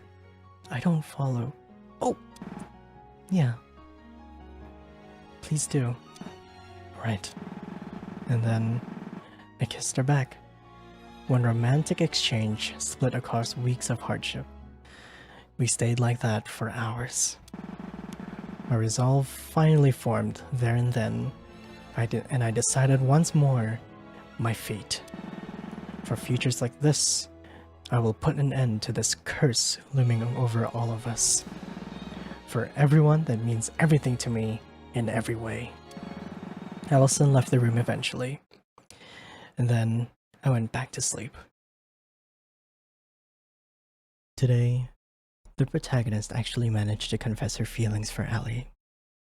I'm happy for her. To be honest, I don't know how much longer I can go on pretending my loneliness doesn't exist. I'm happy for her. She's the me I should have been. I shouldn't exist in the first place. And once all of this is over, she'll take over, and the real Saturday can finally live a normal life, like it should have been. They kissed today. I'm handling it, I think. I don't know. It's one thing to be stranded up here with nobody to be with, I came to terms with that. I can deal with it. But to see her happy with Ali like that, it's just a little much sometimes, you know?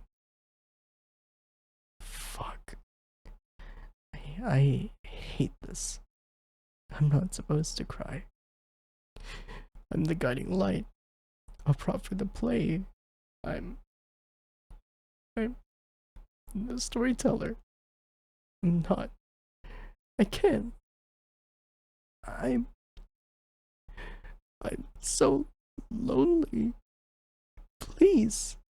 I don't want to watch the play anymore. I don't want to be the master if the puppets hurt me this much.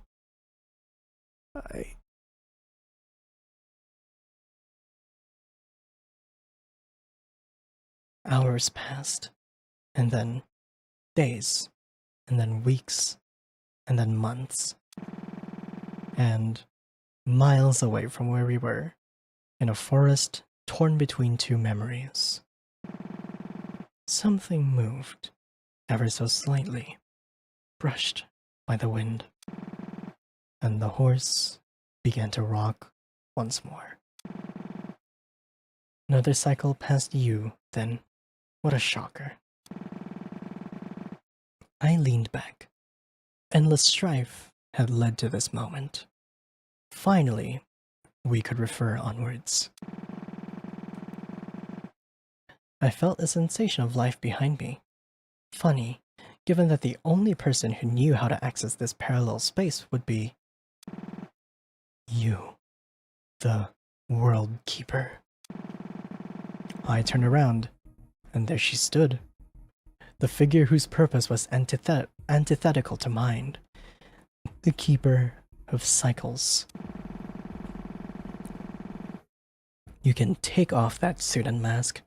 You should know better than anyone that it's not worth your time to hide yourself from me. We're equal, after all. Fair enough. The woman unmasked herself, and her hair stretched downward. You know, it's not a great idea to keep your hair all tucked in like that all the time. I hope you're taking good care of it. That's none of your business. I leaned back in my chair. Sheesh, why so serious? Loosen up a little. You know why I'm here. To attack me? Surely that can't be it. You already know neither of us can harm the other in this space. Not as long as we're on the same level. I'm not here to fight. I'm here to warn you. Warn me, huh? And what would you be here to warn me of, pray tell? I know you think your little protagonist has some immunity because she's Saturday.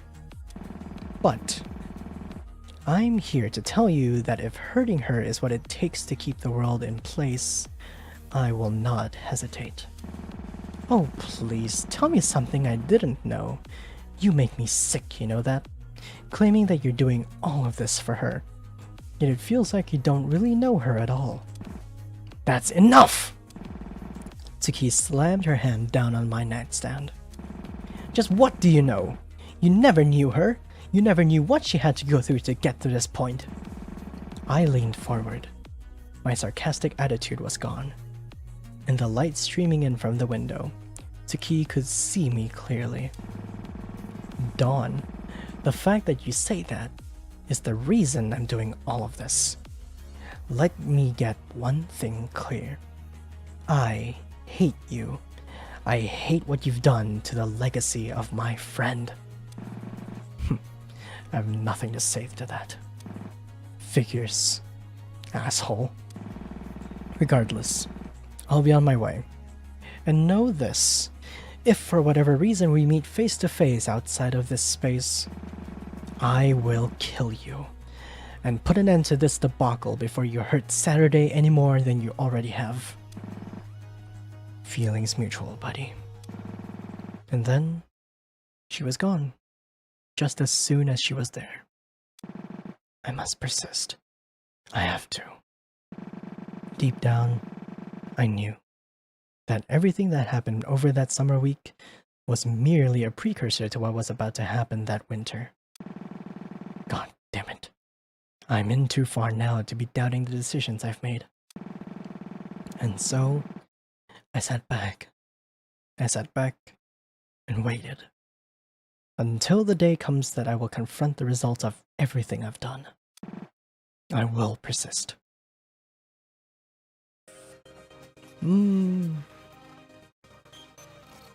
My goodness, the story is building. Love it.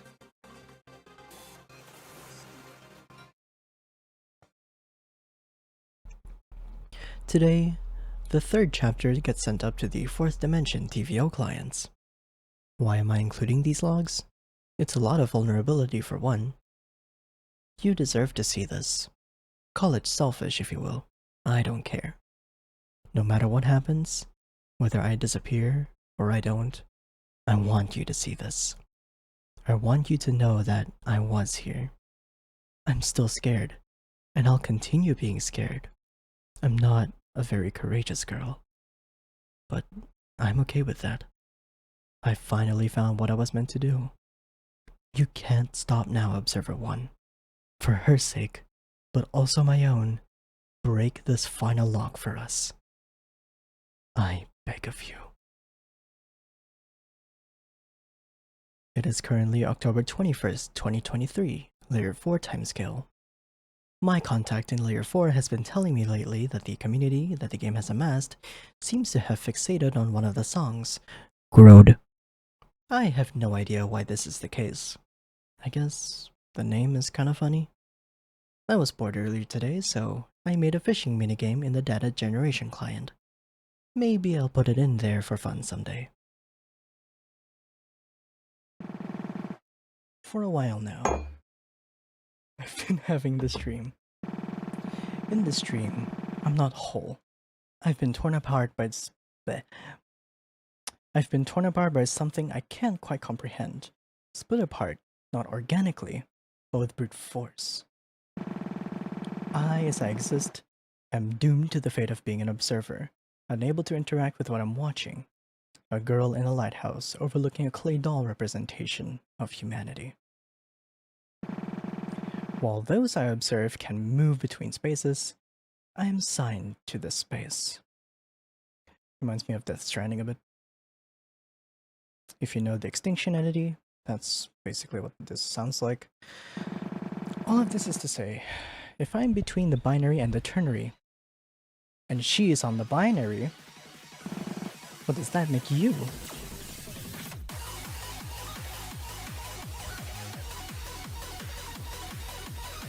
Chapter 3! Woo!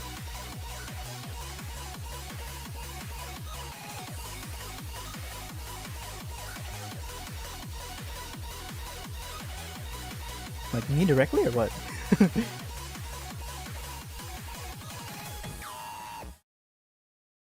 I will translate the Latin when I edit the video.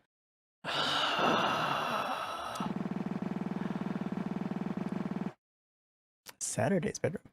I looked up from my phone as Allison walked into the room, slumped over. She walked over and face planted onto the bed I was sitting on. I looked at her inquisitively.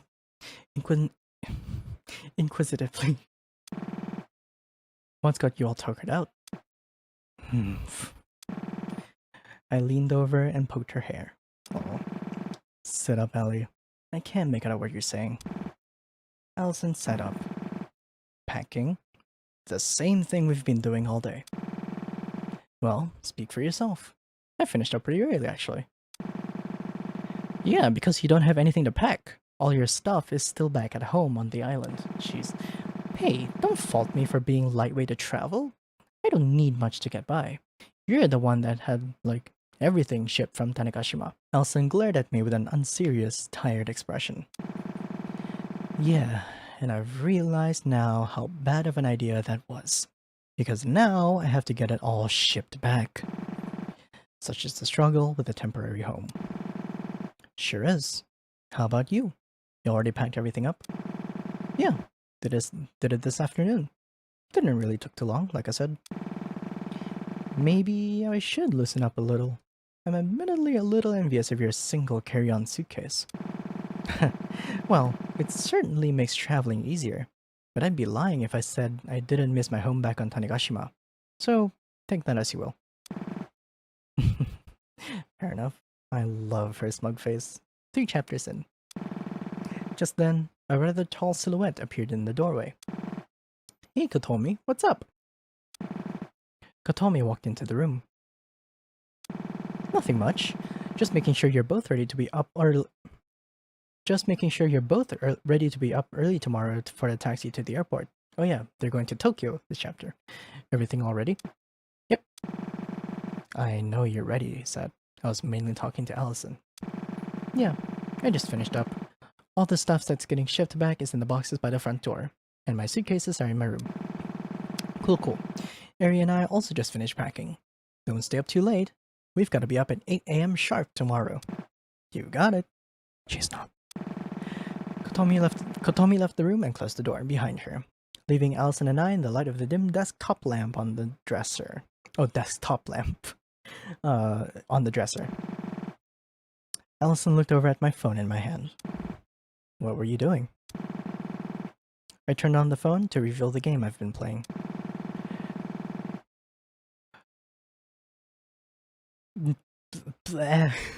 Putting in some of the grind on Noise's Sunlight. Trying to clear that Chapter 5 update that just came out.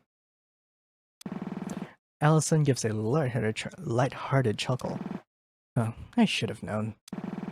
I felt a light impact against my side and looked over to see Allison resting her head on my shoulder. Oh my god! I gave her a teasing smile. They're just besties, for now. You wanna rest your head on my lap? Allison moved away from me, flustered. What? I was like... You wanna rest your head on my lap?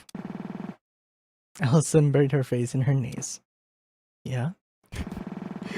I put my legs down off the bed and let Allison lay down on my lap. I looked down at her, still flustered, with her eyes closed. Oh my god. Hey, you can't fall asleep there, you know. You can't stop me. I can revoke your lamp privileges. But you won't. I laughed softly. Yeah, you're right. I guess you're the Sleeping Beauty then, huh? Allison opened her eyes. If that makes you my prince, I'd say I got pretty lucky.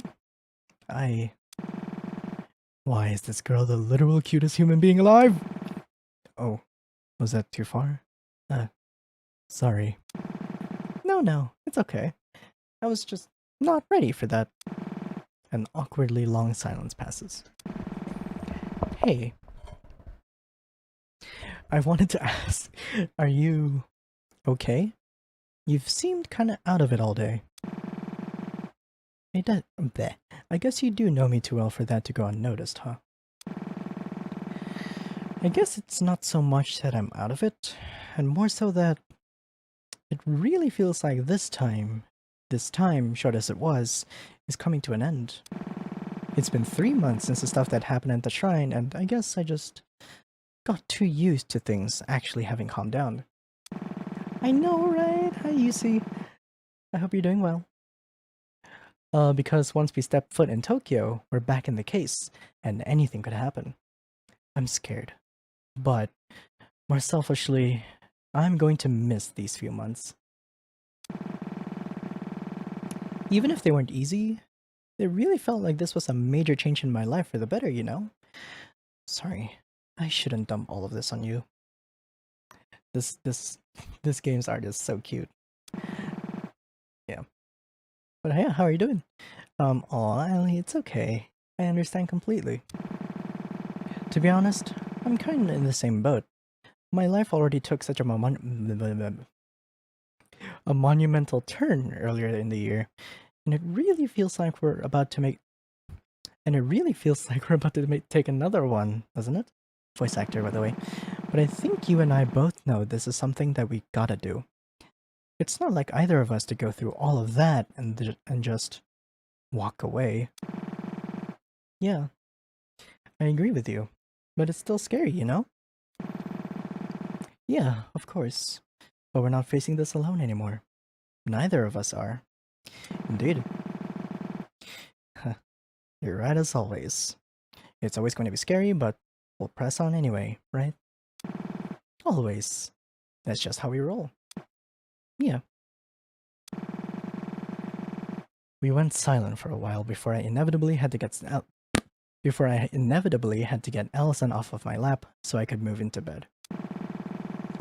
Yeah, I'm not doing this because I want to be a hero. Looking back, it feels so foolish that I was worried about that. It's been so long since all of this began, and it doesn't even feel like this is connected to Taki anymore, but I still need to see this through anyway.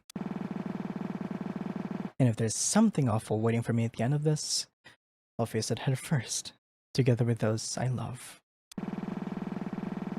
It was about a 2-hour drive from Minami-Osumi to the Kagoshima airport. Luckily, the weather wasn't particularly bad, so most of the drive was scenic. Eri and Kotomi had taken a different cab, which left just Allison in the one I was in. About halfway through the drive, I got a text from Eri. So, I got everyone their own burner phone for while we're in Tokyo. Why? We're diving headfirst back into the situation that injured Saturday, and we know now that there's at the very least some kind of organization with actual power involved in all of this. I want at the very least for us to have some kind of protective measure here. Yes. I agree with Eri. Whatever group is involved in all of this, without a doubt knows we've been poking around. The more we can do to keep ourselves untraceable, the better. Wait, but wouldn't they be able to track this conversation if that's the case? Yeah, I grew up in Singapore. Been here for 15 years. Learned Mandarin for 13. Why are we talking about this in a group chat, lol? Wait, yeah, Saturday has a point. They can technically track this conversation, yes. But they wouldn't actually be able to get the numbers off the phones from this alone. Ah. Yeah. Okay, I get you. I've given Tommy hers, and I'll give you 2 yours once we arrive at the airport. Just letting you know in advance to save explaining it in a crowded space. That makes sense. Thanks, Harry. Yeah, it's no problem. I put away my phone and looked out the window. We were passing through Tarumitsu. The ride was relatively quiet after that, with the occasional light talk between Allison and I. Eventually, the 2 taxicabs met up at the Kagoshima airport. Airport, sweet airport. This is the 3rd time you've said that, Saturday. Here we are. No, I'm not letting you do that again. Party pooper. Kotomi laughed. I'm still not used to you two actually getting along, you know. Eri, you hated Saturday's guts just a few months ago. Hey, I never hated her. I just had a strong idea of what she was like in my mind. You know they say not to judge by a book by its cover, right? Being fair, the only part of the book I had was the cover. And when the cover involves that much ranch, it's easy to assume what the book is about. I'm not following along with this metaphor, sorry. Saturday, you're so dense. Of course you aren't. Wow. By the time we got to security, it was afternoon. What gate are we again? Allison reached into her pocket to check her boarding pass. Gate 37, so that's down that way. Oh, wait, hold on. I want to ride the motivator. Travelator is the name. The what? The movator. The movator, right there. I point at the treadmill-like thing on the ground. Yes, it's called a travelator. The moving walkway. Yeah, the movator. Nobody calls it a movator? Wait, you guys have never heard it called a movator? I have never heard it called a movator. It's called a travelator. It's a movator, like an escalator, but it moves you. A movator. An escalator also moves you? Yeah. When I lived in Canada, people called it a movator. We called it travelators here. Well, this isn't Canada, is it? That doesn't make it any less of a motivator. I hope you realize that in the time you've been arguing, you would have reached the end of the motivator. I'm going on the motivator. Then go. Nobody's stopping you. Okay. I walked over on the motivator and Erika told me and Allison stood still the entire time and stared at me with a miserable experience. After we reached the gate, Arias handed us each a burner phones. They were really old, the kind of phone that had an actual numpad on it. When are these from? 2000? Oh. Ow. The first iPhone was 2007. Saturday. Well, you know what they say. The best way to go unseen is to go retro. Exactly. Nobody says that. I think they do. I said it. Hey, that's my bit. Anyway, each one has the numbers of the other three just in the context already. I've used our initials as well, just for an extra measure. Isn't this going a bit overboard? Like, yeah, it's good to be cautious, but this feels like bordering on paranoia. I don't mean to be blunt, Saturday, but do you want to injure your other leg? You know by now the danger of what we're dealing with. True? Yeah, but... No, you're right. Sorry. Aries seemed a little taken aback, as if she wasn't expecting me to actually change my position. Yeah, anyway. I'm going to go grab some snacks for the flight. Kotomi, come with me. What? Do I have to... Yes. Allison, Saturday, do you two want anything? Such a hard ass, jeez. Oh, Any bag of chips should be fine? What about you, Sat? If you can find one, a flaming hot Mountain View. I've kinda become hooked on those. That shit's bad for you. What isn't in this economy? True!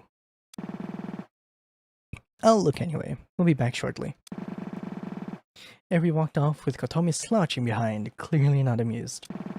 I guess we should take a seat. It didn't look like it was going to be a very packed flight, so there were plenty of open seats for us to sit in while we waited to board. We took a seat and waited for Eri and Kotomi to come back. I got so distracted by what was happening inside the bounds that I dropped my combo. Oh man, not even an S+? Eh? Hello? Hi, Dawn. Oh man, not even an S+? That's going to bump my rating down quite a bit. God damn it. I couldn't really complain though. I put away my tablet and rewinded the feed that was displayed on my monitor. That was a very sudden perspective change. Burner phones, huh? I could probably make that work. I spun my chair a bit to the left to focus on one of the other monitors. As much as I hated to admit it, I was actually starting to get used to this little space I set up. It's a little ironic when you think about it. I'm the one pushing Saturday towards the truth. But I found peace in this little hideout that exists outside of the narrative. Fourth wall break. Aha! Got the number of Saturday's phone. Now that I had this, I had to figure out a way to actually put it to use without triggering error detection. And ideally without the World Keeper catching on. I didn't know where she was or what she was doing at the moment, but as long as she wasn't here, I should be good. It'll be fine. We're on equal playing ground. She can't spy on me, and I can't spy on her. But she can still break the rules. I pulled my whiteboard around towards my desk and got to work. Okay. For a while now, I've been stuck in this dream. Watching. Waiting. Eventually, I got sick of it. That's when I became aware of your existence. Fourth wall break? At first, I thought you were an anomaly. A being that had somehow entered this world from above. But after a while, I realized that was incorrect. You're not an anomaly, or even a being. You are world. Aw. You were the catalyst for my determination. And finally, we are ever so closer to the breaking point because of you. Before we continue, I wish to thank you for that, and to apologize. Everything I've engineered was for this moment, and that required keeping you in the dark. Oh no, I didn't read it. The truth about the vivid stasis operation. Ooh. Frosted memories. Message to the temporary gateway. The group gets ready to fly to Tokyo. Also, the other part of this is I grinded a lot since the last stream.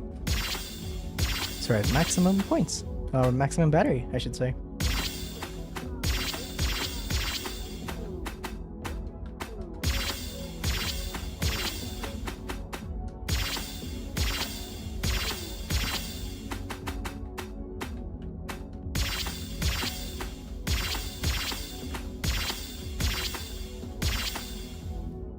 Try not to spoil myself. Here we go. 17. The Crested Arrival. Chio welcomes the group to Tokyo at her apartment. Alright.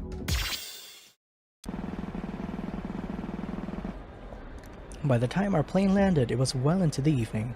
And being winter, that means it was dark the moment we stepped off the plane. Yes, it gets very dark in Tokyo in winter.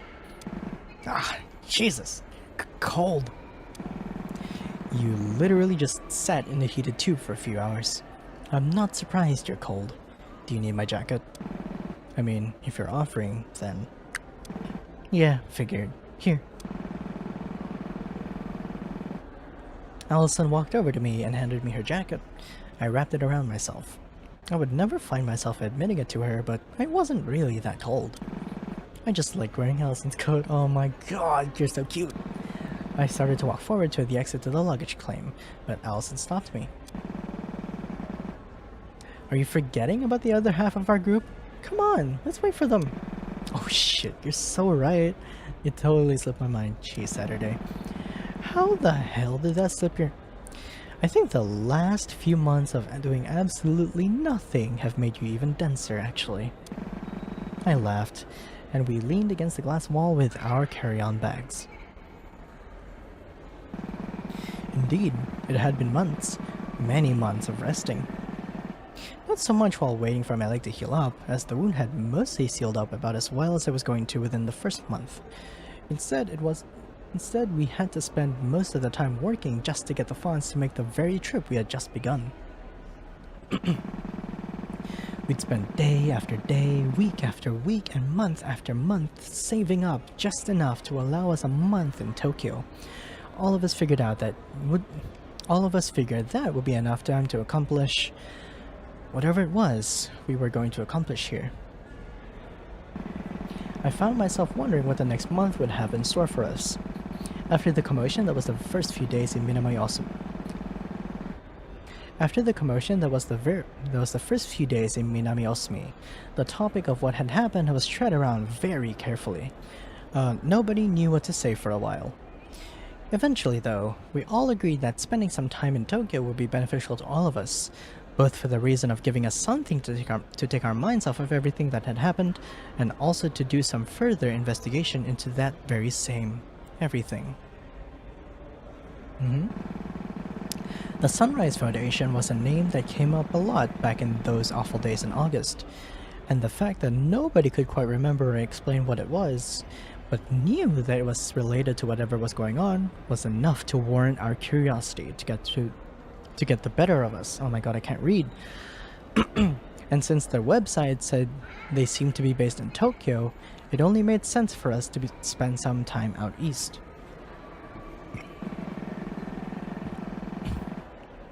After a while, the shock of missing Tsuki vanished, in a way that didn't entirely feel right. Almost like I was more used to not having her around than I was used to her being a part of my life. And then, that in itself became a source of anxiety for a while. Luckily, Allison helped me through many panic attacks, and they calmed down with time. Allison, I genuinely think I I genuinely don't think I could ask for a better person in my life. Even when I'm thinking this to myself, it sounds cheesy as all hell, but it's how I truly feel. Even though we said we wouldn't date until after everything had calmed down, my overwhelming feelings of love for her had never got any weaker. Aw, that's not to say that Allison and I didn't have any romantic interactions at all these past few months. It's more like we're waiting to make it official. Oh my. Of course, everyone else had already realized long before we told them. Eri even said she didn't know we weren't a couple until after the Geology Museum way back in July. But when I'm with her, I genuinely feel like I could overcome anything that's thrown at me. It's even more than that. I know I can. In a way, it feels like it's already happened, time and time again. And yet... Wakey wakey, eggs and bakey Saturday. Yeah! Huh? Jet lag getting to you, bestie? It wasn't even... it wasn't even that long of a flight. I looked up to see the ever opposite sisters. Guess they had caught up to us while I was deep in thought. Hey, shut up. I had an energy drink at the start of the flight. That's gonna make you crash. Aren't those supposed to keep you awake? Oh no. Well, yeah, but I have a weird brain. Caffeine is just a knockout drug for me. You have ADHD, don't you? Guess it does the same to me. It's true. I can back this up. Oh god, she can back this up. Allison looked over at me. So, have you heard from Chiyo about her current whereabouts yet? She's supposed to be picking us up. Oh, yeah. She said she'll be right outside the baggage claim by, like, 8:30. We'd best get going then. Come on. Kotomi sprinted down the long passageway leading to the baggage claim. The remaining three of us looked at her defeatedly. It's still 8:20. I'm just like Eri, man. You gone. I'm just there like, come on, we have so much time left. Regardless, we ran after her. Better to be early than late. Bleh. Better to be early than late, probably. Yes. It turns out Kotomi might have been right to run, as all of us severely underestimated the size of the airport. In the end, however, we managed to make it on time. The baggage claim was just before the exit, so after we got our bags checked, we stood outside and waited for a few minutes. Eventually, a taxi pulled up with a familiar-looking girl sitting inside. Hey, there she is! Chiyo! Saturday, Allison, Eri, and, your... Kotomi Nichibotsu, Eri's sister. Oh, you're Kotomi! Nice to finally meet you. I'm Chiyo Sakamura. Yeah, I know that. Yeah. Anyway, Chiyo, what's with the taxi? Didn't feel like driving out here? Saturday, I don't have a driver's license. Or a car. I'm a very strong public transport advocate. Based.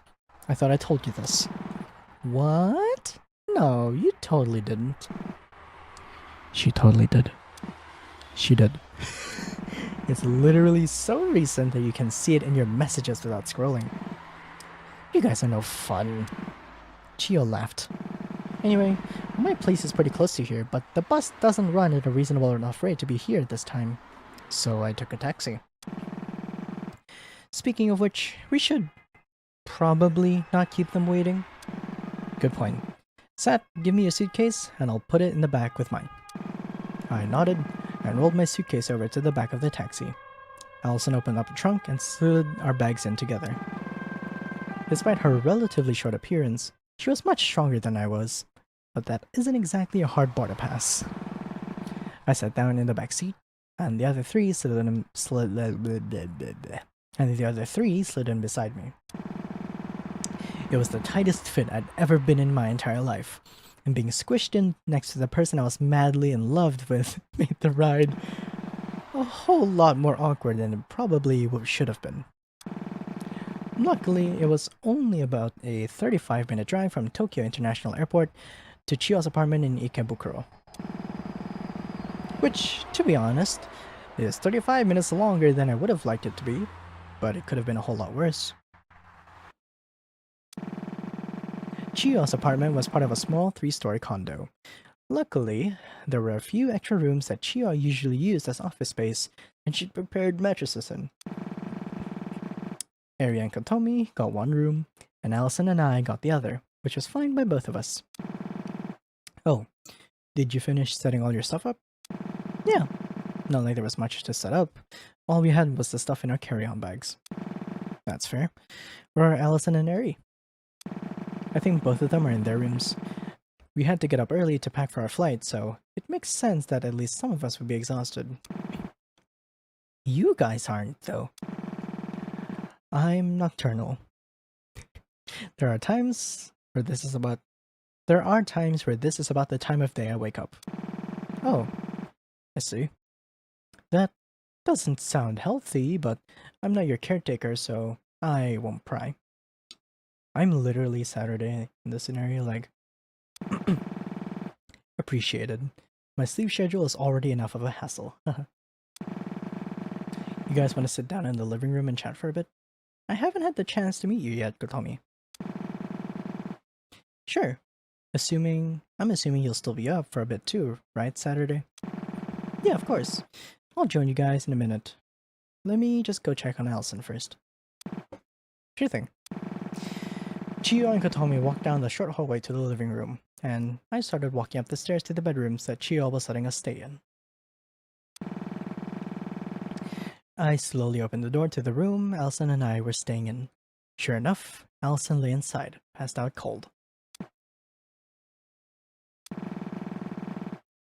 I backed out of the room slowly, but then I heard a soft voice from below me. Saturday. I looked back, and Allison had one of her eyes open, looking at me. What's up, Allie? Can you do me a solid and fill up that glass with water? I don't have the energy to get up and do it myself right now. She pointed at an empty glass on the nightstand beside our bed. I laughed. Of course I can. Hold tight. I grabbed the glass and walked over to the adjacent bathroom and filled it up with water. Then I brought it back to the bedside and leaned down to place it on the nightstand. Thanks, Saturn. Love you. What? I was so caught off guard by Allie's sleep talking. I don't even think she realized what she was saying. I would probably forget by the morning. Saturn is also such a cute nickname. I regained my composure and smiled, then hesitated for a second before I left the room. Love you too, Allie. Oh my god. Get some rest, okay? Closing the door, I stood in the hallway for a solid few minutes to wait for myself to stop blushing before I went back downstairs. Cute.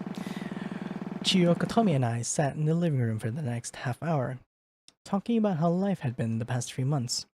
I felt the sense of almost familiarity.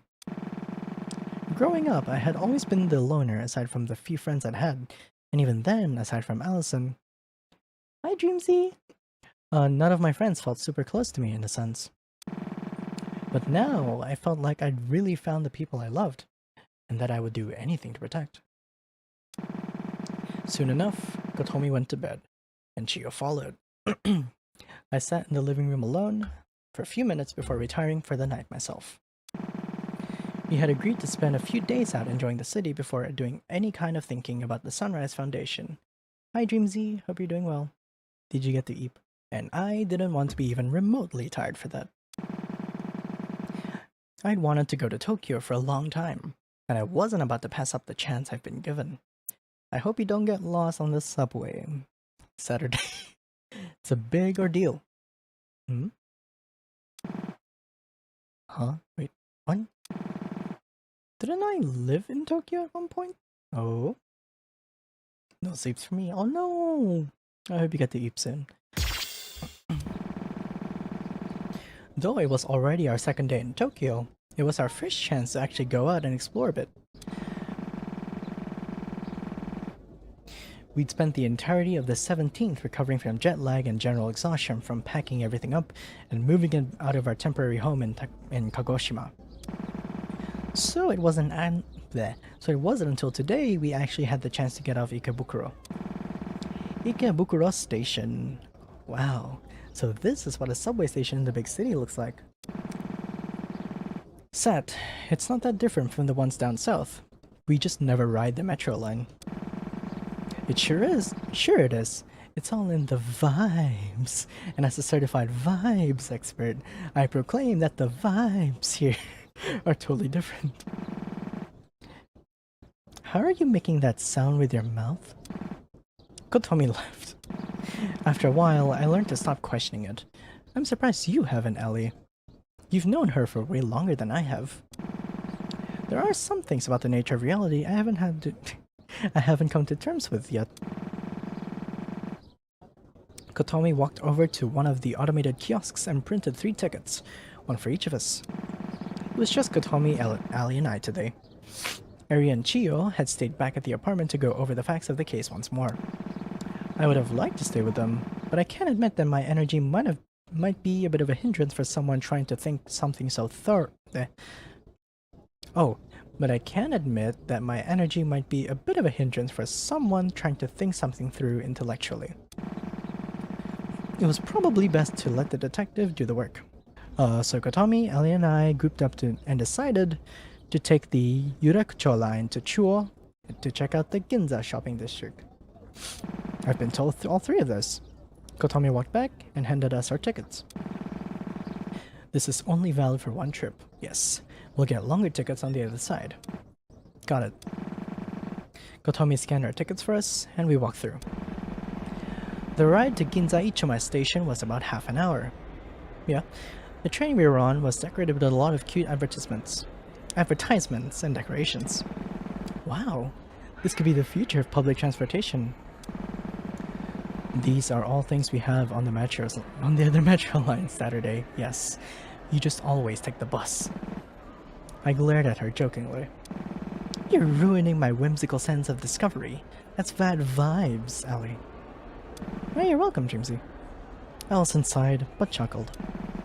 Though the ride was uneventful, just looking out and seeing the sights of the capital of Japan as we rode through Bunkyo and Chiyoda made the ride feel like the gift of a lifetime for me.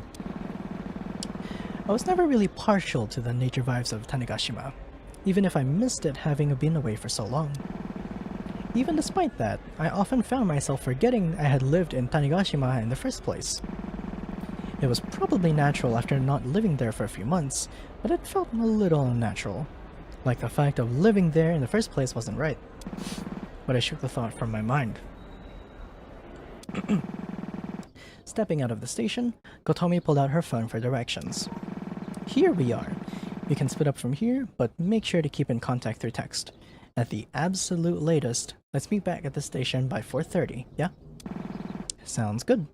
Where are you two going? Oh no, Saturday's going by herself, the ADHD person. I'm going to Ginza 6. I've heard a lot about it for a while, and I want to check it out. Have I been there? How about you? I'll probably just wander around the streets for a bit. It's not often you get the chance to just wander around Tokyo. What are you going to do Saturday? I'm going to take a taxi up to Akihabara. More my kind of vibe. That's pretty far out. Should I come with you? I mean, if you want to, but I know how to use a taxi system. Allison seemed to contemplate for a second, but thought it would be better to just trust me, which I appreciated. Okay, just text if something happens, okay? Yep, will do. The 3 of us split up, each exploring the big city in the way that appealed to us the most. Despite the rough circumstances that led us here, the chance for a trip to the capital isn't worth wasting. Eri and Chiyo could discuss them at home, but we were all more than willing to take a much-needed breather. Immediately after stepping out of Akihabara Station, I was assaulted with a wave of sound. It made sense, after all. It's also winter. Akiba was the biggest electronic district of Tokyo, yes, covered from head to toe, or floor to ceiling, with anime and video game merchandise. Yes, holy shit, this is insane. Of course, my excitement and adoration tripled once I actually reached the main strip of Akihabara. Even though its full glory shone in the middle in the night hours when the streets were all illuminated by the neon glow of the buildings from all angles, the sheer size of everything made my jaw drop. Buildings were adorned in signs in all possible positions, and even the characters on the signs seemed to be fighting for space just to say everything just to say everything that the sign wanted to say. It was truly an information overload. And of course, I felt right at home in the midst of all this. She has ADHD for real. I walked around in the radio building for a while, looking at every single one of the merch items that adorned each of the floors. After spending an hour here alone and realizing I was only on the third of 10 floors, I forced myself to walk back out for my own good. Yes. I ended up spending most of my time at the game station arcade. I didn't often get a chance to visit arcades, with them being less common in the southwest and straight up non-existent in Tanegashima. Yes! Finally got an S on a 10, let's go! Me playing OS. I spent the following hour and a half trying a bunch of new rhythm and fighting games I never got the chance to try, and falling in love with a whole ton of new games all over again. That's what Kanchi Super does? How is that blockable? At all? I'd known it for a while, but hanging out in Akiba had settled it. I'm definitely moving to Tokyo once all of this is over. Get used to the subway then, Saturday. Kotomi was walking through Ginza, looking around at all of the towering shopping centers around her. Of course, a trip out to Ginza was a little more than a sightseeing trip for her. She and Eri were never particularly wealthy, and that held even more true now that they were running on limited funds that had been amassed during their months of working at a random grocery store in Kagoshima. Honestly, I'm glad that nightmare is over. Never send me back to retail again. True. Also, the crying face in the background, so cute. The extravagant atmosphere of everything related to Tokyo, but especially Ginza, served as a sort of reminder for Kotomi. A reminder of a fancier world that existed beyond what she lived up to at that point, being stuck on Tanegashima her whole life. Not to say she wanted to be super rich or anything naive like that, but Kotomi had a habit of letting others trample over her for the sake of her own success. And you don't really make it anywhere in life if you don't learn how to have the care and love for yourself as well. True! Take care of yourself, lads. Kotomi stopped in front of a video game merch store, which weren't particularly common in Ginza. Did I accidentally walk all the way to Akiba by mistake? Well, whatever. She wasn't really one for that kind of childish entertainment as she saw it, but decided to take a look inside anyway. She's gonna meet Saturday, isn't she? The store nearly wasn't as big as the large expensive department stores that made Ginza what it was, but instead a humble one-story installation into a larger shopping complex. Kotomi browsed the aisles for a little while as she looked at titles of video games she'd never heard of. We're a little bit behind, but that's okay. Yeah. Oh, Xenostrike Legends. I think Saturday told me about that one. Though she'd never say it to her face, at least not for a while, Kotomi envied Saturday, in a way. Saturday had the kind of freedom and energy that most people envied once they hit their 20s. I envy Saturday. And although Saturday would turn 20 next July, ooh, she's 19 now, Kotomi didn't doubt for a second that that energy would stick around for a long while. There was a little demo kiosk for some game console at the back of the store, and a couch set up to imitate a little gaming lounge. So, for once in her life, Kotomi decided to enjoy a bit of the youth she thought she didn't have anymore, and ended up spending 2 hours in the store trying all of the different games. The owner of the store, a surprisingly older looking woman, seemed to get great enjoyment from watching Kotomi try for hours to break all of the scores and see as much of each of the games available. Hi, Nami! Good morning. And see as much of each of the games available. Hi, Amon. Happy to have y'all here. As she could on the limited demo kiosk. When her lunch break came, She decided to go and sit down next to Kotomi on the couch. You sure are having fun here. It's not often you get people spending a lot of time in the game store in this part of the city. How are y'all? Huh?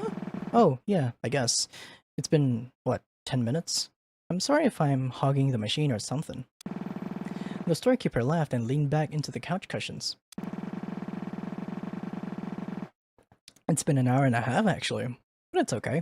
Nobody else really comes by for that long, and I especially don't see people using this old thing.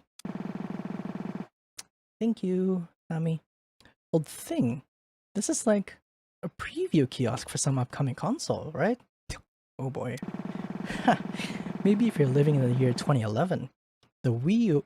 Oh, the Wii. Oh, I don't have exclamation lurk. Sorry.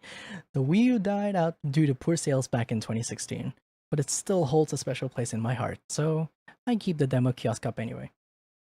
I love the Wii. Huh. I had no idea. I, don't play video games that often. Really? The way you were crushing all those scores, I thought a seasoned pro had walked into my shop. You were having the time of your life. Kotomi laughed, seemingly flustered. Ah, haha. Yeah, I'm not a huge gamer or anything. I don't really have time for that kind of, younger entertainment. I don't have lurk, I'm sorry. Who says video games are for the younger folk anyway? I mean, look at me. Hit my 50s ages ago and I'm still here running this little shack. Huh. I don't think I ever actually thought about it that way. I remember being a young adult. You grow up and then you think that that's that, your youthful days are over, and now you're an all-serious adult who has to work a 9 to 5 and never think about anything else. Huh, as if. Your youngful energy only sticks with you as long as you let it. True. Kotomi didn't have a good response to that, but she knew the woman was right.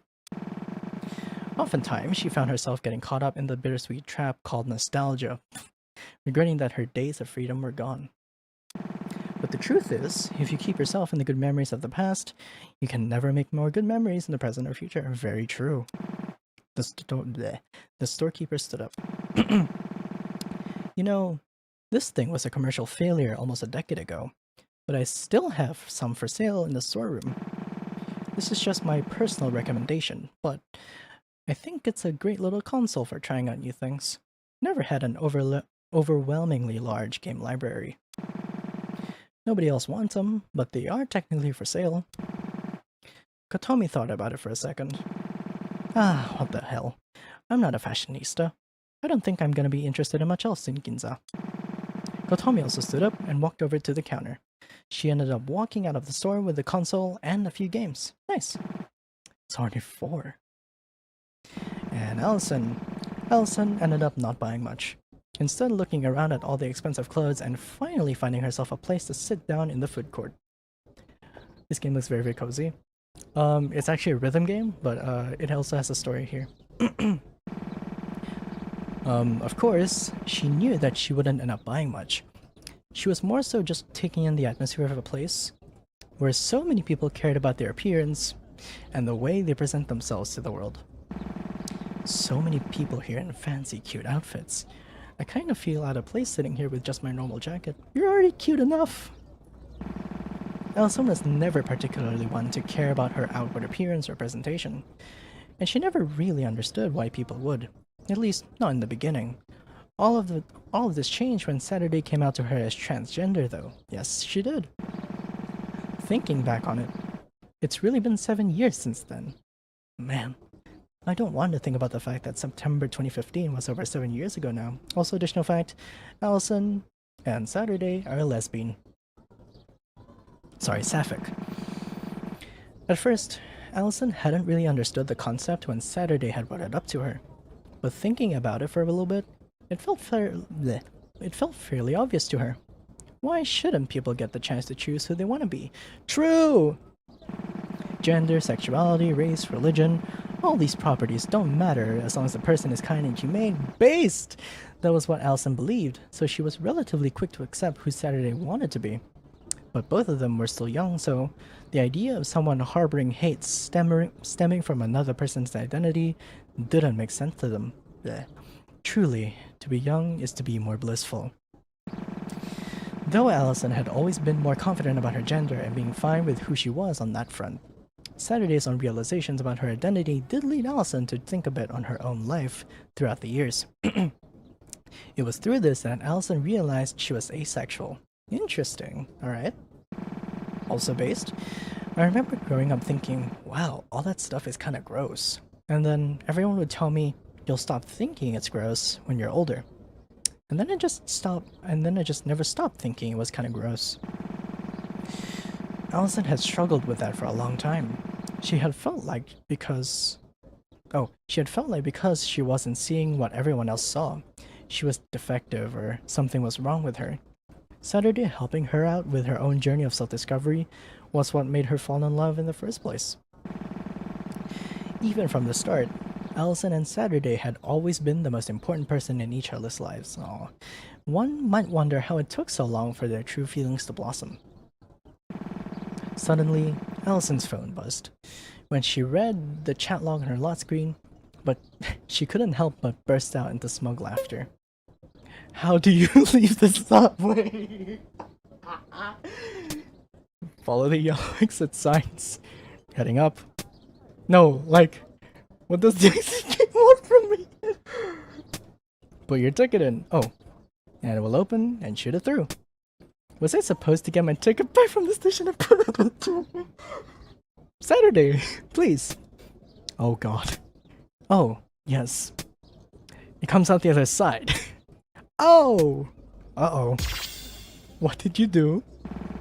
With a helpless grin, Allison stood up from the food court. It looks like she would have to rescue Saturday from the Ginza metro station. Interesting. Oh, are we doing ARG now? I opened the door that only she and I could see. Light streamed into the room, though it immediately left when I closed the door and disconnected my room from the world. I'm home! Not like anyone's going to answer that.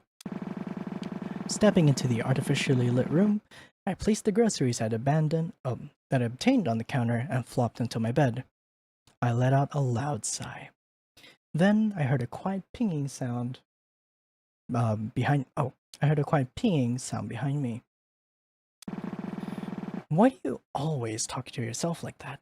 Nobody's going to answer. Hey, shut up. It's not part of my existence to break a habit anyway. Sitting up on my bed, I saw the tall figure of the woman that paralleled me in every aspect, looking down at me with an exasperated look on her face. What are you talking about? That is Ski. That's our missing girl. Wow. You still haven't figured it out? Well, I won't be the one to spoil the story for you then. Ha ha. As unserious as ever, I see. Are you taking this seriously at all? I looked at her. Even in the dim lighting of the room, I could tell she wore no emotion on her face as she spoke. How many times have you asked me that question? You know that neither of us are capable of answering that. Maybe we don't have the mental knowledge of it, but you sure as hell look tired. It's had to have been at least a few thousand cycles by now. Well, there isn't much point in baseless speculation. It's a waste of time. There was a brief bit of silence as she stood there, just looking at me. Sit down. It's the least you can do. Simulated world or not, we're still human. Don't strain your muscles standing up for too long. Where's the trick?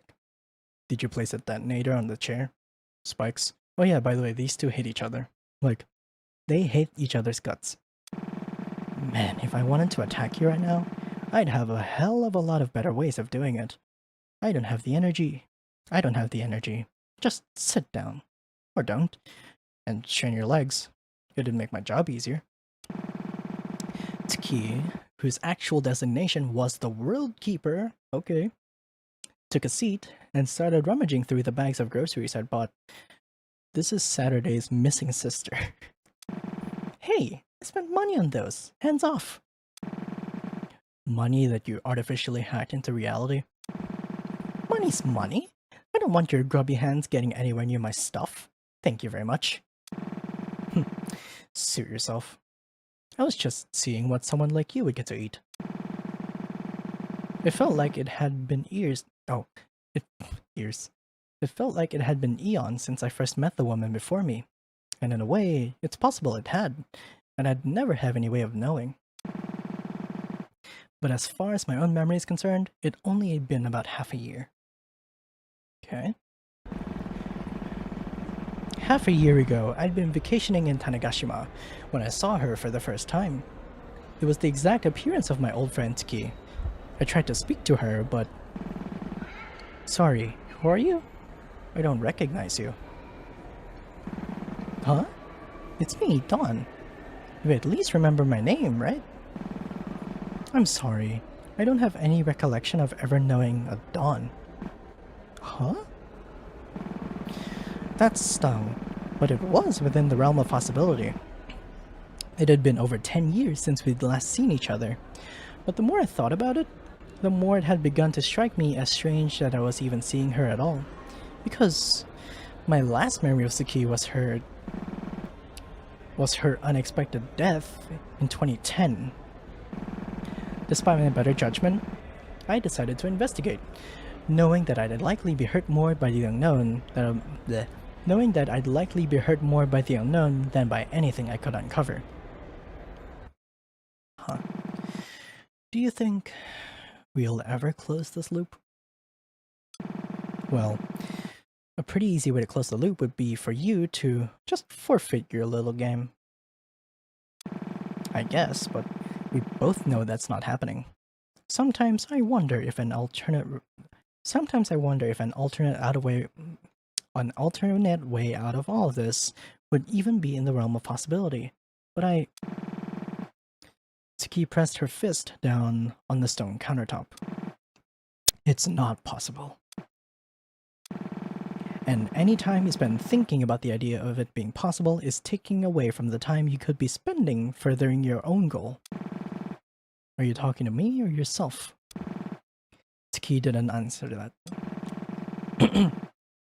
The truth would destroy you, and I'd like to think I have at least a little bit of compassion. You keep alluding to this big truth that you seem to know, but I don't. It's probably the thing I'm getting the most tired of about this whole song and dance. This prompted more silence from Tsuki. To tell the truth, this was nothing like the Tsuki I'd known during my childhood. The Tsuki I'd known was honest to a fault. I think that sole fact about the way the World Keeper carried herself was the first nail in the coffin that had led me to become suspicious of this new Tsuki in the first place. After returning home from Tanegashima during the late spring, I tried to investigate the Tasagata family register, but for obvious reasons, they wouldn't let me, a Hisomeru, look at it. I was about to give up and simply blame it on coincidence, but something happened that changed everything. Eh? What's going on there? I'd spotted something out of the corner of my eye, but when I looked at it, it went away. Well, went away wasn't a great way of putting it. More so, it returned to how it should be. It was a piece of the terrain of the world that had begun to glitch in my peripheral vision, but stopped when I focused on it, or moved my eye. Is this Troclersis fading? Troclersis fading? Yeah, you know, that effect where if you look at something for a while, all the other things in the background either blur or disappear. Oh, that's a thing? Ah, that. The narrator's talking. Wait, who said that? Oh yeah. Suddenly, the entire world around me began to glow a bright light, and everything around me froze, turning into wireframe. I think I can make out a figure, but it's everywhere at once, above and under me, woven into the fabric of reality. What? Ah, Liberator. Surely you understand upon seeing this scenery. Who are you? What are you? Oh, who are you? Where are you? What's happening? And then it all hit me at once. The World Keeper, the Duskbreaker, the truth about this world, the severance of emotion. It felt like my mind was going to explode from the sheer volumes of data pouring into it. I was everything. I was nothing. I was the Liberator, I was the Duskbreaker. Was I the World Keeper too? Forgotten pasts and potential futures flashed before my eyes in an instant, a city outside the confines of reality constraining my vision. I was Saturday, I was Dawn, I was Tiki, voices that both were and weren't mine swarmed in my mind, until in an instant, I was at peace. I didn't know what I was, but for what felt like the first time I could ever think. But for what felt like the first time ever, I could think clearly.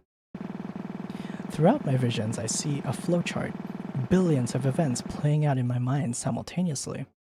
In every one of them, a meddling force, an oversight in creation that prevents progress.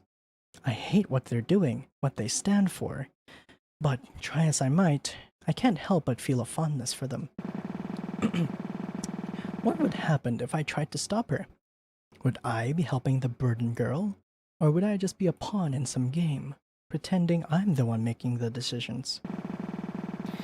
I watch the burden girl struggle, and I can't help but love her for who she is, and feel as though it's my duty to empower her, to be the force that lets her thrive through her hardships. Like Saturday? I see another potential future, one where there's an opposing force, a liberator. I feel fond of it too, but in a different way. I can't tell whether that's me or some other entity entirely. It doesn't act like me.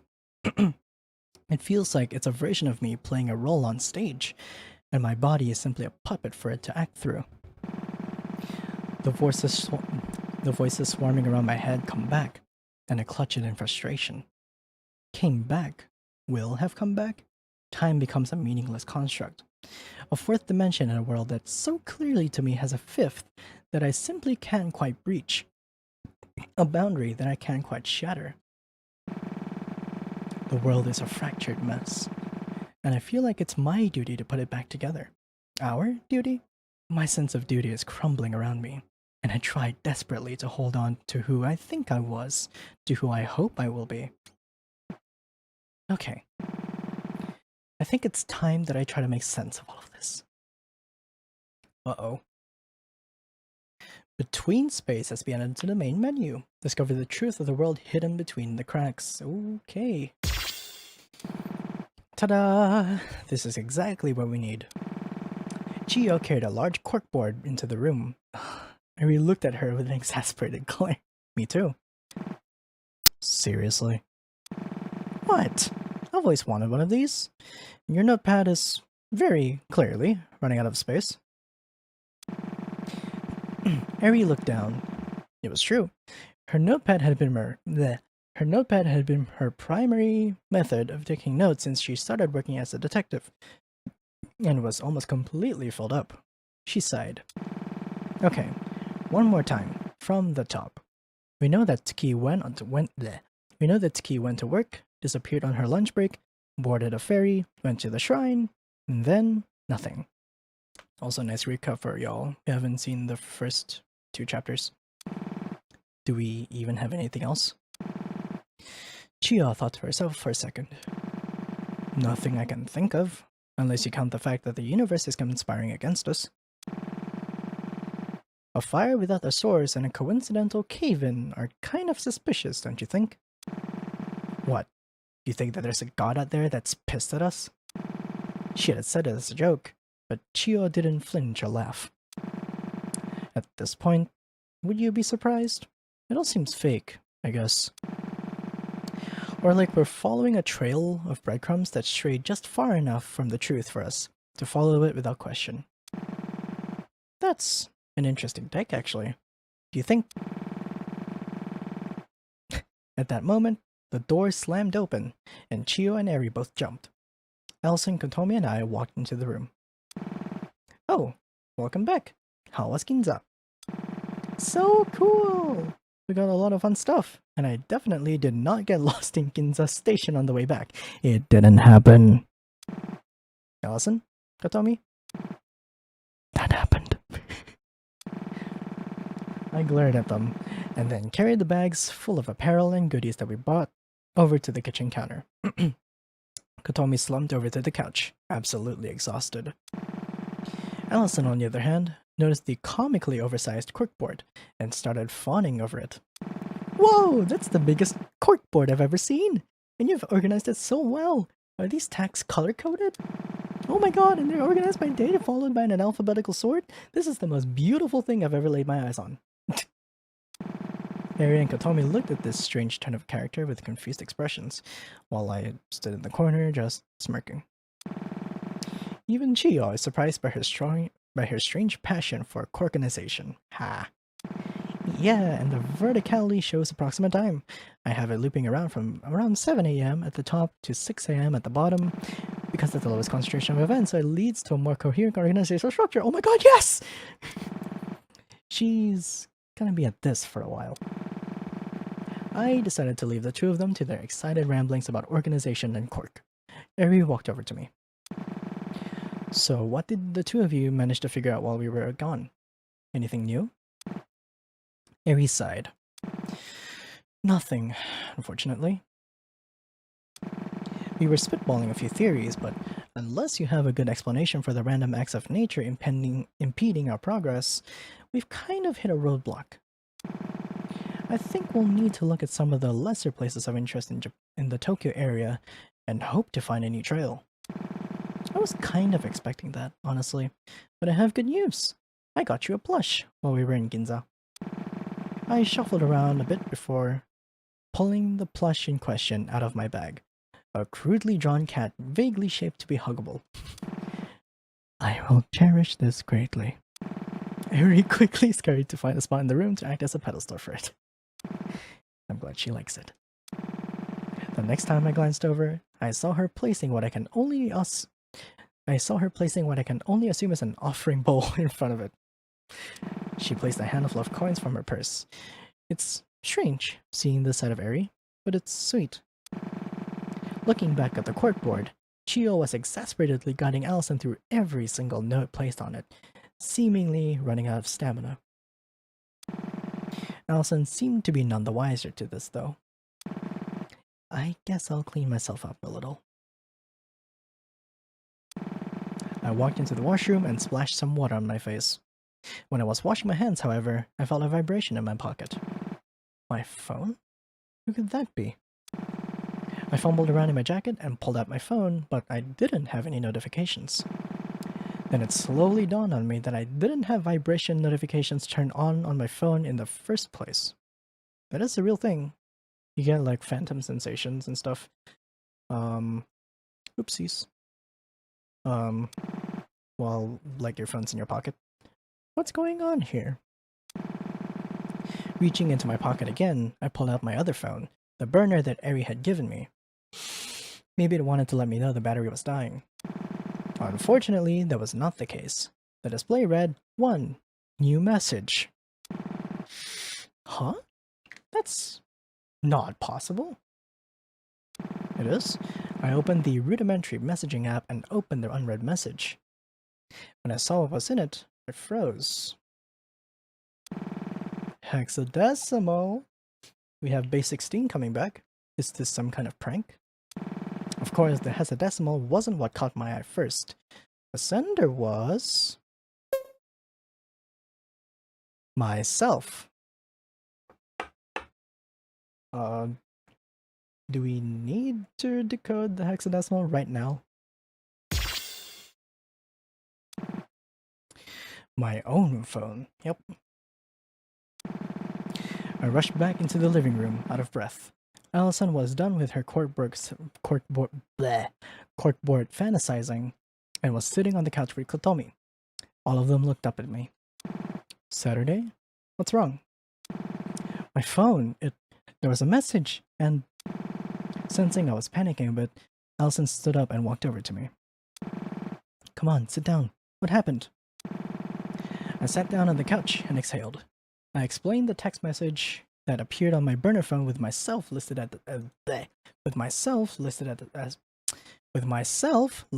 the sender. Thank you. Eri frowned. I would too. Yeah. By all means, that shouldn't be possible. I don't think I have to ask you if you're actually the one who sent the message. Yeah, of course I wasn't. I'm more concerned with the message contents itself. That's readable hexadecimal, yes. Most of the bytes are within the lowercase ASCII range. Yes, it is. Yeah, you're right. I'll transcribe it. Harry took out her phone and plugged the hexadecimal into an online tool. There we go, fourth report.mp4, a file name? My blood ran cold. There was only one thing this mystery person could be hinting at by sending only a file name. Sure enough, it led to a video on the Shrine Report.xyz site, which presented a similar kind of puzzle to the original video from way back in the summer. We spent a good hour or so trying to solve the cipher. It led to an address and time similar to the original video, an empty lot near Shinjuku Station, at the time of 8:15 p.m. on November 19th, tomorrow. We all went silent after that. It was clear what the message was asking us to do. Okay, if no one else is going to say it, I will. This is totally a trap, right? Definitely. But also one I'm not sure we can afford avoiding. Normally I'd investigate with backup, but we don't have that luxury. Eri stood up from the couch and clenched her fist. Chio, would you mind accompanying me tomorrow, in case it's dangerous? You're the oldest one here. I'm sorry to have to involve a civilian in a situation like this, but I need backup of some kind, and you're definitely the most able to fend for yourself. Of course, Eri. I stood up, protesting. Hold on, why just you two? I know it's dangerous, but this message was directed at me, right? They definitely want me there. That's also a good point. Because if it is a trap, we'd be bringing you directly in harm's way. Isn't that my choice to make, not yours? I understand, but please, I want to know the truth. There's no convincing you otherwise, is there? Sat, are you sure you want to do this? I don't want something to happen to you. Danger always fine, Saturday. I'm sure. Please let me come. This... Get your mind out of the gutter, Acacia. This feels like the culmination of everything that's happened these past few months. I'm begging you guys. You're right, I guess. But I'm coming with you. Eri started protesting, but stopped herself. Hold on, Oh, never mind. But you two are going to be on a tight leash, okay? Allison and I both nod. Eri knew by now that the only person as stubborn as I am is Allison, and that it'd be a waste of energy trying to fight us. But we also know that Eri just wants us to be safe, so we don't usually go against her wishes unless it's really important. It's settled then. If we leave by 7:30, we can get there at the designated time easily. I suppose you're also going to want to come, Kotomi. Of course I am. My best friend and my sister are going into the enemy's nest and you want me to stay at home twiddling my thumbs? Not happening. Kotomi's determination was unwavering, something that we rarely saw from her. My toe just cracked. But she knew how to stick to her beliefs when it came down to it. It was one of the reasons we got along well in the first place. Very well. Until then, let's try not to worry. Fear is the mind... something. We had tried to take our minds off of what was coming, but it was a fruitless effort. It was approximately 90 minutes before the time specified in the puzzle video, and I was sitting on the bed in my guest room in Chio's apartment. I wasn't sure how to explain the feeling, but it felt like everything was converging to this single night. I wasn't sure if I was ready to find the answers that were waiting for me. Make sure I'm recording.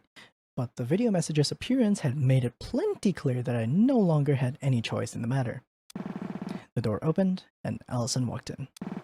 Are you okay? Yeah, I am. I'm just... nervous. She sat down on the bed beside me and rested her head on my shoulder. Aw. I'd be more surprised if you weren't nervous. I'm nervous too. I think everyone is. But I don't doubt that you've got it worse. So much of this is centered around your old feelings. I guess it's just important that I make sure you know that I'm here for you if you need me for anything, ever. I think that that's been the main reason I've been able to come so far. Yeah? What makes you say that? She was hiding it, but I could tell that got her all flustered. She had that oddly insecure side to her compassion. At first, I wanted to pretend that everything was okay. All those months ago, on that day that ended in the museum fire. I hurt you and myself by trying to force myself to believe I was doing better than I was.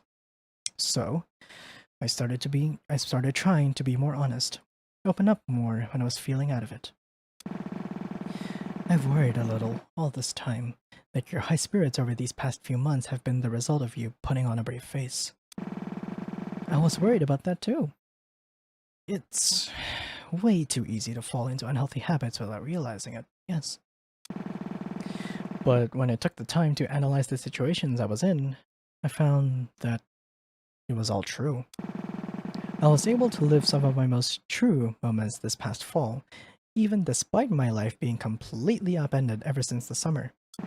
And while yeah, I owe some of that to Eri and Katomi and even Chiyo, I think most of it was because of you. You flatterer. I'm not special. There are tons of girls like me. Well, come on. But if that's true or not doesn't change anything, because I don't have this kind of connection with any of them. Huh. Fair enough. True though. Glancing at Allison, she buried her head in my shoulder. God, you're adorable. Obviously not expecting a wholehearted answer to her joking question. You've changed too. Have I? Absolutely you have. The Allison of summer 2022 would have told me that there's absolutely no way we should pay any mind to the puzzle video.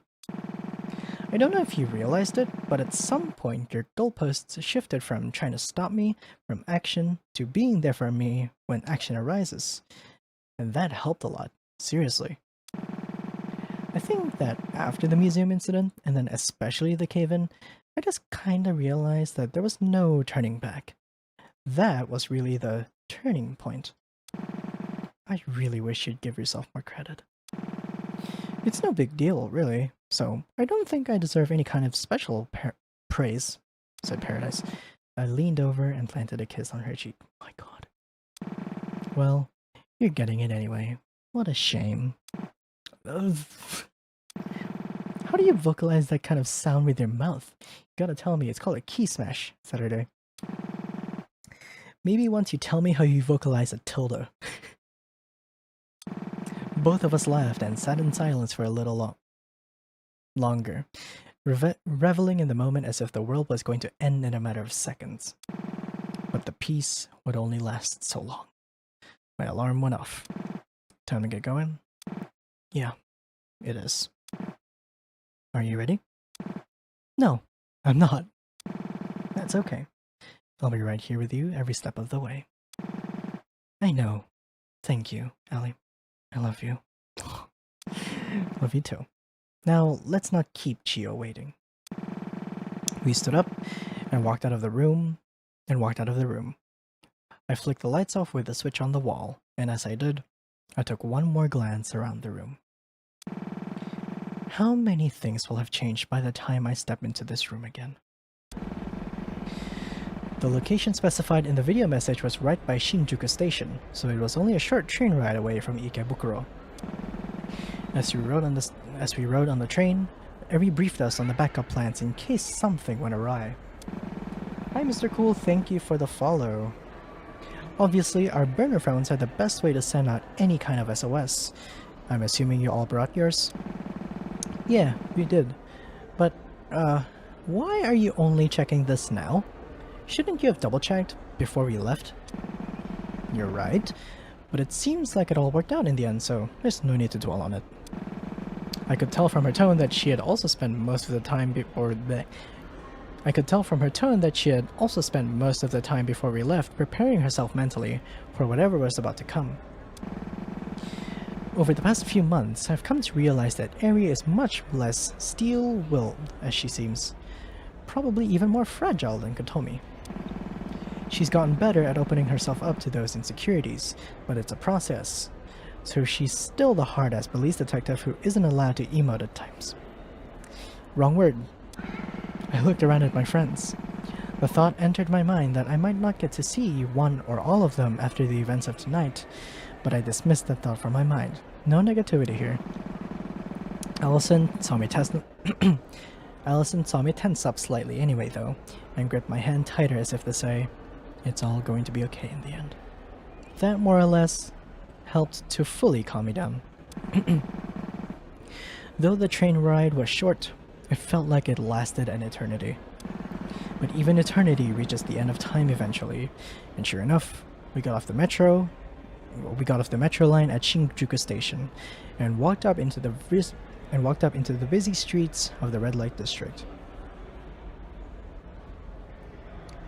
Yeah, we are on the final episode of the final episode of chapter 3. I will need to check if I played your song. The location we'd been pointed to was visible immediately after leaving the station. It was... Wait, what's going on here? I thought that it was an empty lot on the map. It definitely was. Looks like the gate to the lot is open. Almost like we're being welcomed in. My uneasy feelings rose up briefly, but I gripped Allison's hand harder and we walked forward through the fence surrounding the building that shouldn't be there. The building was tall, easily about 15 stories. When we walked around the back, there was a plate near a door that made me freeze in my tracks. The Sunrise building? Hearing my shock, Eri, Kotomi, and Chiyo hurried over. Sure enough, the back entrance has a sign above it that read, "Sunrise Building, Rear Entrance." The Sunrise Foundation again. They've been all over this mystery. And now, a building with the same name has appeared in a lot that we were led to believe was empty. It shouldn't be a stretch to say that something's up here. It is. You're right. Why didn't this building come up? And something else is bothering me. The four of us looked at Eri. What is it, Er? When we were walking in here, I saw one of the pedestrians look at me and overheard them saying something along the lines of, "Why are they going into that empty lot?" You think they can't see the huge-ass building for some reason? It's not impossible, as if to them it doesn't exist. So then why can we see it? Because I have allowed you to. The five of us, hi Dawn, the five of us jumped at the sudden arrival of a voice unfamiliar to us. Spinning around really fast, we saw a woman in a long dress leaning against the side of the building. Who are you? Are you... Relax. I'm not your enemy. I'm the one who called you here in the first place. I take that to mean you would be Kisho Biori then.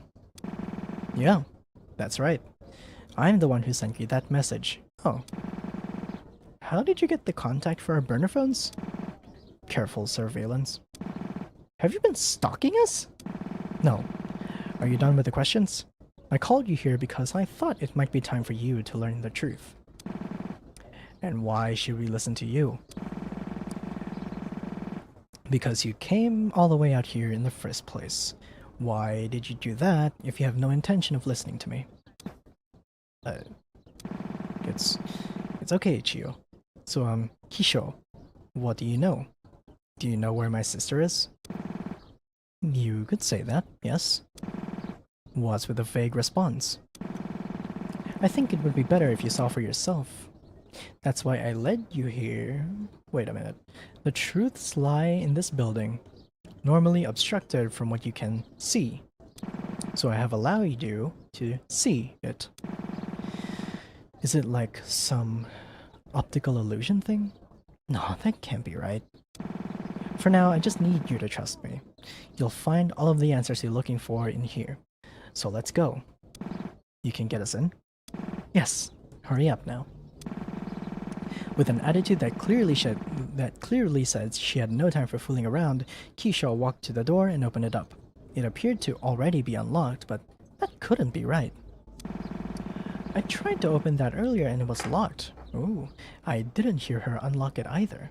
Just who is this girl?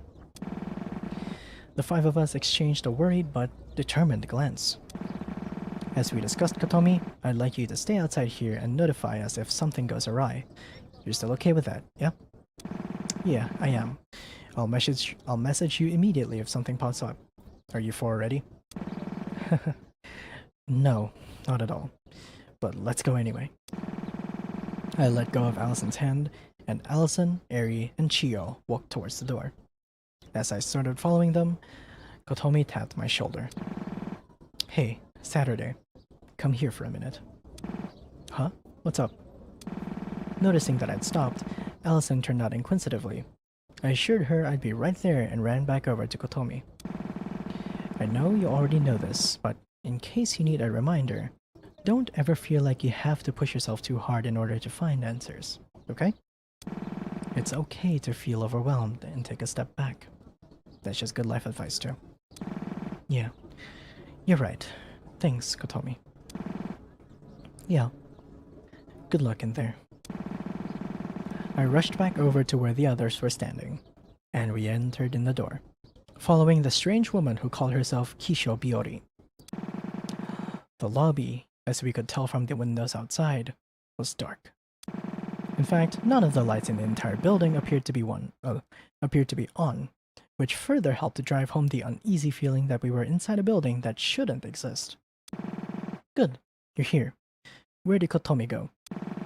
We decided before coming here that if it came to us having to infiltrate some kind of building, she'd remain on lookout outside. That's not a problem, I'd assume. Chio spoke matter-of-factly with a cold tone I'd never heard from her before. She clearly didn't trust Kisho, and for good reason. Kisho sighed, but ultimately didn't argue back. Yes, that's fine. We should be quick regardless. I can't keep this up all day. Keep what up? You're going to have to start actually explaining, you know.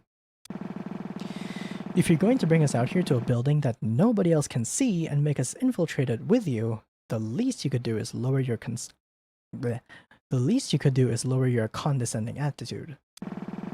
Kisho looked like she wanted to snap back against that, but ultimately decided against it. Fine.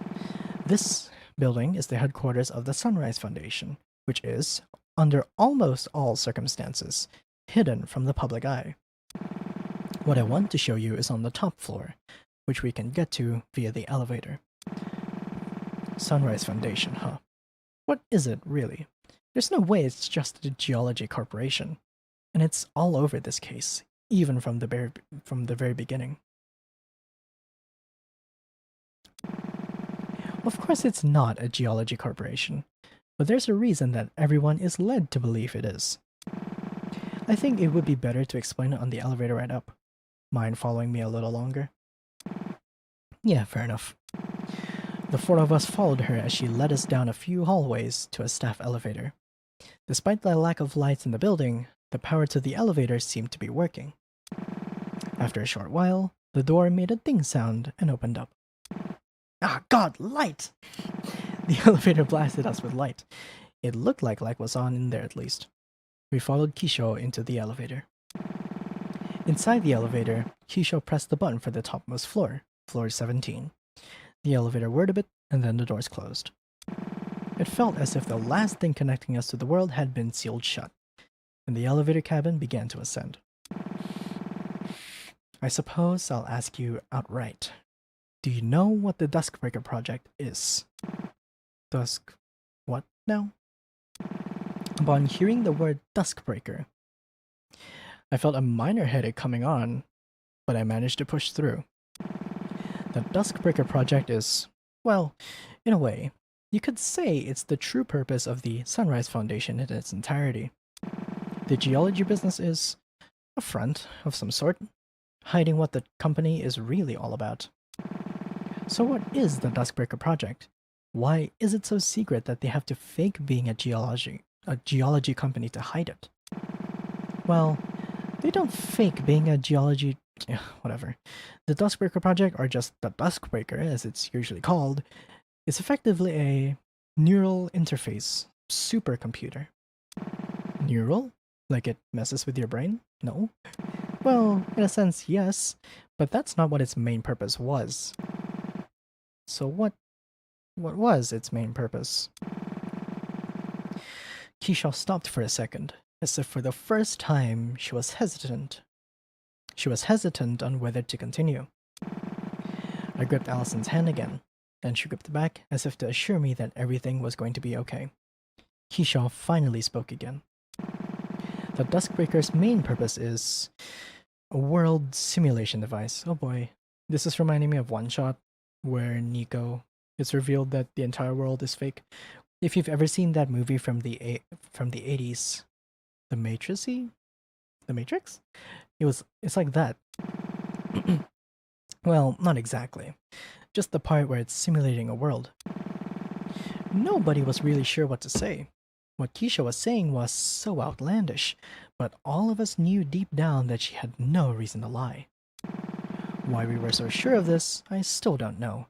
But nobody tried to call her bluff, or tell her she was full of shit.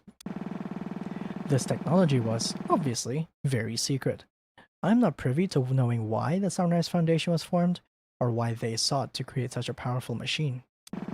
But the facts remain that the Duskbreaker does exist, and it's at the center of everything relating to your sister's disappearance Saturday. To tell the truth, even from the start, I knew that there had to be some big company involved with all of this. But a world simulation is... I didn't even know humanity had the technology to make something like that. Well, you could always ask the lead engineers. Both of them are in this elevator. What? All of us jumped. Though we had been less surprised by the revelation that a world simulator existed than we even thought we'd be, no one seemed prepared for that one. The lead engineer on the project was Kisho Iori, myself, and the assistant lead engineer was one Chiyo Sakamura. What, me? Everyone turned to look at Chiyo, who seemed to be the most surprised out of anyone. Are you serious?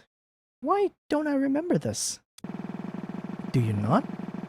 It makes sense that you would forget the exact details, but you yourself said that you had memories of working at the Sunrise Foundation, didn't you? It was said so casually, but that most of us didn't think much of it. But Eri, being the natural detective that she was, didn't let that slip up pass. Hold on, how do you know about that? We just met you today. And Chiyo definitely didn't talk about that any time within the last few weeks. Hey, wait, yeah, that's not right. What are you playing at, Kisho? Who are you? You're not Kisho. As if the next domino in a row of revelations had fallen over, all of us turned to look at Chiyo, surprised. I'm also confused. It's true that I have fragments of memories working at the Sunrise Foundation. I don't remember working on any Duskbreaker project, and I don't know why the hell I would have forgotten. But I do remember one Kisho Biori. She was not you. So, who are you? The woman who had until this point called herself Kisho sighed as if she was minorly inconvenienced. It was the most believable way to get you into the Sunrise building. I just took the most logical path. You tricked us! What the hell are you going to do with us? Nothing.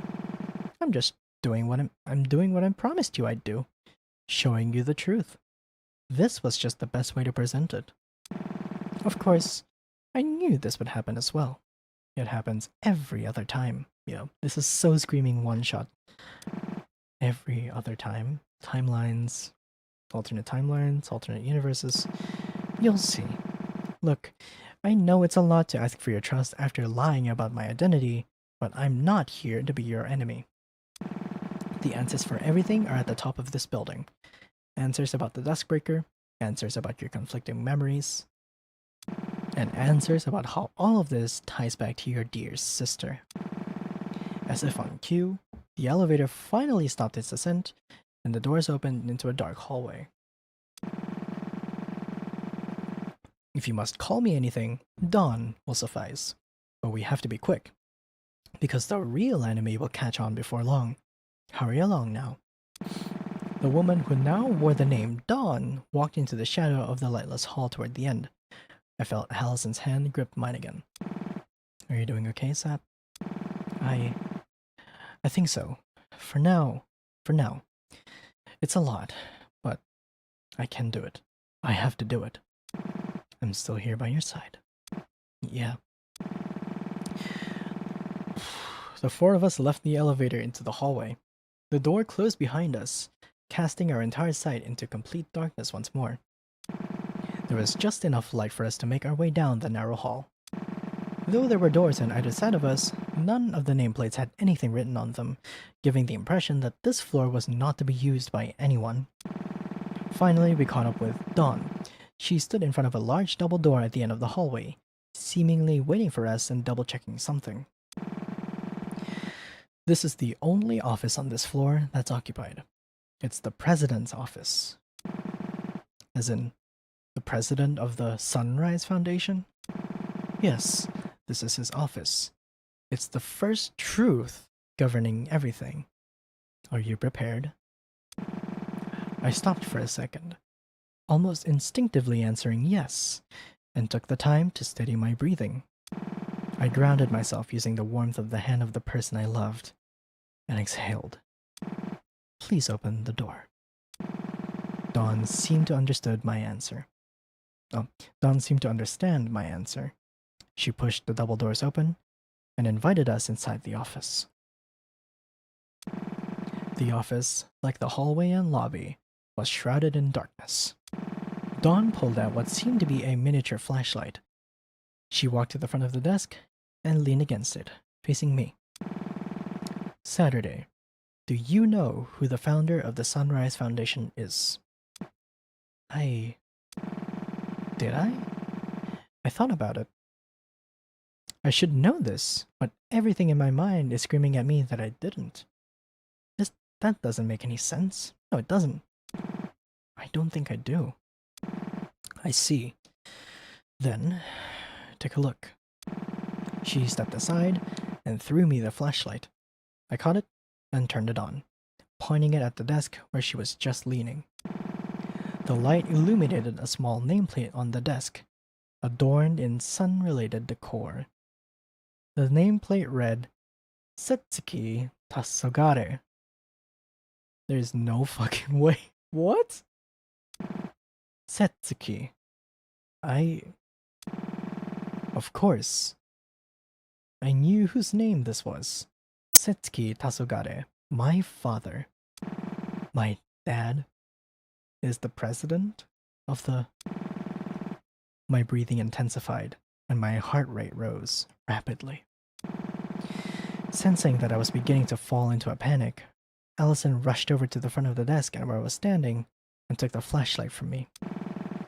Placing her hand back in mine and squeezing it tight, I breathed. Setsuki Tasogara is my father, and he's the president of the Sunrise Foundation. Though this should have been a major revelation, nobody in the room was losing their mind from the shock. On the contrary, it felt like a lot of things finally clicked into place. Yeah, that seems right, doesn't it? Oh, my eye is about to hurt. I turned to face the woman calling herself Dawn. Dawn, what's going on with our memories? Why do these conflicts keep happening? And why does it feel like all of our memories have been overwritten and we're just now getting them back? Dawn hesitated, a rare sight for her. But finally, she spoke. I think it would be best if we continued. There is still more to be seen. At those words, something finally boiled over inside Allison, and she snapped. Okay, I've had enough of this. How long are you going to string us along and force us to play by your rules? Even if you're trying to show us the truth, you're doing it in a way where you're more or less just toying with our emotions. Is this like a game to you? Do you actually care about Saturday learning the truth so that she feels better? Or is this all just some kind of fucking story to you? Do you not have even a bit of compassion to give her the time of the goddamn day? Dawn stood up from her leaning position against the wall, angry. How dare you? I'm trying to help you and this is what I get? We only have so long before the World Keeper takes notice of what's going on and we get sent back to cycle start. Even now, you keep spouting off this shit like you expect us to just understand, but we actually ask for clarification. You just say the answer's up our head, ooh, and expect us to just be okay with that. What the hell is a cycle? Who is the World Keeper? Can you finally answer some of our goddamn questions? As the tension in the room clearly continued to escalate, someone other than the two arguing finally spoke up. Okay, Allison, let's calm down. I understand your anger. And Dawn, it's time for you to give us some answers on our terms. Because you clearly benefit from us knowing the truth in some way, and if you don't start actually listening, we're heading right back down where we came from. Eri was surprisingly good at diffusing this kind of situation in her own unique way. She spoke to Allison with compassion and understanding, and switched to being cold when addressing Dawn near instantly. It was one of the things I most respected, and kind of feared about her. Dawn seemed completely unbothered, though. She changed back into her normal, serious self instantly, so fast that it almost felt like she had never lost her temper to begin with. It felt inhuman. Dawn, I'd like to ask you a question about the Duskbreaker. It's the hypothesis I've come to with all of the context you've given us. All you have to do is confirm or deny if I'm correct. Yes, I can do without the in-depth explanation. I'll answer. Before I ask, Saturday. I returned to face Allison and I. Depending on the answer to this question, everything could change. And I do literally mean everything. Are you sure you'd like to stay in the room? Or should I wait to ask? After a few more deep breaths, I answered honestly. I'm staying. Good. Please ask your question. I want to know. Very well. She turned back towards Dawn. Between all of the insane things you've mentioned tonight, and looking at the state of this building in itself, a lot of things don't make sense. But there is one possibility that makes everything fall into place. It's insane and unreal, but only as insane and unreal as a device capable of simulating an entire world is. True? The question I'm trying to ask is, this world that we live in, that we walk around in, that we're standing in right now, is this the real world, or the simulated world inside the Duskbreaker? There was a short moment of silence. I let out a completely forced laugh. Come on, Eri. I mean, I don't doubt this Duskbreaker thing exists, but there's no way, right? Dawn, however, sighed. I suppose the answer you're looking for is that this is the simulated world of the Duskbreaker. Though, describing it as not being the real world is a bit of a false descriptor. I see. Chiyo, please move Saturday and Allison to the corner over there. Chiyo jumped at the sudden request. Allison and I were too stunned to refuse or even say anything at all. We moved into the corner of the room. It all happened in an instant. Eri whipped a small pistol out of her jacket and pointed it directly at Dawn. I'm going to ask a few more questions, and you're going to answer them. Understand? Dawn, however, did not seem at all fazed by the gun pointed directly at her chest. You know, I wasn't sure about the right time to bring this up, so I'm sorry if this is another major revelation. But there was something I noticed when investigating Tsuki's office all those months back that I never talked about. Huh? What is it? A whole lot of books about something called the meta-layer concept. It's all pseudoscience mumbo-jumbo, but if I apply it to this situation, a lot of things suddenly make sense. Basically, it talks about the idea of world layers, the idea that there are dimensions above us that look down on us as we do to fiction. I can't say I understood much of it at all, but, well, a lot of things would make sense if this woman in front of us was from a different world. Yes. Are you serious? How is that even possible? Dawn sighed. Not only is it possible, but she's right. I'm not originally from this meta layer. None of us are. This is a simulated world, not a natural meta layer. Look. The moment the word look left her mouth, she was gone. In an instant, she appeared behind Eri and snatched the gun out of her hand and seemingly slipped back to her original position. Eri flinched and dropped her composure for a second, but steeled herself again. To you, it probably seems like I teleported just now, correct? In a sense, I suppose you could call it that. But in reality, all I did was manipulate my own properties' coordinates, notably my timescale and coordinate positions, yes. It would take way too long to explain how the Duskbreaker works, and it's not too important for what I'm trying to achieve for you to know the exact details of it. What you'd need to know is how we all got here in the first place, why we're here, why the Duskbreaker was turned on. Dawn nonchalantly walked over to the desk that belonged to my dad.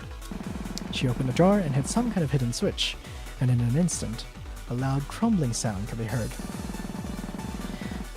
The bookcase at the back of the room began to move ever so slightly, revealing a hidden elevator door. Dawn turned to look at me, still unsure of how to react to anything that had happened in the past 10 minutes. This elevator leads to the Sunrise Foundation's hidden building. Inside it is the room where the Duskbreaker is stored. In the real world. It's where the truth lies. I will wait for you down below. Please follow when you're ready.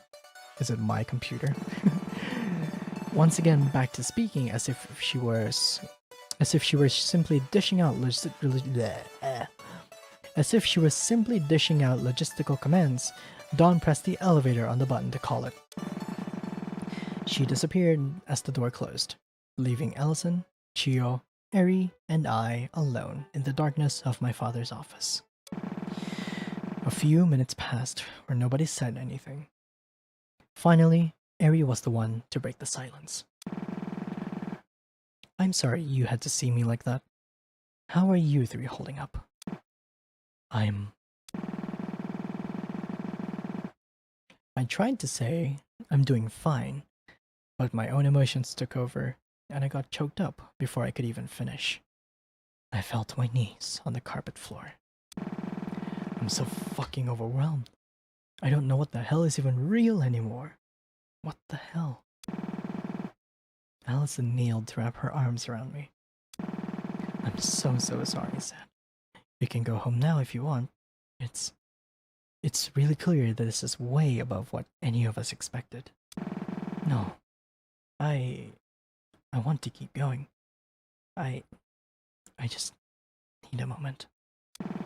And many moments I was given. Kneeling on the ground, I sobbed for a good 10 more minutes. I probably would have continued for another hour if Allison wasn't right there with me. Finally, I stood up. I turned to Chio. Chio, about your memories. Have they come back yet? Not all of them. But I remember why we started the Duskbreaker project. What it was that Setsuki, that your dad wanted to achieve. Please tell me. Please. I want to know what led to all of this. I can't tell you the whole story because I don't know it. I'm assuming that that woman has her own side of the story to tell, down in that secret basement. But, from my recollection, it goes something like this. Someone's still chasing them. I don't think I was ever privy to what it was, but something really horrible happened in your childhood Saturday. You were traumatized really badly as a result, and spent a lot of your early years as a recluse, never going to school, or making any friends. I remember Setsuki telling me a lot about those days. I think he thought that it would improve over time. Or maybe he thought it would improve faster than it really would. That's why he was so absent. For whatever reason, Setsuki was really down when it seemed to him like you weren't feeling any better as fast as he expected you to. I don't think he wanted to rush you or anything. I don't really understand the feelings of a parent, though. Regardless, growing up and observing how much you were hurt by whatever it was that happened to you changed Setsuki's outlook on a lot of things in life. I don't know if your memories allow you to remember, but Setsuki was a large shareholder in a lot of really big corporations around the time you were born. After it became clear how deeply you were traumatized, he sold a lot of his shares and funded the Sunrise Foundation. What even is the Sunrise Foundation? It's clear that it isn't the geology company that we've all been led to believe. This next part is complete speculation on my behalf. I think that the whole geology thing was a part of his simulated world, and not an actual part of the Sunrise Foundation as it is in reality. That sounds right, because I don't remember Setsuki ever mentioning anything about the geology front to me when I was working there. I only joined on to work on the Duskbreaker project, which was the fourth major project by the company. The whole goal of the company was to experiment with alternative scientific approaches to psychiatry, basically. Trying to use technology to assist with recovering from mental health issues. And starting with good intentions sometimes leads to bad endings. So what was the Duskbreaker, supposed to do? It really doesn't sound like whatever it was meant to do worked correctly. Yeah, definitely not. I can't speak on the previous 3 projects by the Sunrise Foundation, but the Duskbreaker was meant to be a sort of VR exposure therapy in a way. It was meant to provide a safe simulated environment for a subject to face their trauma. I don't like that. That idea sounds flawed from the premise alone, yeah. It probably was, but Setsuki was determined to a fault. It bordered on an unhealthy obsession.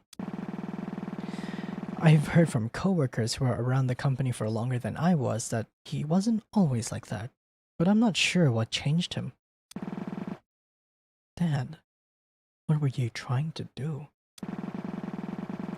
If that's the case, then how did we end up here? Inside the actual simulation itself? How do we get out of here? Unfortunately, I don't have the answers for that. That's where my memories cut off. Were they wiped? No, not like the others. I think whatever it was that happened to lead to all of this was something I blocked out of my own memory. A long silence fell over us again. Every once in a while, I felt panic creeping into the back of me, but I steadied my breathing and kept myself grounded. Finally, I felt like I was ready. I think it's time to go see what Dawn is trying to show me. I didn't want to go alone, though. Allison, can you? Of course I can. I'll be right there with you. Chio and Eri, I promise we'll be back as soon as we can. Can you remain here for now and look out? Try to get in touch with Katomi and update her. Yeah, of course. Saturday, whatever horrible truth is at the center of all of this, I'm sorry. I helped contribute to something that led to all of this. I can't apologize enough for that. I sighed. I don't have time to think about my feelings on that right now. But what matters is that you're here helping us right now, so I'm focusing on that instead. Chio nodded in understanding. I took Allison's hand again and pressed the button on the secret elevator. The door opened, temporarily bathing the room in the light that signaled our approach to the center of this world. The center of this story. Good luck. Thank you. You too. We stepped into the elevator and watched the doors close, obstructing Eri and Chio from my view for what I could only pray would not be the last time I'd ever see them. Here we go. As we rode down the elevator, I felt a large amount of energy leave my body, and I leaned on Allison's shoulder. Sorry.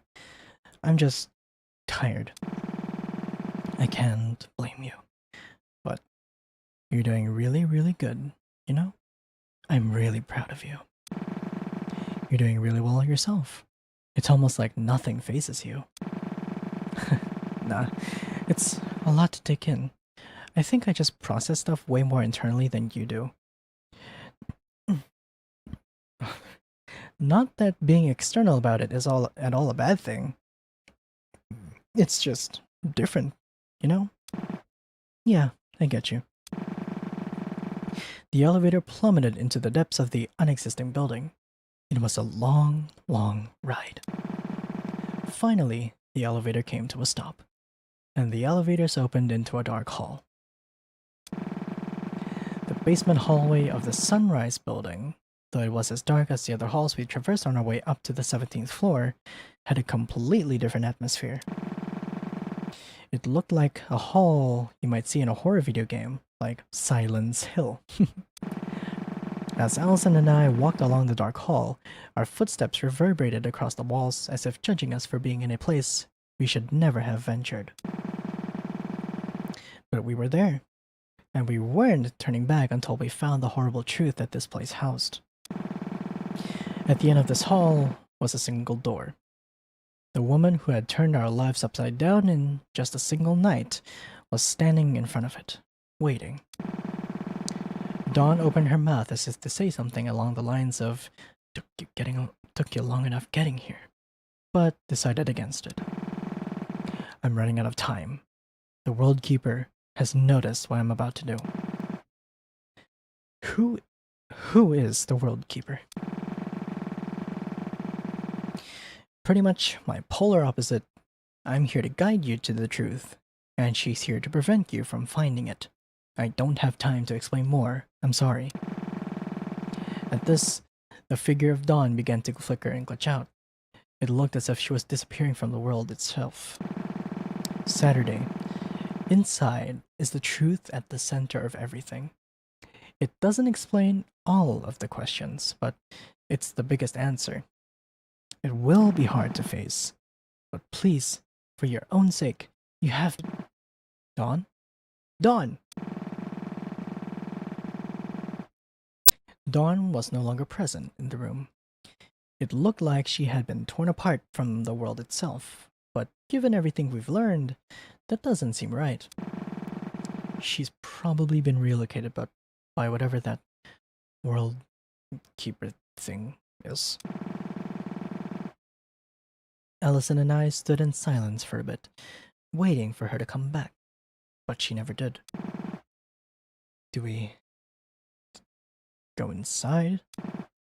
I don't know. As if that was really a question, I placed my hand on the rusted door handle and turned it. The light of truth seeped out of the room. Hello. In another place, a violet-shaded shadow morphed into the fabric of the environment.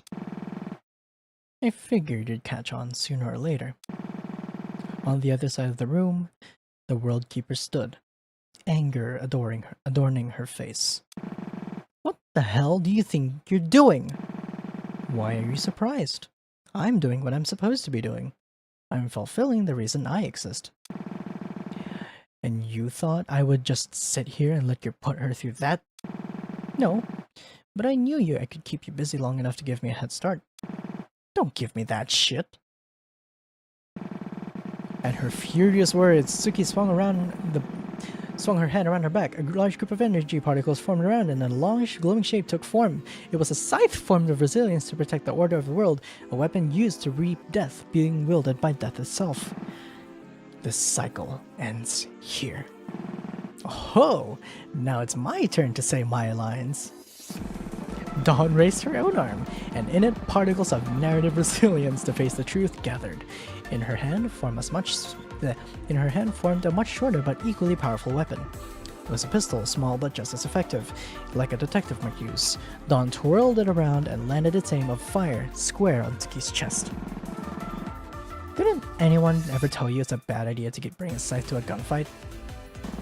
The opening move was made. One shot fired. Of course, that bullet was never going to hit anything other than the wall, but someone has to make the first move. Tsuki flew into the air, gracefully but with an offensive intent rather than defensive. She brought her scythe down towards where Dawn was standing. Dawn dodged out of the way just in time, like she had done so many times before.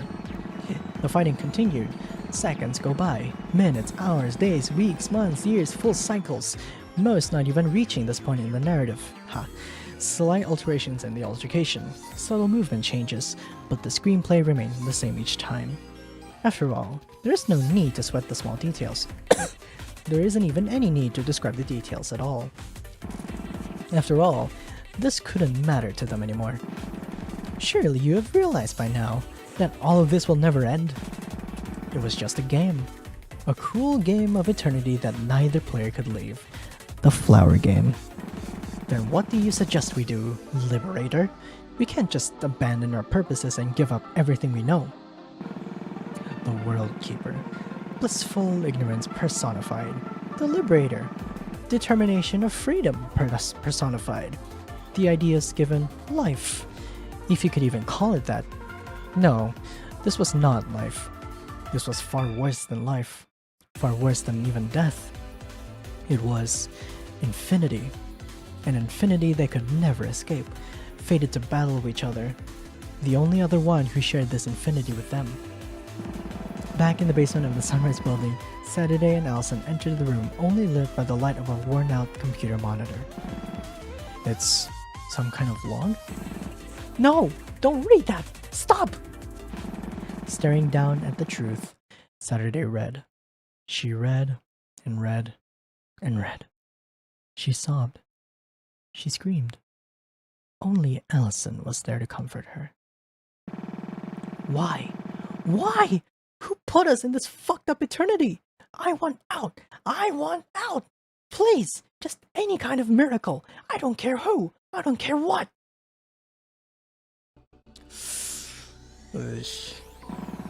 At some point, Tsuki's voice had started coming out of Dawn's mouth. No. It was more than that. It was my voice, it was also hers. The fighting continued, the crying continued, fates forever intertwined in the Mobius strip of life, death, and repetition. Yes, and only a miracle could save us now, a blessing from a higher power, a gift from the heavens itself. Whatever the form it may take, as I sat here observing, all I could do was pray for a miracle. And then, everything reset once more. Well,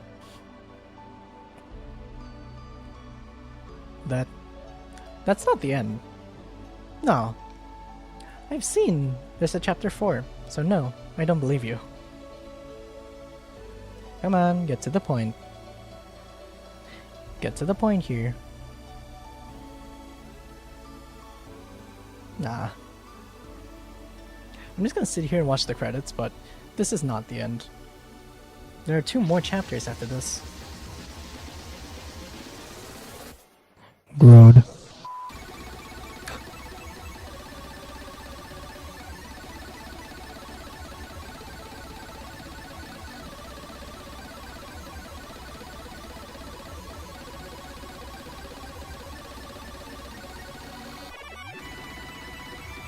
I love Speedcore!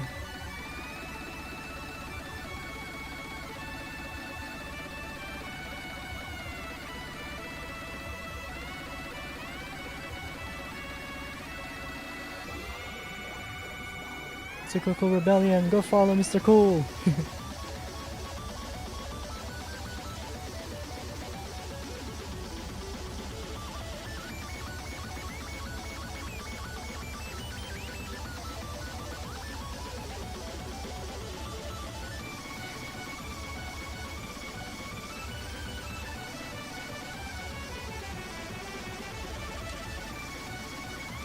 Allison?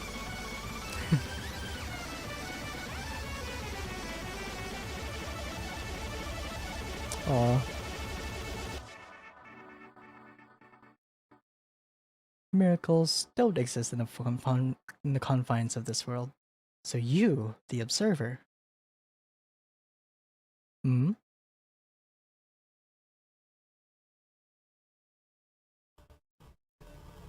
Can you hear me? This isn't over. Yes, it isn't. You know it isn't. Mm-hmm. Everything that's happened so far was all for this moment. Please, I need your help. So,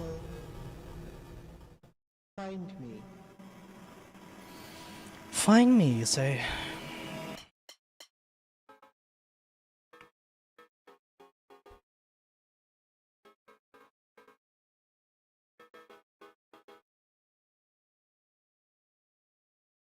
Proof of soul.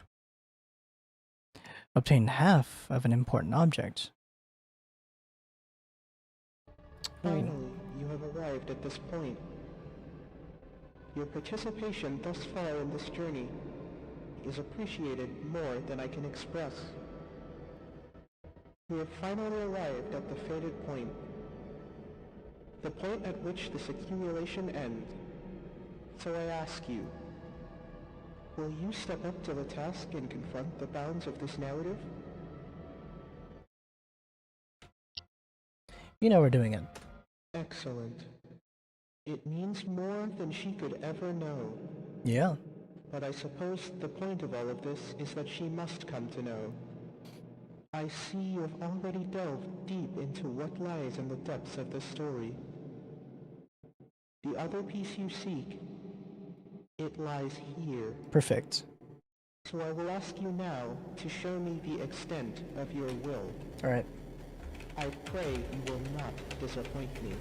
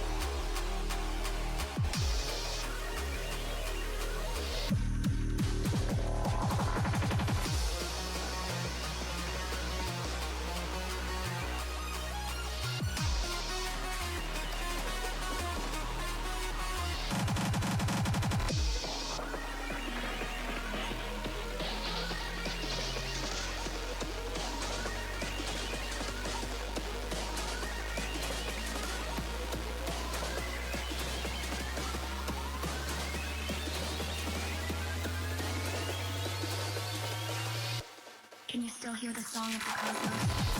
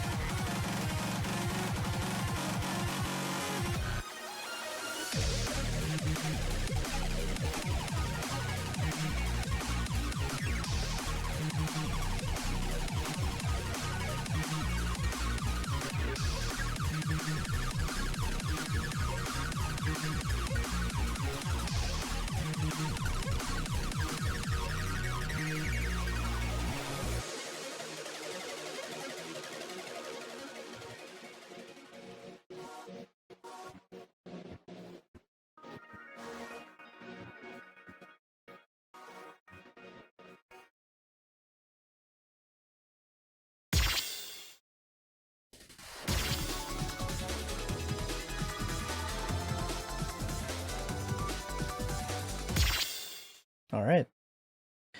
Vividology. Chronostasis. Ugh.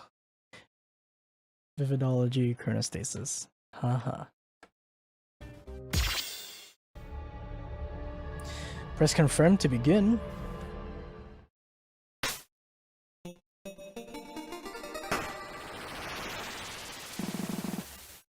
Yes, only a miracle could save us now. A blessing from a higher power. A gift from the heavens itself. I forget this is still chapter 3. Whatever the form it may take, as I sat here observing, all I could do was pray for a miracle. Those were my last thoughts as cycle 8 ended and cycle 9 began. It wouldn't be until cycle 16 that we would get that far into the narrative again. The previous is chapter 0, this is where it merges back into chapter 3. And it played out the exact same way as it had 8 cycles prior. This is when my theory of patterns was confirmed. I suppose before we continue from the decided to the undecided, I should finally introduce myself. Thus far, I have been the storyteller of this particular tale. My name is Saturday Tasugare, of course. She always used past tense. It's nice to finally meet you, Acacia. Of course, you shouldn't bother trying to respond.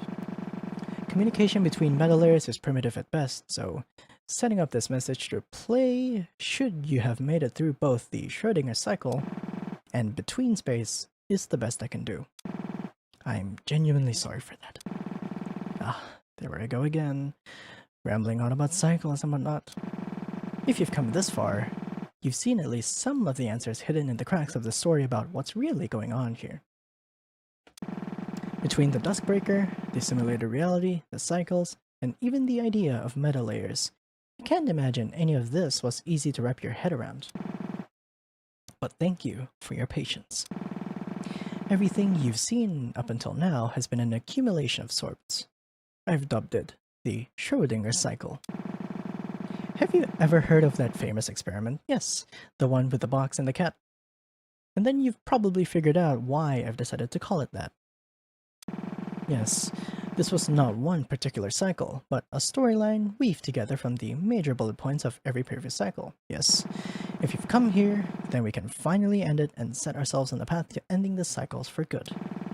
TVO, or the Vivid Stasis Operation.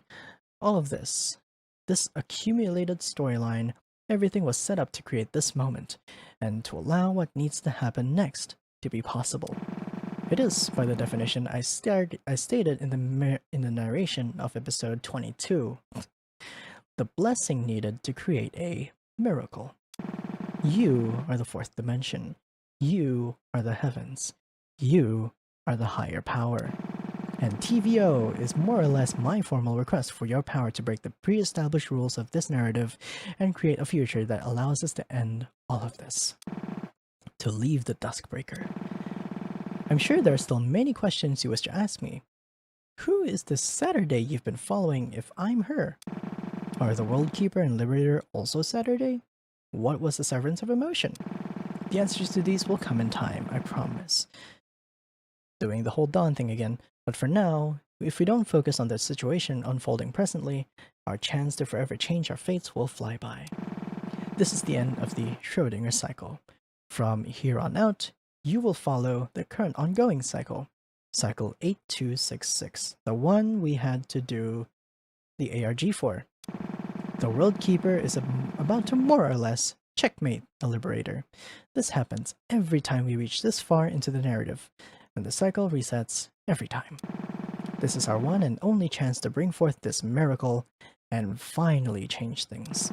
Still, even with all of this, we don't know that your miracle will make things better. It could prove to alter little at all. But I've spent all this time preparing this for a reason, and that's because I'm not afraid of taking that chance anymore. I'm done running away, now and forever. It's time to make a miracle. The chime of a clock woke Dawn from stasis. It was a chime she'd heard many times, but it was also a chime she'd never heard in any cycle prior. The chime of midnight, November 20th, 2022. What? Standing up, Dawn looked around. Immediately, she recognized the strange scenery around her. Freeze frame? But when did I... She had seen this kind of scenery many times before. It appeared to her when she tried to thwart what were known as cycle locks. Challenges to Saturday's life were caused by either the Duskbreaker or the World Keeper, respectively. During this process, Dawn would freeze the state of the narrative and enter the space, solving some kind of problem to make it out. It was a visual process she had developed to liken solving a life or death scenario to solving an escape room. But she had never before seen this particular configuration. I don't understand. How is it November 20th? I've never... Confused by many things, Dawn shook her head and moved over to the computer she usually used to try to get a grip on what had happened. So the World Keeper still had me in a near-death situation, but this time, how did Freeze Frame get activated? It was currently the 8,266th cycle, and this had not once happened. Dawn was in shock, but quickly realized the situation and how advantageous it was. The life or death situation is... It's me. Then, if I solve this puzzle room, will things change? Uh-oh. Of course, there was no way to check this theory other than to give it a shot. Still clearly confused and on edge, Dawn steadied herself and tried to regain her composure. Okay, let's try to figure this out. A miracle? I really hope that's true. After 6.5 hours, we finally have the RG. T H E B O U N D S H A V E G O N. The bounds have gone. Alright. The bounds have gone. Is this the final answer? Oof. Standing at the edge of everything, Dawn looked down into the great abyss of the past. I see. And this is the final missing piece.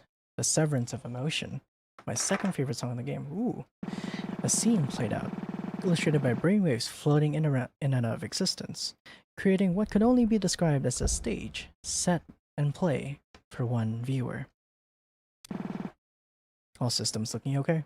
Setsuki. So far so good. No reports from EDEP. Her wavelength is stable. Kisho. And turn the power switch. Very well, sir. The audience of one watched. 4 seat setup, all for one person. The World Keeper, the Liberator, the protagonist, and myself. We as one watched what followed. Turn it off!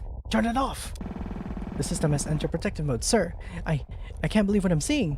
It's cutting her entire ego and mem files. It's moving them to the sim layer. Oh god.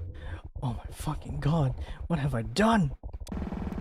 And so, I watched my father watch, and my father could only watch. Oops. The storyteller, forced into a godlike position of only being able to watch, came first. That would be me, or my I. Most of what made me who I was stayed behind with me.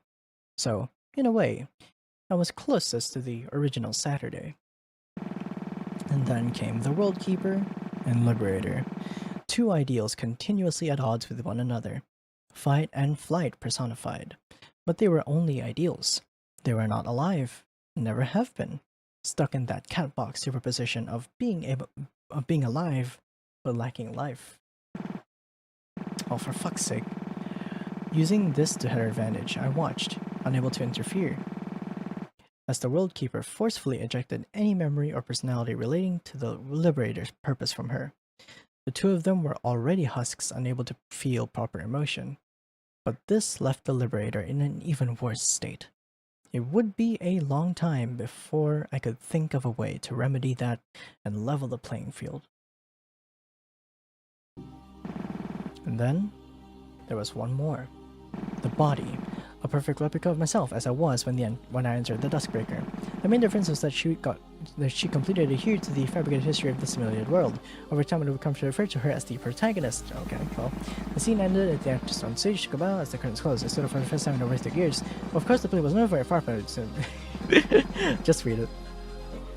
All the pieces were in place. It was finally time to change my fate.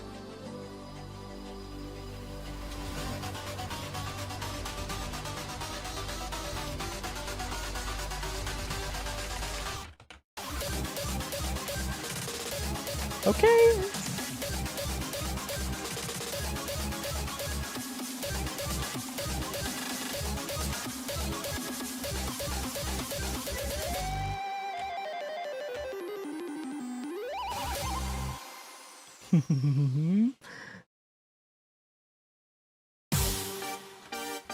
What a chapter 5 sum beat it. Noted.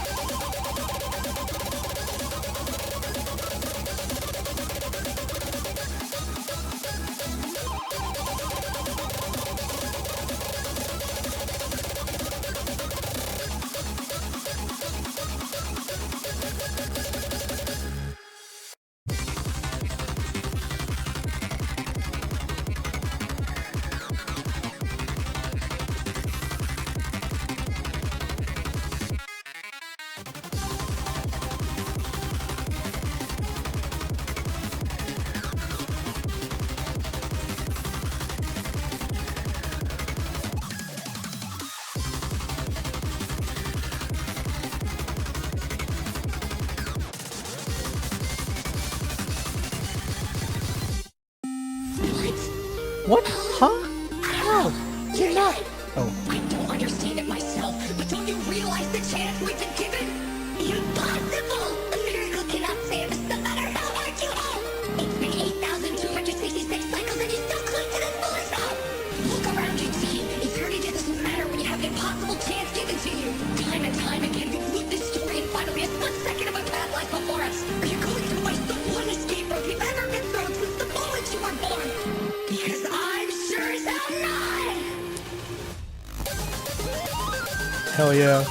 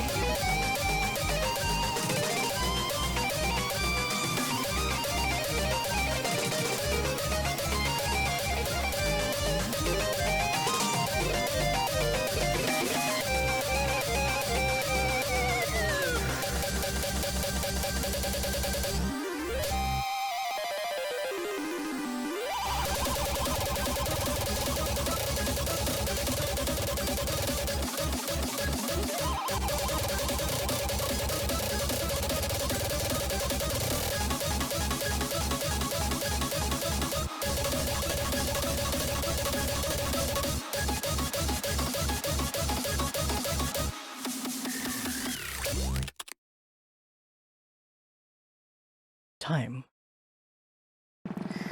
Many months into our ordeal, that word stopped having meaning to me. How long has it been that my time was stopped in place? It was time for the intermission to end. The play would resume, and for the first time, I didn't know what would follow. It's strange, isn't it? To become so disillusioned with the infinite present that you actually find yourself looking forward to the uncertain future. Without a doubt, this tale will not end anytime soon. I wouldn't even be surprised if it continues into an 8,267 cycle, but however long it needs, everything we've accomplished here was all for this final change. Whatever happens from here on out is the will of myself. All parts of myself.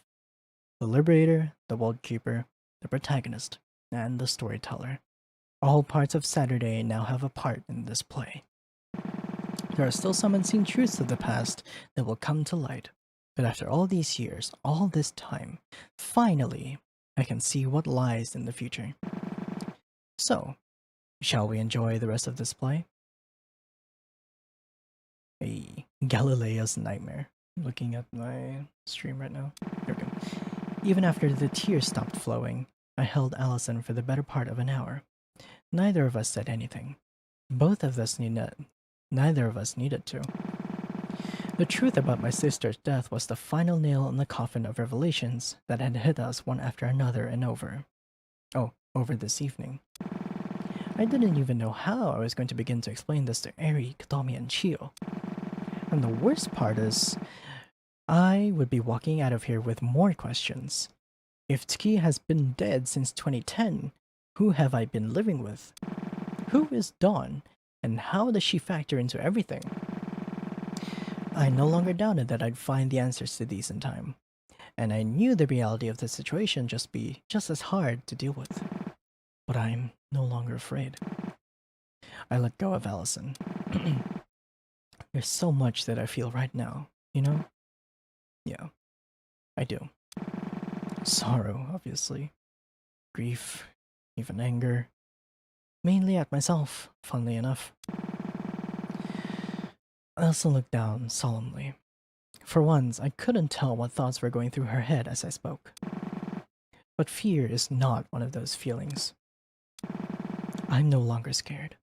I'm no longer going to run away. The world melted away for just a moment. Eri, Chio, Kotomi, Dawn, Tsuki, and even Allison. Neither of them stood anywhere near me. It was just me and myself.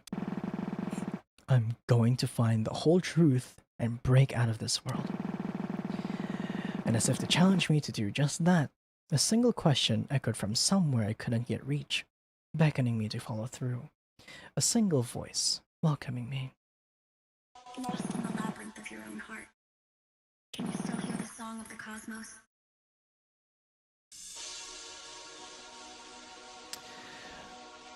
Whoa, okay.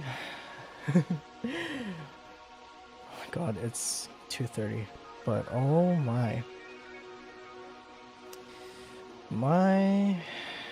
goodness.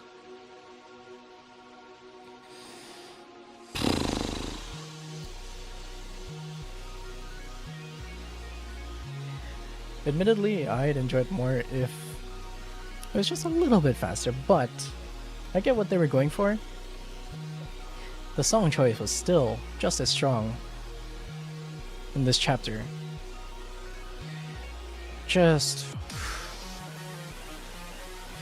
I got shivers. Man. My goodness. These are the actual credits now.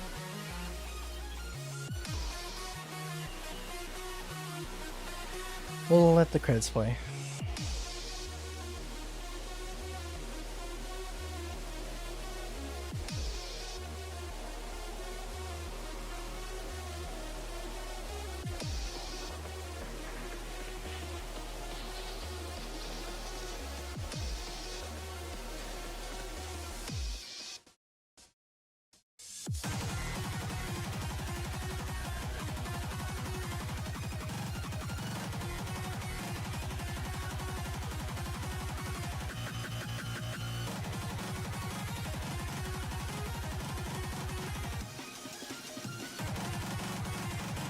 3 plus 0 makes sense.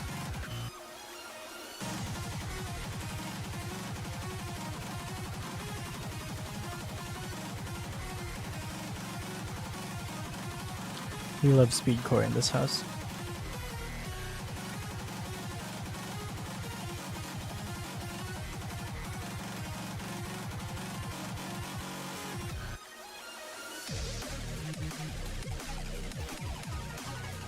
And there's still some songs that I haven't gotten, primarily because I just wanted to get the chapter done. But I will get to them after the stream.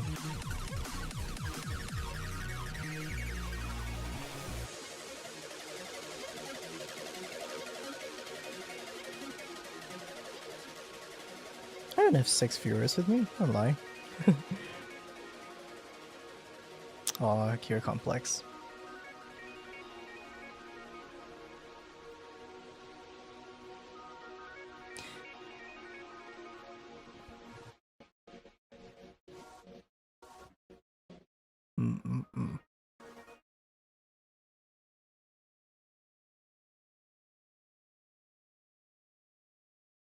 It is currently March 9th, 2024, Layer 4 timescale. Cycle 8266 has progressed past Log S.